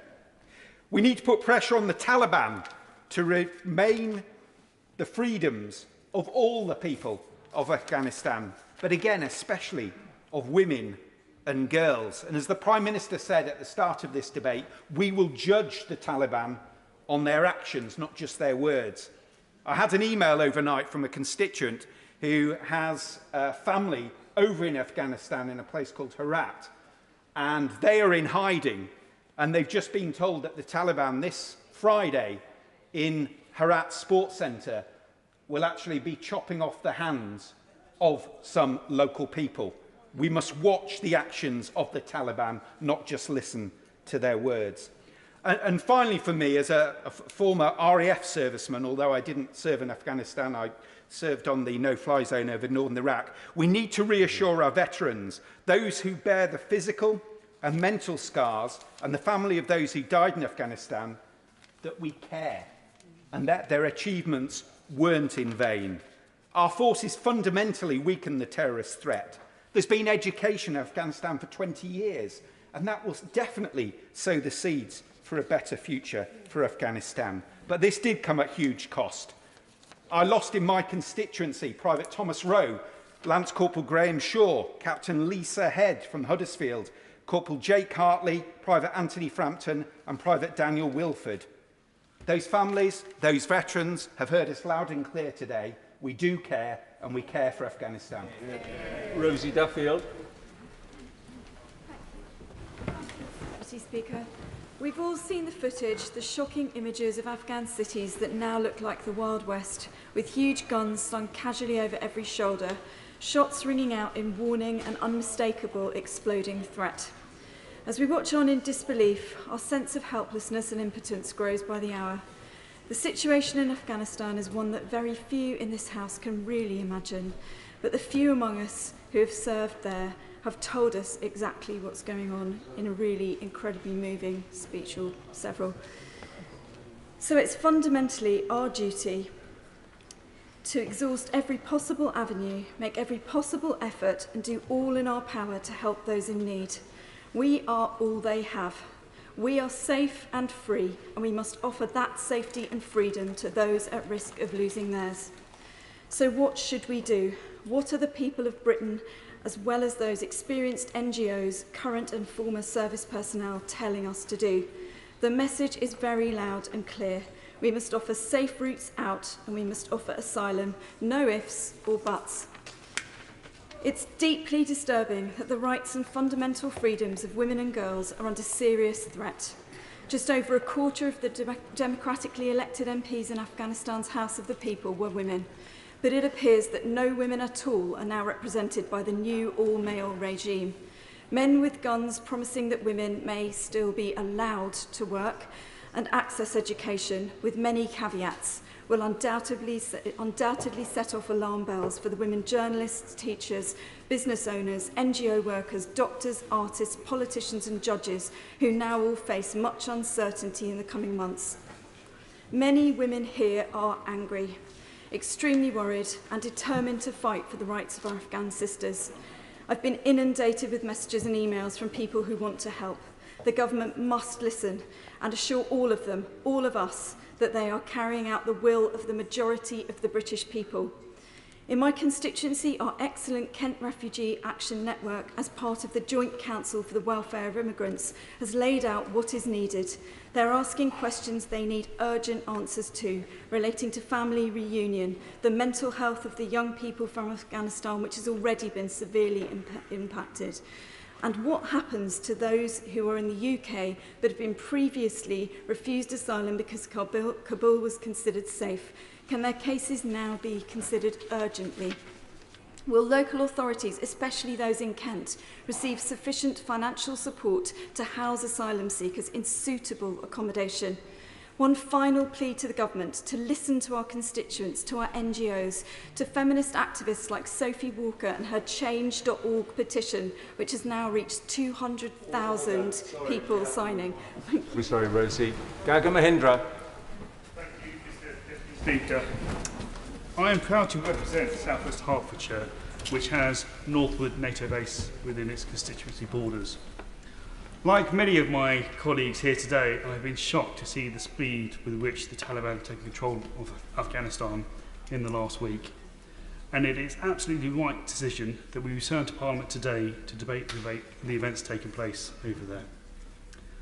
I know many colleagues have spoken today in remembrance of those who have lost their lives, including the 457 UK personnel, military personnel, over the last 2 decades. And I want to echo their comments and pay tribute to all of our military personnel who have served this country bravely and selflessly throughout this conflict. I have met and worked with several Afghan veterans, and my thoughts are with them today. I hope they are proud of the work that they have done to improve the lives of many people in Afghanistan, particularly vulnerable women and girls. The fall of the Afghan government to the Taliban is not what anyone had hoped would happen once the time came for NATO troops to return from Afghanistan. But that absolutely does not mean the last 2 decades has gone to waste. UK military personnel have worked hard to support the new government structures and institutions that would be crucial to building a more democratic society in Afghanistan, and we should be proud of this record. We have provided over £3.3 billion of aid since 2001, with notable improvements in the participation of girls in education and political representation for women. It is essential that this progress is maintained, and I fully support the comments made by my right honourable friend, the Foreign Secretary, that we use all the policy tools at our disposal to ensure the Taliban do not undo this progress.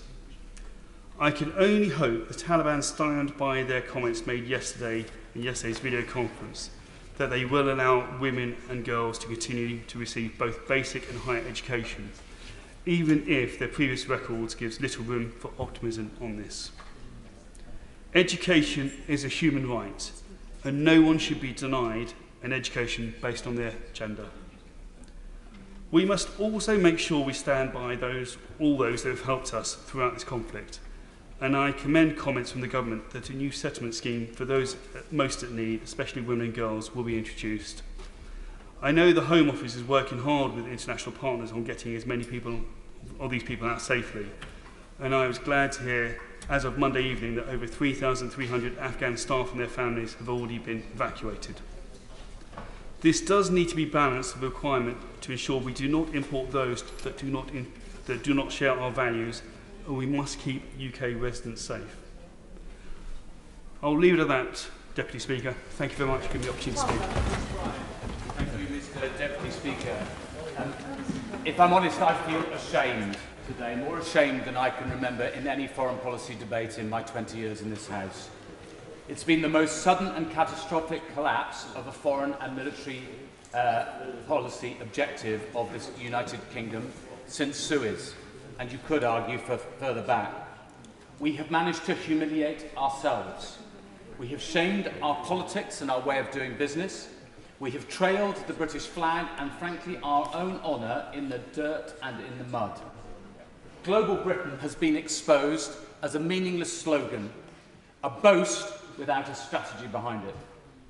I'm ashamed too by how we've treated many of our armed forces over these 20 years. It's shocking to me that there are still men who were soldiers who were diagnosed with PTSD when they actually had a brain injury from an explosion.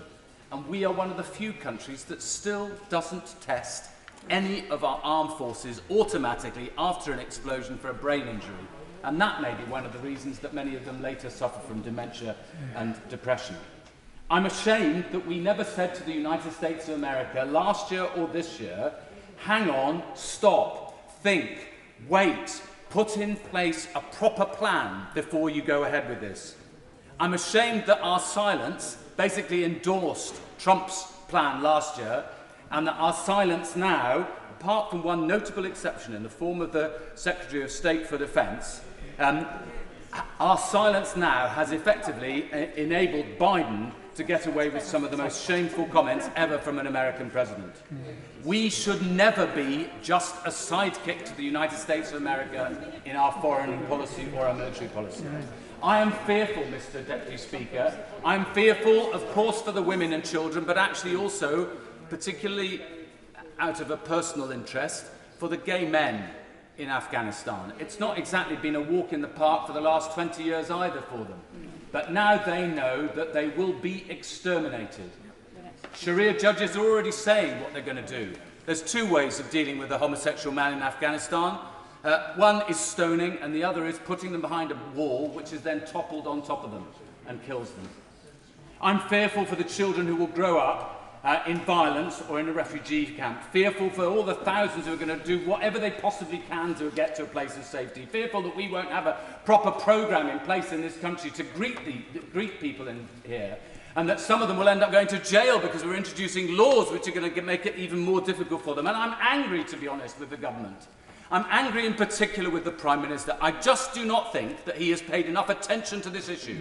I don't think he was courageous enough in what he said to the American President either last year or this year. And I think he should be ashamed of himself. Ms. Raghani. The Deputy Speaker, I want to first of all pay tribute to the armed forces, especially those that reside in my constituency of Wealdon. I also want to take a moment to pay tribute to all those Afghan men and women who were already brutalised for 17 years under the Taliban, did everything they could to rebuild their country, and once again they will have to face the Taliban without us by their side. There are many people that have served in Afghanistan on these benches. I had a very brief moment in Kabul. For 17 years under the Taliban, no female voice was heard in the Afghan parliament, the Loya Jirga. I worked for the BBC World Service, and we rounded up some very brave women, and we made sure that female voices were heard for the first time in the Loya Jirga. We did that under the threat of the Taliban. But I had a British passport. I knew I could come home and be safe, and I was naively optimistic and thought these women's lives would be improved for the better. I'm now receiving phone calls, and they're telling me it's game over. It's taken 20 years to have 69 female MPs. And they will watch us speak here today, and they know that if we can't get them out, and get them out soon, they can't wait for 5 years, they need to get out soon. It's not just them, it's their families too, and everyone that's worked with them, and every NGO that's worked to un-Talibanize the laws and the processes in Afghanistan who are now targeted. It means that 20 years from now, we'll have to start all over again. This has been catastrophic, cack-handed, cruel, and humiliating. It is a watershed in the failure of the West. But I want to say two very quick things, hopefully to try and be constructive. The first is I need to understand how our intelligence has failed, how the imagination of those providing the intelligence has failed, and if we're relying on this intelligence now going forward, how can we be assured that they know to do the right thing, whether it's to do with our regional partners, whether it's to do with the Taliban or any further security issue. I'd like to have a better understanding what our parameters are to deal with the Taliban, and what leverage we actually have to ensure safe passage, or that any aid funding is going to reach the people it needs to get to. And then the final point, is about the radicalisation that's going to emerge from Afghanistan. And it's not just the extremism that the Taliban will promote. It's now there will be a fight in the Middle East and Asia who represents Islam. Yep. And you may not agree with me, but some countries are trying to become more liberal since 9/11 to take away the taint around Islam. But will they now have to become even more conservative and brutal to compete with the Taliban? And this will bring forward a new version of extremism, where we cannot rely on any safety and security for women in the Middle East or any Islamic state. And finally, if I can ask, Mr. Deputy Speaker, if anybody listening, please stop promoting the Taliban's PR More than half the machine. people aren't going to get in, so I do apologise. Leila Moran. The appalling scenes that we've witnessed over the last few days will certainly outlive us all, but equally moving are the accounts that I'm sure we've all been having from the ground itself, like the brother of my neighbour, Assad, who's a Hazara, one of the most persecuted minority communities in Afghanistan, and he hasn't left the house in weeks, not because of COVID, but because of fear already of being killed, and he is one of millions. We must not be fooled. Despite what the Taliban say, they don't mean it. My good friend Nemat, an Afghan academic, luckily now in Australia, said to me, the Taliban are professional liars. Behind their empty promises and their weasel words lies a devastating reality, and shame on us for believing them twice. This government must do all it can to ensure that people have an escape route. Now, the airport in Kabul seems to be working, but what of those who can't get to the airport? What about those who can't get to Kabul itself at all? And that is why the Liberal Democrats have been calling for a safe corridor. We must utilise every diplomatic tool available. And I note in his opening remarks the Prime Minister said that he'd spoken to Prime Minister Khan. Was this raised by him? Because we know that the ISI has been providing support for the Taliban for some time. We have leverage with Pakistan. Pakistan has leverage with them. Was this even broached? And to the refugees that we are to take in. Now, 20,000 sounds good for 20 years of involvement. And if you break it down by constituency, if we take the 5,000, that's 7 per constituency. The 20,000 is 30 per constituency. Surely we can do better than that. That should be a starting point, not a target. And when they come, we need to recognise that councils need to be well funded in providing services, housing, education, language provision, mental health support. All of this must be part of what is provided. And to the women and girls, and in my very final remarks, I'd like to hand my voice to a woman on the ground. She said, like every other woman, I have been staying home, and I'm afraid to go out. Women are not allowed to leave their homes without a government official. Their safety, hopes and dreams have been locked once again. We just live to exist, and nothing else. Can you imagine what that must be like? Can you imagine the pictures of young girls being posted on social media as spoils of war to be married off to the fighters? On that point, I will, of course, give way. I thank her. In times of crisis, the voices of women are often missing. Does she agree with me that whatever the UK government and the international community do next, the rights and the protection of rights of Afghan women and girls must be put front and centre? I thank her, and I agree with her wholeheartedly, as well as those who are facing imminent death.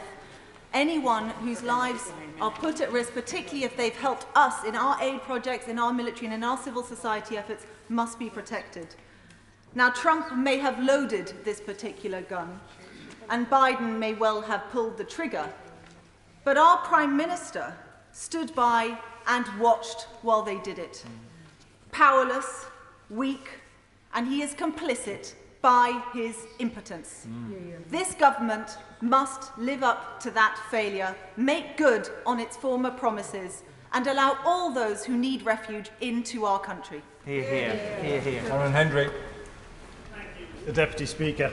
I will keep my comments today brief, as I'm aware many members wish to have their voices heard on this topic.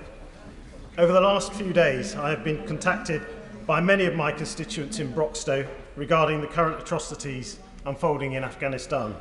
They have shared with me their growing worries and concerns for the people of Afghanistan, many of which I share.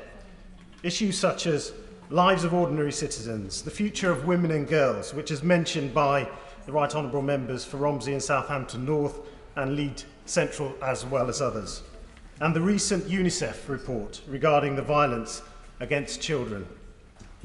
I'm incredibly saddened by the ongoing reports coming from Afghanistan. I would like to receive assurances from the government that we will do all we can to both help British citizens in Afghanistan and Afghan nationals. Yesterday I was contacted by a constituent of mine. They are rightfully incredibly concerned about their family who live in Kabul. Like so many others, they are looking for assurances. Broxtow's own 170 Engineer Group, based at Chetwynd Barracks, has a small team that has already contributed hugely to the ongoing effort in Afghanistan, and I'd like to send them my heartfelt thanks for what they are doing. It is my belief that this must be addressed with an international effort and done so as soon as possible, Mr. Deputy Speaker. My constituents and I would ask that the government urgently lay out their plans to work with other world leaders to assist the citizens of Afghanistan. Thank you very much. Steve McKay. Thank you. The recurring feature of the organisations and terror groups we've been battling for over 20 years, apart from their obvious barbarity, is their attitude to women. It's not about religion or cultural difference, it's about human rights. I believe we've been right to oppose them and fight for people's human rights, but we have paid a high price. I won't forget my visits to the Centre for Defence Medicine at Selly Oak and meeting so many of our troops who were treated there. Their bravery and the hope they brought should never be forgotten. It's not been at all easy, but until last week, Afghanistan was a place where girls went to school and women were in government, the civil service and the judiciary. The outcome was probably inevitable from the moment President Trump promised he could end the war. I'm not surprised the Taliban outmanoeuvred him and played him for the fool he was.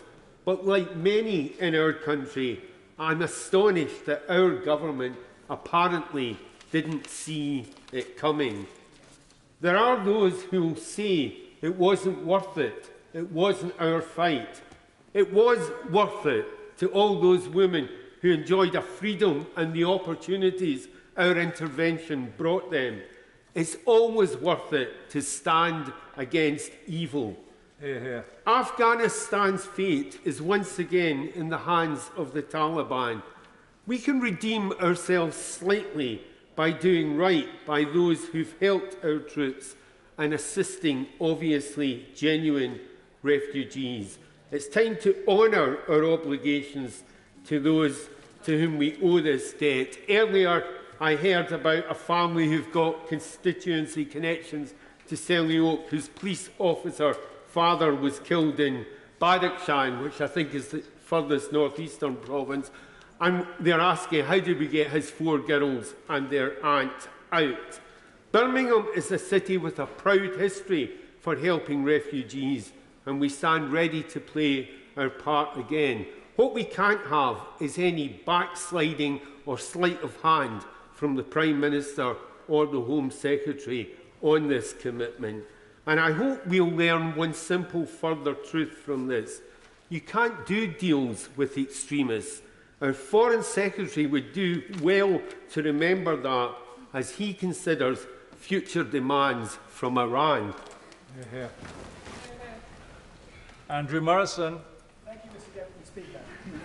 The US surrender of its wardship of a problem child is a monumental failure of statecraft, of geopolitical confidence and of strategic patience that's made all the worse by the fact that it spans 2 administrations. The US is diminished by this, but so are all of us in the free world. The winners are those who are lined up against us and against our values. The losers, from Taiwan to the Caucasus, are those that will see their champions as having feet of clay. We are left with a looming sense of foreboding at this ignominious end of the fourth Afghan war. It seems very likely that murderous civil war and the mother of all refugee crises will ensue. And it does seem to many of us that the geopolitical plates are shifting, and they're shifting against us. But the past 20 years have not been for nothing. Shout it from the rooftops, Mr. Deputy Speaker. 457 men and women demand it, their families demand it, and hundreds and thousands of our countrymen and countrywomen who are damaged in mind and body by this demand it. 20 years of fundamentalist terror has been denied a power base, degrading its exportability to our streets. 20 years of progress in Afghanistan that cannot be erased by the brutes now in charge. 20 years of the Taliban with its associates not destabilising a fragile neighbourhood. 20 years in which the export of opiates has been cut to the benefit of our streets. 20 years of Afghan dreams of a better life that will not be undreamt. What now? What mitigation? Who will step up where the US has stepped back? Who will lead? Who will be the convener? Who will hold the pen? It must be Britain. 457 British dead demands it. The Prime Minister has taken an early lead. I would expect nothing else, and this House must get behind him.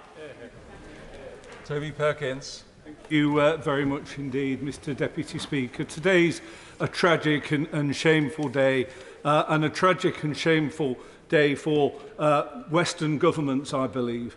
But I also think it's a day that has seen Parliament at its best. I think we've heard some wonderful speeches, particularly illuminated by some of those who served. I particularly will long remember the speech by the Honourable Gentleman from Tonbridge and Malling and my honourable friend from Barnsley Central, because their evidence is particularly powerful because of the lives and the experiences that they've had. And as others have said, we must learn the lessons from the last 20 years. But that lesson should not be that we should never intervene and we should never seek to make things better.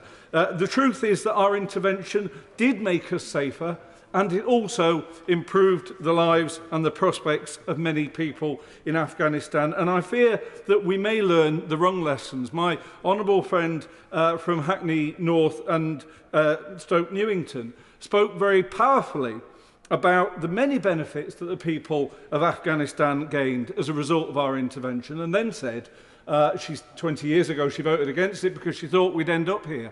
I don't believe, even with my fury at the actions of President Biden, President Trump before him, and of the British government, that we should, as a result of where we are today, say that the previous 20 years were all wasted. And others have said that the Taliban will be judged not on what they say, but on what they do. But in our current circumstances, in what way will we judge them? They see that we've walked away. And so for us to stand here in this place and say we'll judge them on the basis of their actions just seem like weasel words, I'm afraid.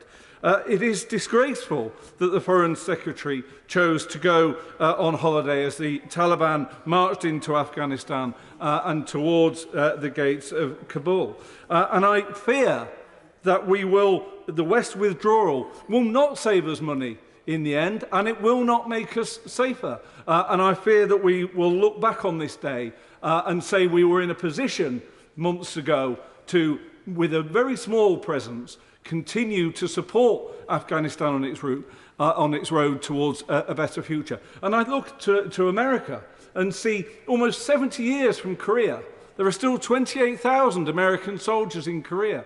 And so when people say, well, 20 years on, we shouldn't still need to be there, sometimes a small presence can make a huge difference. And whilst we absolutely should thank every single person who served in Afghanistan, we should also recognise that the contribution they made and the people that they fought alongside was a huge one that made us safer and made Afghanistan better.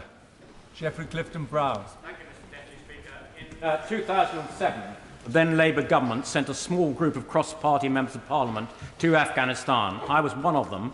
In Laksigar, we were there when a group of our soldiers came back. They'd lost one of their numbers, and the psychological stress you could see on that group of soldiers was immense. So I would say to the Minister for Veterans on the front bench today, please do all you can to support our veterans at what is bound to be a really difficult time for them. We need to really look at the short term and the long term in Afghanistan. We need to look at the short term in getting all the Western people with passports out. We need to get all those people whose lives are put at risk by their association with the British and the Americans out, and we need to facilitate any refugees as quickly as possible on resettlement. But in the longer term and the medium term, this is where the British need to play a real part. We need to really have a big diplomatic effort. The Prime Minister's announcement today that he will lead a G7 meeting is primarily important, but it's also really important that we become realigned with our closest and largest allies, the United States, so that we are again operating out of the same page. We need to look at the UN and see what we can do on the Security Council to try and persuade the Chinese and the Russians not to use Afghanistan for their own narrow sectoral interests. We need to look at the frontline states, look at countries like Pakistan, how they have dealt with harbouring the Taliban and how they are going to move forward in dealing with the issue of refugees and perhaps onwards transmission of those refugees to further safe havens. Mr. Deputy Speaker, this may be a dark day for Afghanistan. It is a dark day for Afghanistan. We will look at the Taliban and judge them by their actions. But I would say to the British government, please now start talking to the Taliban to see where there is interest that we can influence those people in their behaviour. Because otherwise what is going to happen is if the Taliban start doing extremist things in Afghanistan, the Northern Alliance, which we went in largely to help defeat, will re-emerge, and then a vicious civil war will emerge in Afghanistan, and that will make the whole thing far worse. Mr. Deputy Speaker, where Britain doesn't lead with its values of democracy, of tolerance, of a good judicial system, of a free press, whether it's in Afghanistan or elsewhere, the world is a poorer and a nastier place. We owe it to the Afghanistans to redouble our diplomatic efforts in the weeks and months, years ahead, to see what we can do to salvage a more sustainable future for Afghanistan.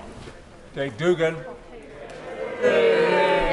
Thank you, Mr. Deputy Speaker. This humanitarian disaster unfolding in front of our eyes is a political rather than a military failure, and I think it's important this House recognises that. The work of our armed forces sent into Afghanistan to do what many believed at the time was a near impossible and certainly dangerously idealistic ambition prevailed in military terms. I was working in the MOD in 2001, just before military operations in Afghanistan got underway, and I recall clearly at a meeting of the MOD and industry in Yeovil the universal incredulity that this intervention in a theatre which had previously humbled both the British and the Soviet Union could ever conceivably end well, and so it's come to pass.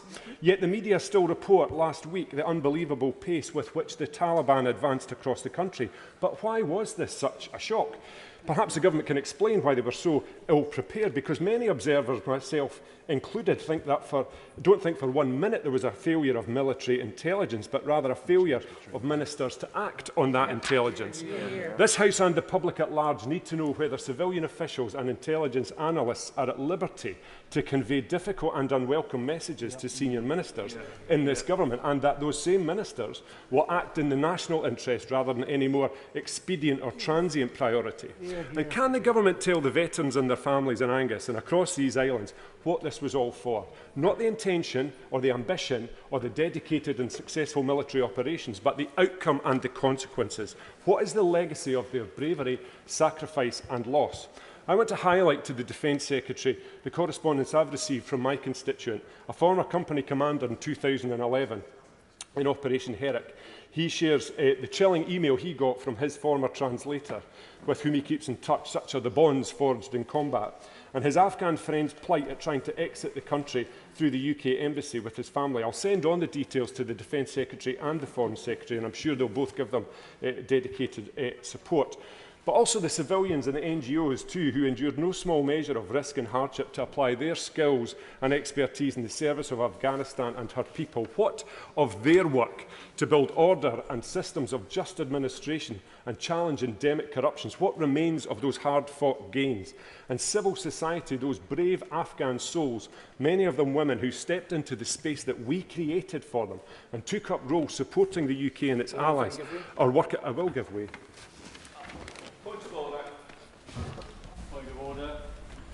Mr. Speaker, you've put in place a 3-minute time limit. At certain parties, every time they get to the end of their speech, add on another minute by intervening. Isn't it a huge discourtesy to everyone on your list who's going to miss out for them to add on a minute every time they don't think the time limit's long enough? The issue is there's a lot of people not going to get in, we know that. But the fact is that under current procedures, people can take up to 2 points of order. Yes, people should take on board the fact that they are possibly doing some of their colleagues out of a turn if that happens. So I hope that position is not going to be abused.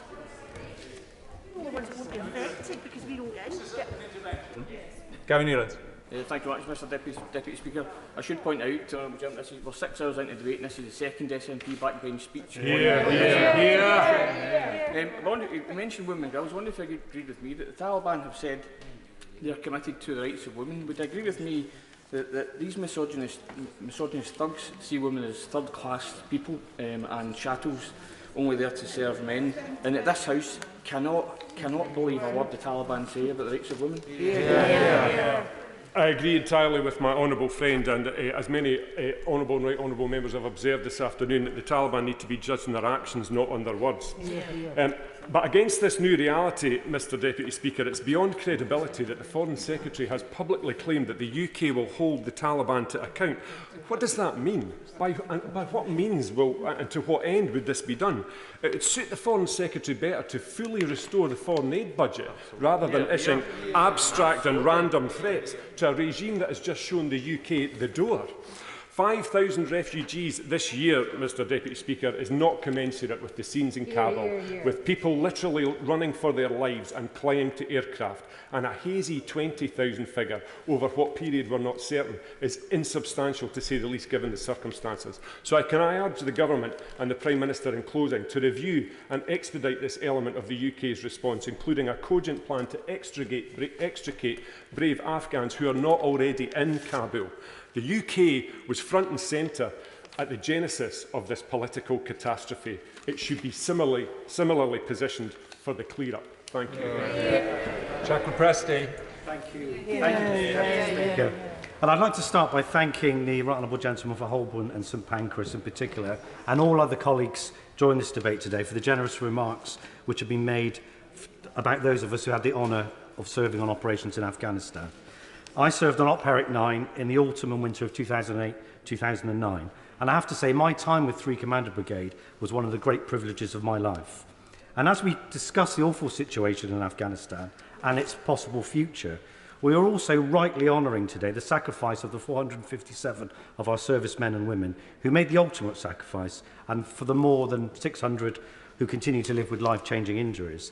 And for those who say it wasn't worth it, or it hasn't been a success, and thankfully it's a tiny number in this House today, may I gently remind people that the original objective, which was to destroy Al-Qaeda on the ground, deprive them of a base to attack, to have terrorist attacks throughout the rest of the world, defeat the Taliban, and try and keep our own streets safe, was achieved. And our people, the Americans, our allies, the Afghan army, the police force, achieved those objectives with honour and courage.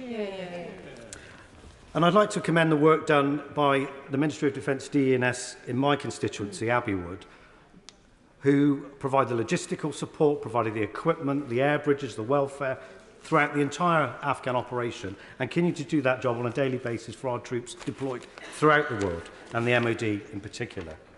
Now, like most of us in this House, I felt ashamed, angry and devastated by what I've seen in recent days and weeks happening in Afghanistan. And I just can't help but keep remembering the ordinary people of Afghanistan, what we used to call the locally employed civilians, the people who didn't only risk their lives, but by helping NATO forces, risk the lives of their families and their friends and their villages from reprisals from the Taliban. And I was delighted today and relieved beyond measure when the Prime Minister announced the resettlement, evacuation, refugee programme. I think that's a fantastic thing. Now, I also agree with my honourable friend, the member for Bournemouth East, who made a few remarks earlier, saying that we've been let down by our American friends. There was no binary choice between ramping up the operation back to a warfighting pitch with the numbers and the expense and abandoning the country. There were other options, and I'm amazed that Vice President Biden, who was Vice President when the Americans rushed out of Iraq the first time and saw the consequences when we had to redeploy, and we have people there now still training British troops in Kurdistan, mentoring, training Kurdish forces, that those were the consequences. And I think there may well be a time when we have to redeploy again. I think I've run out of time. Antanazi. Is it me, Mr Deputy Speaker? Thank you, Mr Deputy Speaker. I do apologise. Time is it passes us by and we've forgotten what we do in this place. But today I wanted to pay tribute to all those who have lost their lives serving for their country and those who have served, especially colleagues across the House. But what struck me were the words of my first cousin Mark, who served in Afghanistan 18 years ago. Along with so many of us, he found the scenes unfolding in Afghanistan so difficult. I shall continue to read his post, which he put on social media, because it resonates with so many veterans. He said, "Those poor souls so fearful of what they lay ahead for them, that they would rather cling to a jet and fall to their deaths than face the future in their homeland. It's hard to even comprehend their desperation and fears. 18 years ago, I was there, believing in what we were a part of, believing that we would make a difference, believing that their futures would be brighter and lives more secure for their loved ones, believing that if I had to make the ultimate sacrifice, that it would have been worth it, believing it would be all right in the end, believing that Afghan nationals would not succumb to corruption and would realise that they needed to come together and stand strong for what they believed in." Now, he's never felt so totally confused as he does now, and that really concerns me, because he and his colleagues, and some of them made the ultimate sacrifice, and more so their surviving families back home. But his Afghan medals mean nothing to him anymore. He doesn't feel proud. He feels totally repulsed. He can't think of a worse government than the present one. He feels that they have been failed miserably, not just by the COVID-19 pandemic, but how they have let it get to the situation that he is in. His words, "My medal is now a memento of a failed mission." Well, I'd just like to say, Mr Deputy Speaker, I'm very proud of my cousin for his service, and so it is